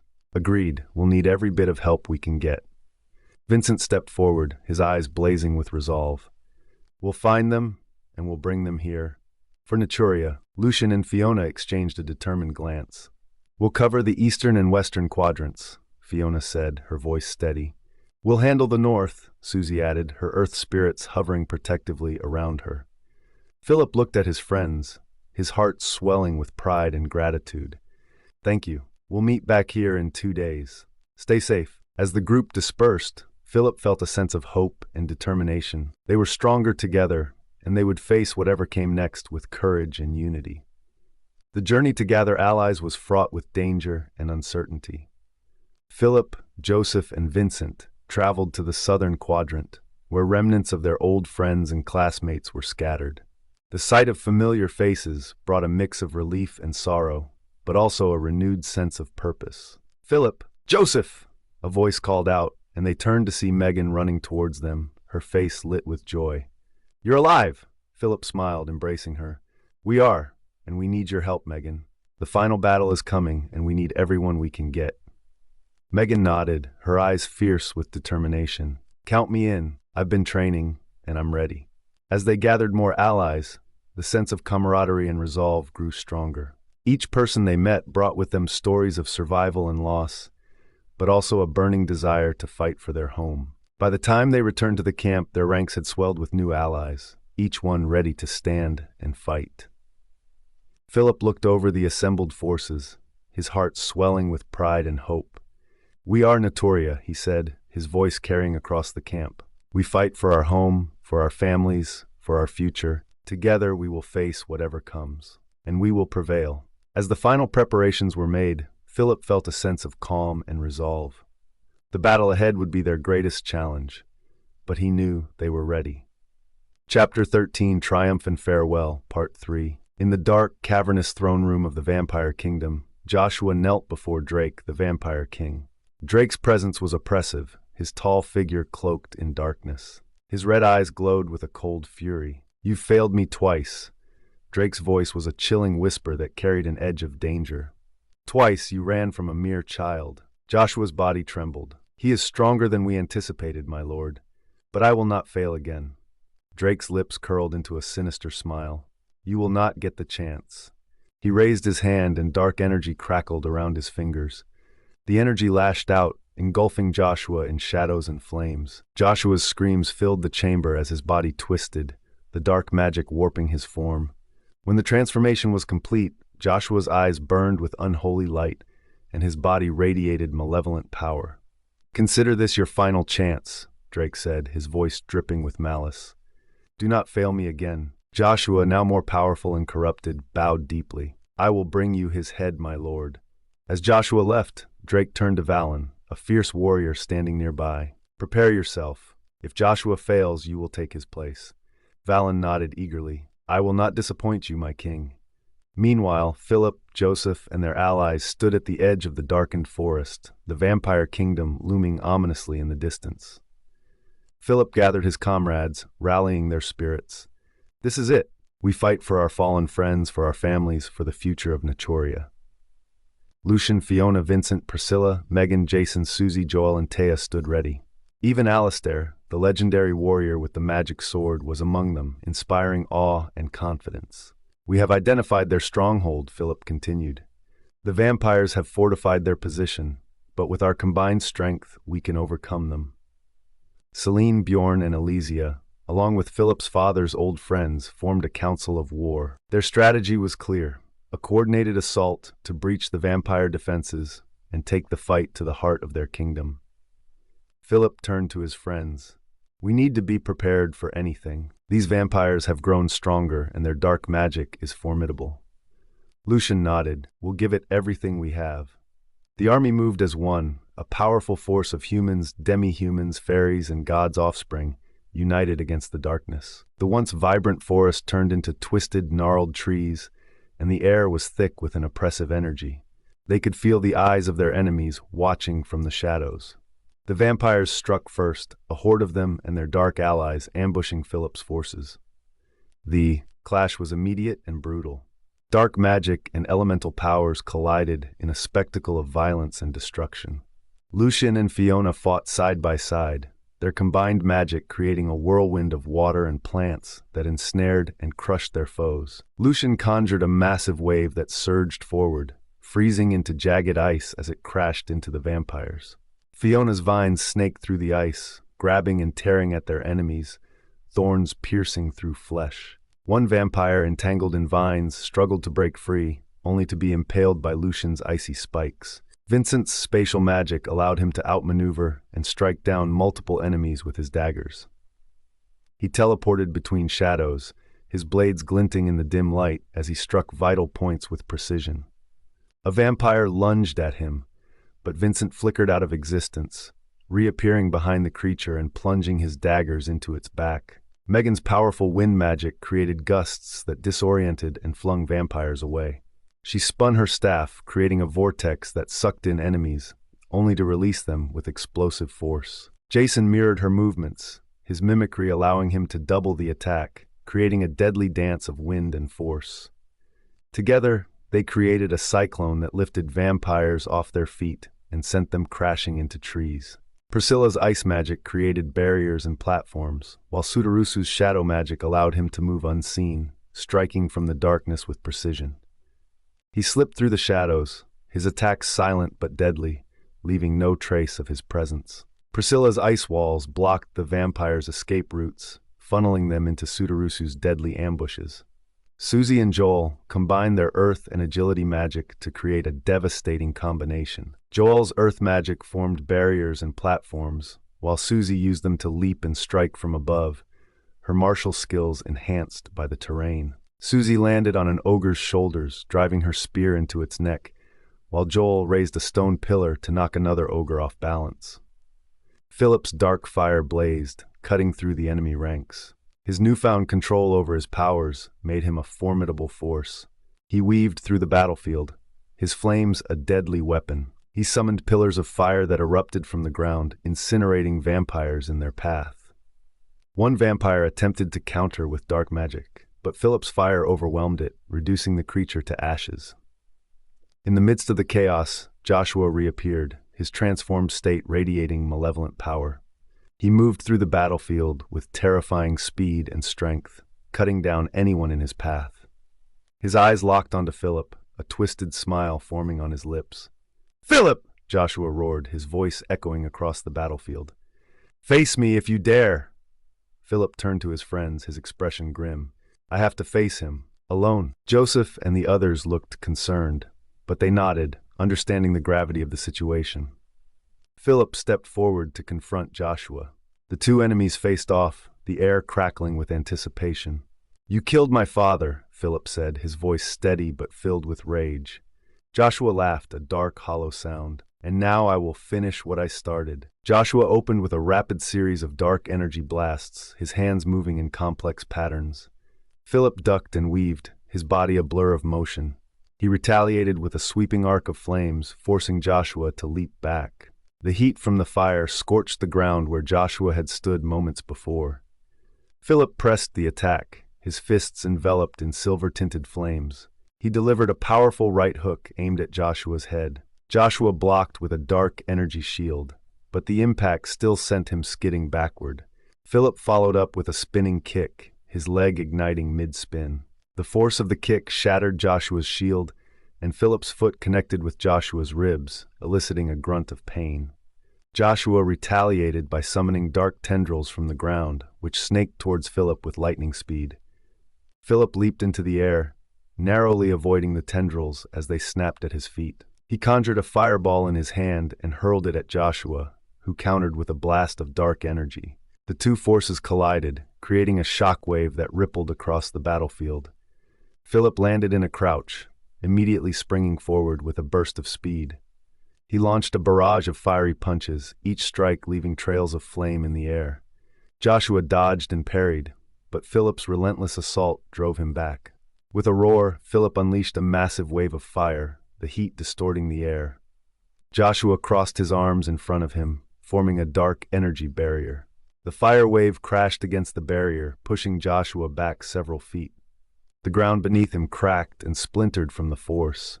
Joshua growled, his eyes glowing with malevolent light. "You think you can defeat me, Phillip? You're nothing but a pawn in this game." Phillip's eyes blazed with anger. "I'm more than that. I'm fighting for my friends, for my family, for Naturia."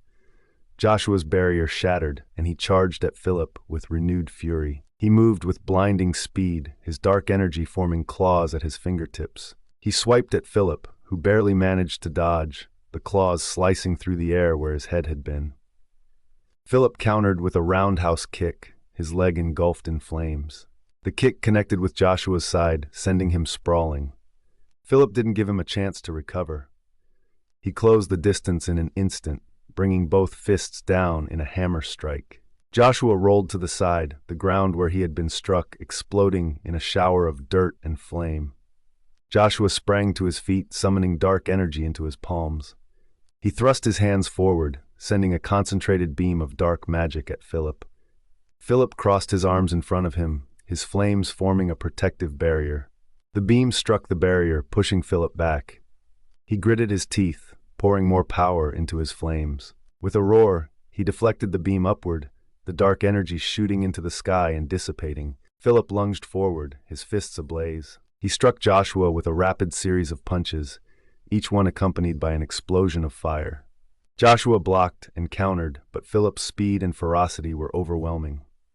With a final devastating strike, Phillip unleashed a torrent of fire that engulfed Joshua. Joshua's screams filled the air as he was consumed by the flames. He writhed in agony, his body twisting and contorting as the fire burned away his dark energy. He tried to warp away using his dark magic, but the flames disrupted his focus, preventing his escape. Joshua's eyes widened in horror as he realized his end was near. No, this can't be. Joshua gasped, his voice a mix of rage and despair. I am invincible.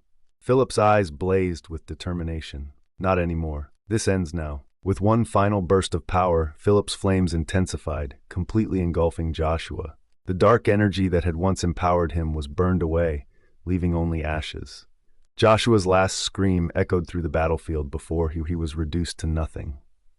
Philip stood over the smoldering remains, his chest heaving with exertion. The battlefield around him fell silent, as the remaining vampires and dark creatures realized their leader was gone. The tide of battle shifted dramatically, the enemy forces breaking rank and fleeing in disarray. Joseph placed a hand on Philip's shoulder.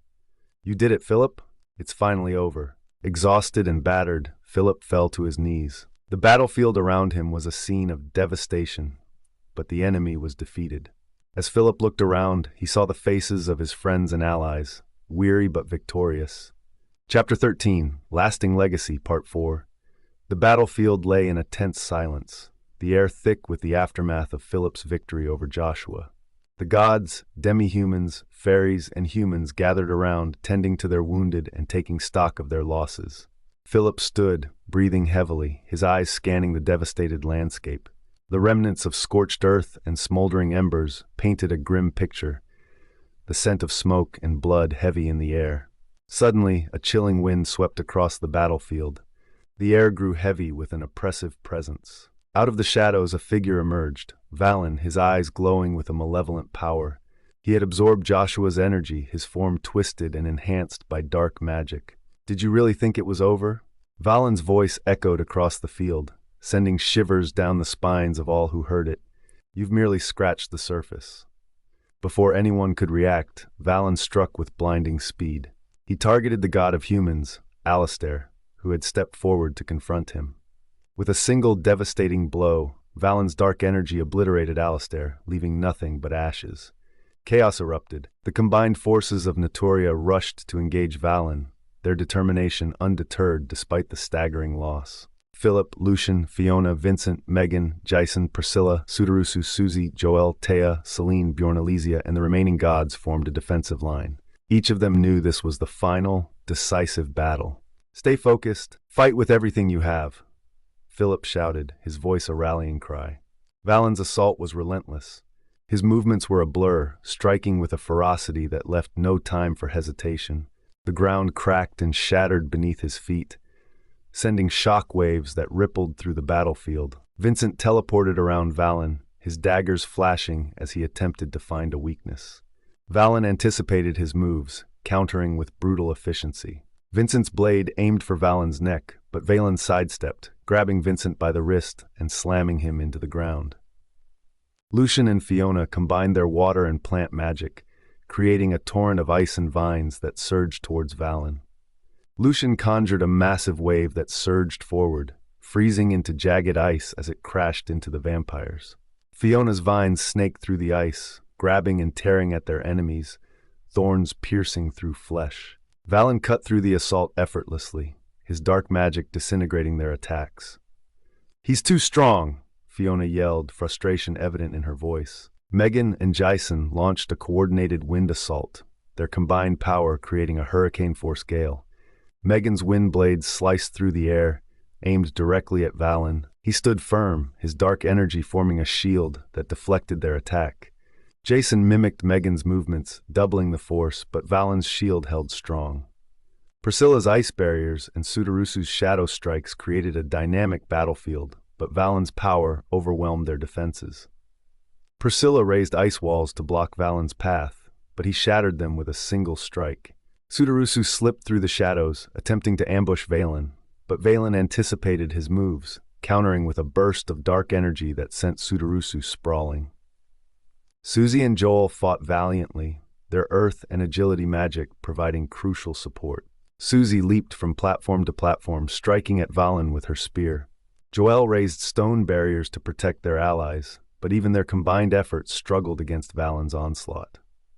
Valen swatted Susie aside, sending her crashing into a stone pillar, while Joel's barriers crumbled under Valen's power. Philip's dark fire clashed with Valen's dark energy, creating a spectacular display of power. Each strike was met with equal force, the impact sending shockwaves that echoed through the battlefield. The intensity of their battle reached new heights, their movements a blur of speed and precision. Valen's attacks were fierce and unrelenting, each strike carrying the weight of his enhanced power. Philip pushed back with everything he had, his dark fire burning brighter and more intense. Their battle was a dance of destruction, each movement calculated and deadly. Valen's fist collided with Philip's jaw, sending him skidding backward.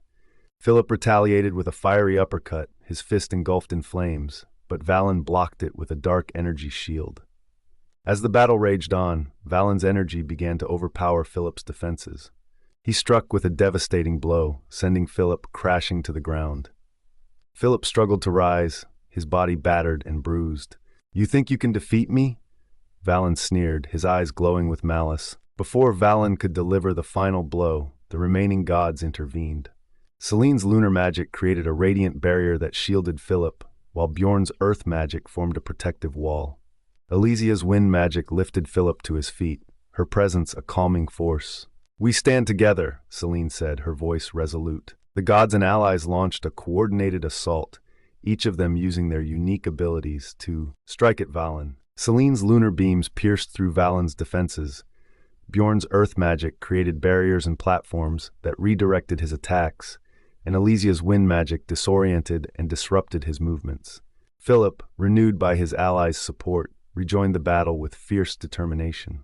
He channeled all his remaining energy into a final, devastating attack. His dark fire erupted in a massive inferno, engulfing Valen in flames. Valen screamed in rage and pain, his form consumed by the fire.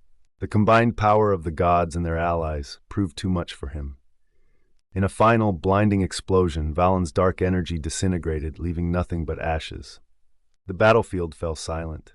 The air was thick with the scent of burning magic and the weight of their victory. The combined forces of Narrator stood victorious, but the cost had been great. Chapter 14, Eternal Showdown, Part 1. As the remnants of Valen's energy dissipated, a new presence filled the air with a sense of dread. Hovering above the battlefield, Drake appeared, his form more sinister and powerful than before. His eyes glowed with a dark malevolence, and the ground beneath him cracked under the weight of his dark energy. Philip, severely wounded and exhausted, looked up at Drake with a mixture of fear and determination. His allies, though weary, stood by his side, ready to face this new threat. Drake's voice echoed through the battlefield, dripping with disdain. "You think you've won? This is only the beginning. I will show you the true power of a god." Philip struggled to his feet, his body trembling from the strain. "This ends now, Drake. You've caused enough pain." Drake laughed, a chilling sound that sent shivers down everyone's spine. "You are nothing but a child, playing with powers beyond your understanding. Watch as I destroy everything you hold dear." Philip's allies, including Selene, Bjorn, Elysia, Lucian, and Fiona, rallied around him. They knew this battle would determine the fate of Narrator. Drake raised his hands, summoning dark tendrils of energy that lashed out at the group. The gods and their allies countered with their combined powers, creating a dazzling display of light and magic. Selene's lunar beams clashed with Drake's dark tendrils, illuminating the battlefield with a silvery glow. Bjorn's earth magic created barriers to protect his comrades, while Elysia's wind magic disoriented Drake's attacks. Philip, drawing on the foresight he inherited from Marceline and the healing powers from Zachary, moved with precision and agility. He anticipated Drake's attacks, dodging and countering with devastating blows of dark fire. Drake's laughter echoed through the battlefield. "You cannot defeat me, Philip. I am immortal." Philip's eyes blazed with determination. "You may be immortal, but you're not invincible." With a fierce battle cry, Philip launched himself at Drake, their clash shaking the very foundations of the battlefield. They exchanged a flurry of blows, each strike more powerful than the last. Drake's form shifted and twisted, his power growing more monstrous with each passing moment. He summoned dark constructs that attacked from all angles, forcing Philip and his allies to fight with everything they had. Lucian and Fiona fought valiantly, using their magic to support Philip. Lucian's water magic created barriers and traps, while Fiona's plant magic ensnared Drake's constructs, buying Philip precious seconds to strike.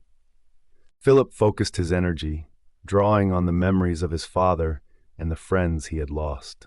He channeled his rage and sorrow into a powerful blast of dark fire, striking Drake with all his might. Drake staggered back, a look of shock and anger on his face. "Possible? How can you possess such power?" Philip's voice was steady and resolute. "I fight for those who can't. For my father, my friends, and the future of Naturia." Drake roared with fury, his form expanding and warping into a monstrous shape. "I will end you, Philip." The battlefield erupted into chaos as Philip and Drake clashed in a final, cataclysmic battle. The ground shattered, the sky split open, and the air was filled with the deafening roar of their power. Philip's allies fought alongside him, their combined strength creating a dazzling display of light and magic. They knew this was their last stand, and they would give everything to protect Naturia. As the dust settled, Philip stood over Drake, his body trembling with exhaustion. Drake lay on the ground, battered and broken. "You have fought well, Philip," Drake rasped. "But this is not the end." With a final defiant laugh, Drake's body dissolved into dark energy, vanishing into the void. Philip collapsed to his knees, the weight of the battle finally catching up to him. He looked around at the battlefield, the faces of his friends and allies filling him with a sense of peace and hope. But as the dust settled, a new presence emerged, one that sent shivers down Philip's spine. Drake, having absorbed Joshua's power, stood tall and menacing. His dark energy was palpable, a force of pure malevolence. "Pathetic," Drake sneered. "Joshua was too soft, but I will finish what he started." Philip's allies gathered around him, ready to fight. Drake's power was overwhelming, but they would not back down. The final battle was upon them. Drake raised his hand, and a wave of dark energy washed over the battlefield. The ground shook and the sky darkened. Philip's heart pounded as he faced his greatest challenge yet. "This is the end," Drake declared. "Prepare to be annihilated." Philip took a deep breath, his resolve unshaken. "No, this is just the beginning." Chapter 14, The Immortal Reckoning, Part 2. Drake hovered above the battlefield, his dark wings outstretched, casting a sinister shadow over the war-torn land. The remnants of scorched earth and smoldering embers painted a grim picture, the scent of smoke and blood heavy in the air. Philip stood firm, his resolve unwavering despite his exhaustion. The weight of the battle was heavy, but his determination burned brighter. Drake's dark energy coalesced, forming a menacing aura around him. Philip forced himself to stand, his body battered but his spirit unbroken. He summoned his powers, the dark fire flickering to life around him. Drake's eyes gleamed with malice. "You remind me of your father. So determined, so foolish." Philip's gaze hardened. "I'll stop you, Drake. For my father, for everyone you've hurt." Drake laughed, a deep, rumbling sound that sent shivers down everyone's spine. "Your father was a fool, just like you. But he had his uses." Philip's eyes narrowed. "What do you mean?" Drake's smile was cruel. "Your father and I had a plan. He thought he could use me to achieve his own ends, but I was always one step ahead. He loved my daughter, Alice. He thought he could have a peaceful life with her. But peace is a lie." Philip felt a chill run down his spine. "What did you do?" Drake's expression darkened. "Alice was a means to an end. I manipulated her just as I manipulated James. Their union was part of my plan to create a powerful offspring, one that I could control. But your father was clever. He faked his death and hid you away." Philip's heart pounded in his chest. "You killed your own daughter?" Drake's smile was cold and unfeeling. "She was weak. She fell in love with a fool. I needed her out of the way, and it served my purpose." Rage surged through Philip. "You're a monster." Drake's eyes gleamed. "But I am also a god, and I will have what is mine." Philip launched himself at Drake, their clash a violent storm of power and fury. The ground trembled beneath them, the air crackling with energy. Philip's dark fire met Drake's dark magic in a spectacular display of light and shadow. Drake moved with the speed of a serpent, his attacks relentless and precise. He swung his claws, aiming for Philip's throat. Philip ducked, narrowly avoiding the deadly strike, and countered with a burst of dark fire. The flames scorched Drake's side, but he quickly retaliated, lashing out with a wave of dark energy that sent Phillip skidding backward. Phillip rolled and came up on one knee, his breath coming in ragged gasps. The battlefield around them was a chaotic mix of light and darkness, the ground scorched and shattered by their immense power. He glanced at his allies, who were locked in fierce combat with Drake's minions, each of them fighting with everything they had to keep the enemy at bay. "Stay focused, Phillip," he muttered to himself, drawing strength from the memories of his fallen friends and his father's teachings. Drake's wings flared out, and he launched himself at Phillip with terrifying speed. Phillip barely had time to react, raising his arms to block as Drake's claws slashed towards him. The impact sent shockwaves through his body, but he managed to hold his ground, pushing back with a surge of dark fire. The two combatants clashed in midair, their movements a blur of speed and power. Drake's dark energy swirled around him, forming deadly tendrils that lashed out at Phillip. Phillip countered with a series of rapid, fiery punches, each one leaving a trail of flames in its wake. Drake twisted and turned, his attacks relentless and precise. He swung his claws, aiming for Phillip's throat. Phillip ducked, narrowly avoiding the deadly strike, and countered with a burst of dark fire. The flames scorched Drake's side, but he quickly retaliated, lashing out with a wave of dark energy that sent Phillip skidding backward. Phillip rolled and came up on one knee, his breath coming in ragged gasps. The battlefield around them was a chaotic mix of light and darkness, the ground scorched and shattered by their immense power. He glanced at his allies, who were locked in fierce combat with Drake's minions, each of them fighting with everything they had to keep the enemy at bay. "Stay focused, Phillip," he muttered to himself, drawing strength from the memories of his fallen friends and his father's teachings. Drake's wings flared out, and he launched himself at Phillip with terrifying speed. Phillip barely had time to react, raising his arms to block as Drake's claws slashed towards him. The impact sent shockwaves through his body, but he managed to hold his ground, pushing back with a surge of dark fire. The two combatants clashed in midair, their movements a blur of speed and power. Drake's dark energy swirled around him, forming deadly tendrils that lashed out at Phillip. Phillip countered with a series of rapid, fiery punches, each one leaving a trail of flames in its wake. Drake sneered, his eyes glowing with malevolent light. "You think you can match my power? You are nothing compared to me." Phillip gritted his teeth, channeling more of his energy into his attacks. He felt the power of Marceline's foresight guiding his movements, allowing him to anticipate Drake's strikes and dodge with precision. He unleashed a powerful kick, his leg engulfed in flames, and connected with Drake's chest, sending him crashing to the ground. Drake roared in fury, his dark energy exploding outward in a violent burst. Phillip was thrown back, barely managing to stay on his feet. He could feel the strain on his body, the toll of the battle weighing heavily on him. But he couldn't afford to falter now. With a determined yell, Phillip charged at Drake, his fists blazing with dark fire. He struck with a rapid series of punches and kicks, each one fueled by his unwavering resolve. Drake parried and countered, but Phillip's relentless assault kept him on the defensive. The ground beneath them cracked and splintered, the air filled with the deafening sound of their clash. Phillip could feel his strength waning, but he pushed on, drawing upon every ounce of power he had left. He needed to find a way to end this, to disrupt the flow of Drake's energy, and bring him down once and for all. Chapter 14, The Ultimate Showdown, Part 3. Phillip's mind raced as he clashed with Drake, the echoes of their battle resonating through the battlefield.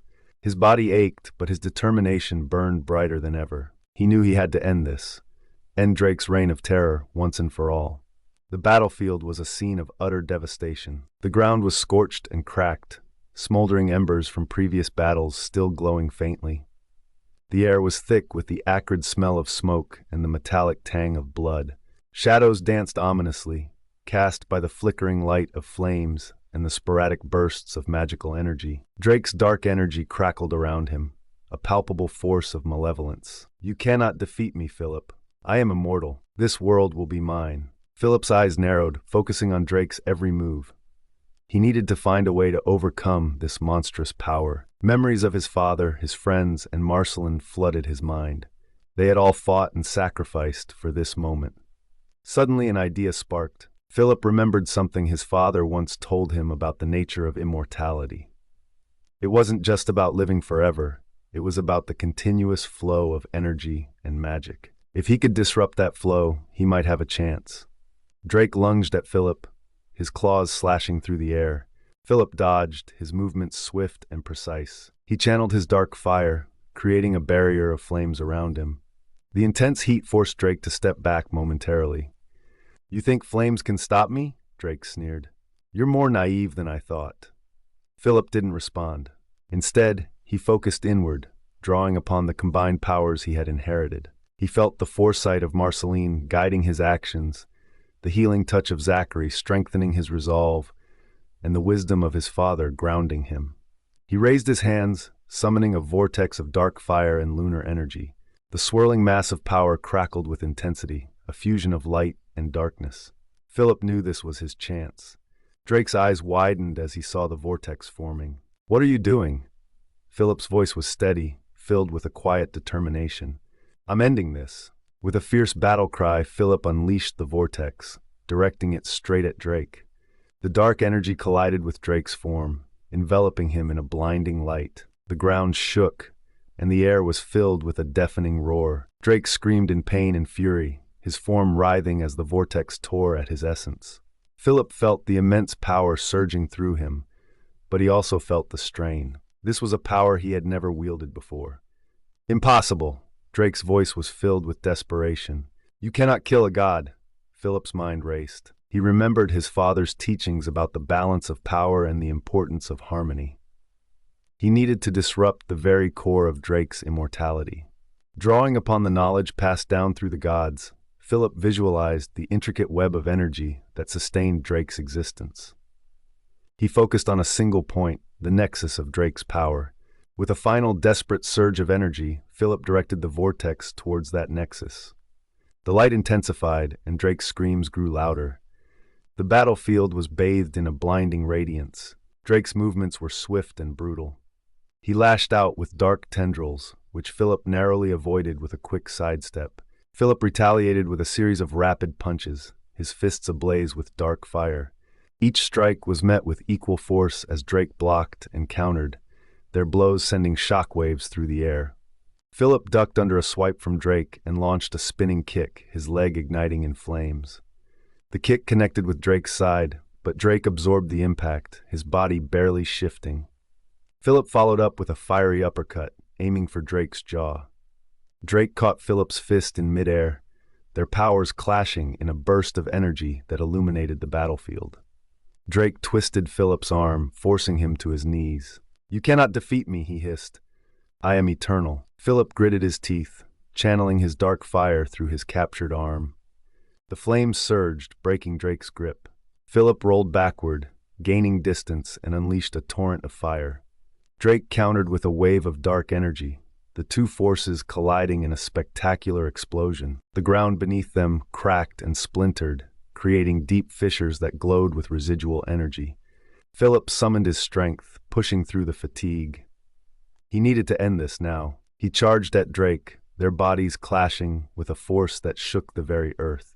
Drake's claws raked across Phillip's chest, drawing blood. Phillip stumbled, but the pain fueled his determination. He tapped into Marceline's foresight, predicting Drake's next move. Drake swung a clawed hand towards Phillip's head, but Phillip ducked and spun, delivering a powerful kick to Drake's midsection. Drake doubled over, and Phillip seized the opportunity.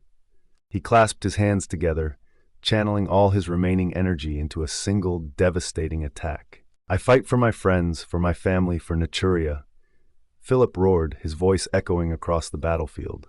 He thrust his hands forward, unleashing a colossal blast of dark fire and lunar energy. The vortex formed once more, this time even more intense and focused. The energy enveloped Drake, who screamed in rage and pain as his form began to disintegrate. "You think you can kill a god?" Drake spat, his voice filled with venom. "I will return. I am eternal." Phillip's eyes blazed with determination. not today. With a final desperate surge, Phillip directed all his power into the vortex. The light intensified, and Drake's screams grew louder. The battlefield was bathed in a blinding radiance. And then silence. The light faded, and Phillip collapsed to his knees, his body trembling with exhaustion. He looked up, his vision blurry. In the center of the battlefield, where Drake had stood, there was nothing but ashes. Phillip's heart pounded in his chest. Had he done it?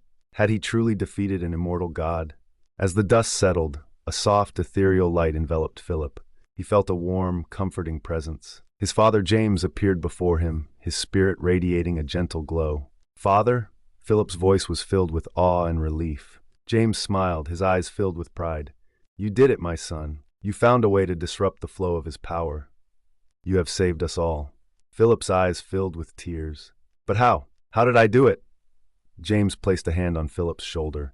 "You understood the balance of power, the harmony between light and darkness. You wielded a power that transcended immortality. You disrupted the very essence of his being." Phillip nodded, the weight of the battle finally lifting from his shoulders. "Thank you, Father. I couldn't have done it without you." James's form began to fade, his spirit returning to the ethereal plane. "Remember, Phillip, you carry the legacy of the gods within you. Use it wisely, and always protect those you love." As James disappeared, Phillip felt a sense of peace wash over him. He stood, looking around at the battlefield. His friends and allies were slowly gathering, their faces filled with a mix of relief and exhaustion. The war was over. They had won. Chapter 14, Dawn of a New Era, Part 4. The sun rose over Naturia, casting a warm, golden light over the land. The battlefield, once a scene of chaos and destruction, now stood as a testament to the bravery and sacrifice of those who had fought for peace. The air was thick with the scent of renewal, the promise of a brighter future. Phillip stood at the edge of the battlefield, his heart heavy with the weight of the journey, yet lightened by the sense of accomplishment. He had faced the darkest evils, lost friends, and discovered truths about himself and his heritage. Now it was time to rebuild. Celine, Bjorn, and Elysia approached him, their expressions filled with pride and respect. The other gods and their allies followed, gathering around Phillip, their faces reflecting a mixture of relief, pride, and admiration. "You did it, Phillip," Celine said, her voice gentle. "You defeated Drake and saved us all." Bjorn nodded, his eyes filled with admiration. "Your father would be proud. You have honored his legacy." Elysia smiled, her wings shimmering in the sunlight. "You have united the gods and their people. The future of Naturia is bright because of you." Phillip looked around at his friends and allies. Fiona, Lucian, and the remaining members of the Southern Quadrant stood together, their expressions filled with gratitude and hope. The faces of those who had fallen were remembered in their hearts, their sacrifices never forgotten. Just then, the goddess of the fairies, Titania, fluttered down with a mischievous grin. "Oh, by the way, I took care of the wolves and goblins. Let's just say they won't be causing any more trouble anytime soon." She giggled, waving her wand as images of confused goblins tangled in vines and wolves enchanted to sing lullabies appeared. Everyone laughed, the tension breaking as the humor brought them back to the reality of their victory. Phillip chuckled, feeling a sense of normalcy returning.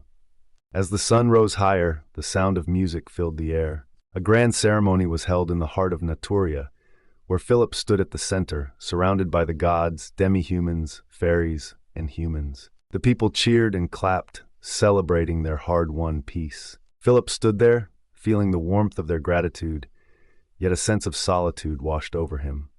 He had lost so much, and while he was surrounded by friends and allies, the faces of Marceline, Zachary, and others lingered in his mind. The crowd's cheers echoed around him as families hugged and celebrated their newfound peace. Phillip stood in the middle of it all, feeling both isolated and deeply connected to everyone around him. His heart swelled with pride and sorrow, the duality of his emotions mirrored in the faces of those he had fought beside. As the celebration continued, Phillip felt a gentle touch on his shoulder. He turned to see the goddess of the fairies, Titania, her face lit with a mischievous smile. "Oh, don't look so glum, Phillip. We did it, and you were amazing." Phillip managed a small smile. "Thank you, Titania. I wish they could be here to see this." Titania nodded, her expression softening. "They are here, Phillip. in your heart, in our memories, and in the peace they've helped us achieve. Epilogue, the reunion. 10 years had passed since the final battle. The landscape of Natoria had transformed. The scars of war had healed, and new life had blossomed. The kingdoms of humans, demi-humans, and fairies thrived together in harmony. The gods watched over their domains, ensuring that the balance was maintained. Phillip, now a powerful mage and a respected leader, walked towards the meadow where they would reunite. The vibrant and colorful meadow was filled with blooming flowers and lush vegetation. A gravesite stood nearby, a solemn reminder of the sacrifices that had been made.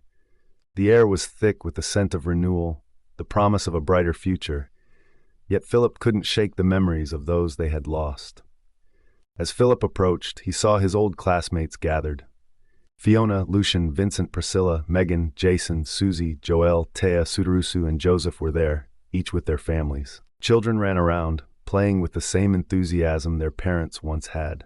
Philip's heart swelled with pride and joy as he watched them, knowing that the future of Natoria was in good hands. "Phillip!" Fiona called out, her voice filled with warmth. Everyone turned to see him, and a chorus of greetings erupted. They rushed towards him, enveloping him in a collective embrace. Phillip felt the tears welling up in his eyes as he returned their hugs. "It's been too long," Lucian said, his voice choked with emotion. "It really has," Phillip replied, wiping his eyes. "I've missed all of you." Vincent, holding his daughter Alara's hand, smiled. "We missed you too, Phillip. You've done so much for us all." Vincent's daughter tugged at Philip's robe. "My name is Alara Marceline. Daddy says I was named after his sister, who was really brave." Philip's breath caught in his throat, and tears welled up in his eyes. "She was the bravest," he whispered, his voice breaking. They gathered around the gravesite, paying their respects to Marceline, Zachary, and Alyssa. The area was filled with blooming flowers, their colors vivid against the green grass. Birds chirped harmoniously, and a gentle breeze carried the scent of fresh blossoms. Phillip placed a hand on Marceline's headstone, whispering a promise to keep their legacy alive. Tears streamed down his face as he turned to his friends, his voice filled with emotion. "We did it. We honored their memory, and we will continue to do so. For as long as we live, their spirit will guide us." Fiona stepped forward, her eyes glistening with tears. "We wouldn't be here without them. They gave everything so we could have this future." Lucian nodded, placing a hand on Philip's shoulder. "We've come so far. Let's make sure their sacrifices were not in vain." Megan, with her son by her side, added they'd be so proud of us. Proud of what we've built together.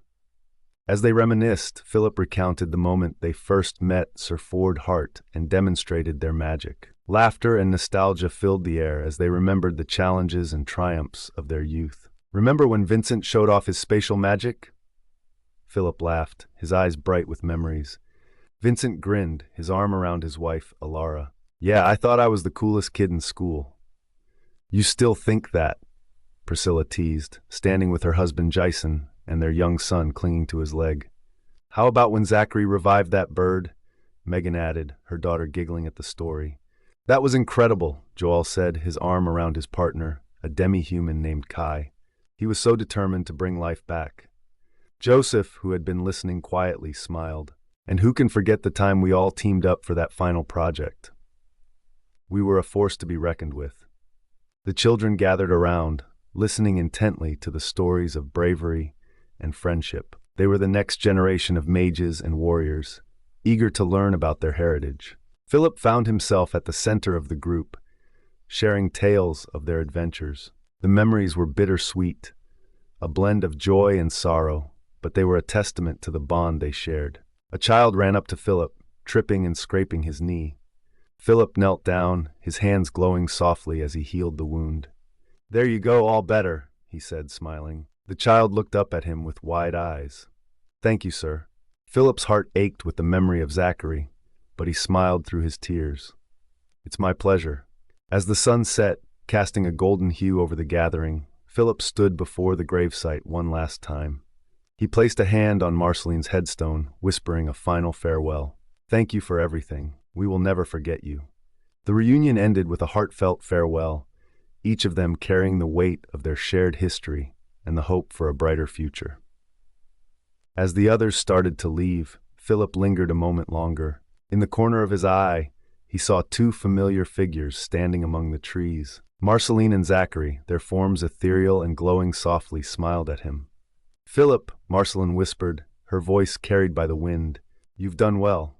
Zachary nodded, his eyes filled with pride. "We're always with you, Phillip." Phillip blinked, and they were gone, but the sense of their presence remained. A single tear rolled down his cheek as he whispered, "I'll keep my promise. Always."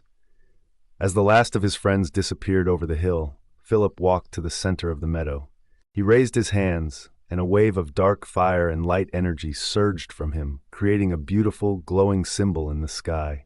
The symbol, a merging of the crescent moon and a phoenix rising, shone brightly, a testament to the unity, hope, and enduring legacy of those who had fallen. The sky lit up with vibrant colors, casting a serene glow over the land. The crescent moon represented Marceline's foresight and the wisdom of their journey, while the phoenix symbolized rebirth and the eternal spirit of their friendship and sacrifices. As the colors danced in the sky, Phillip felt a profound connection to his lost friends and the living.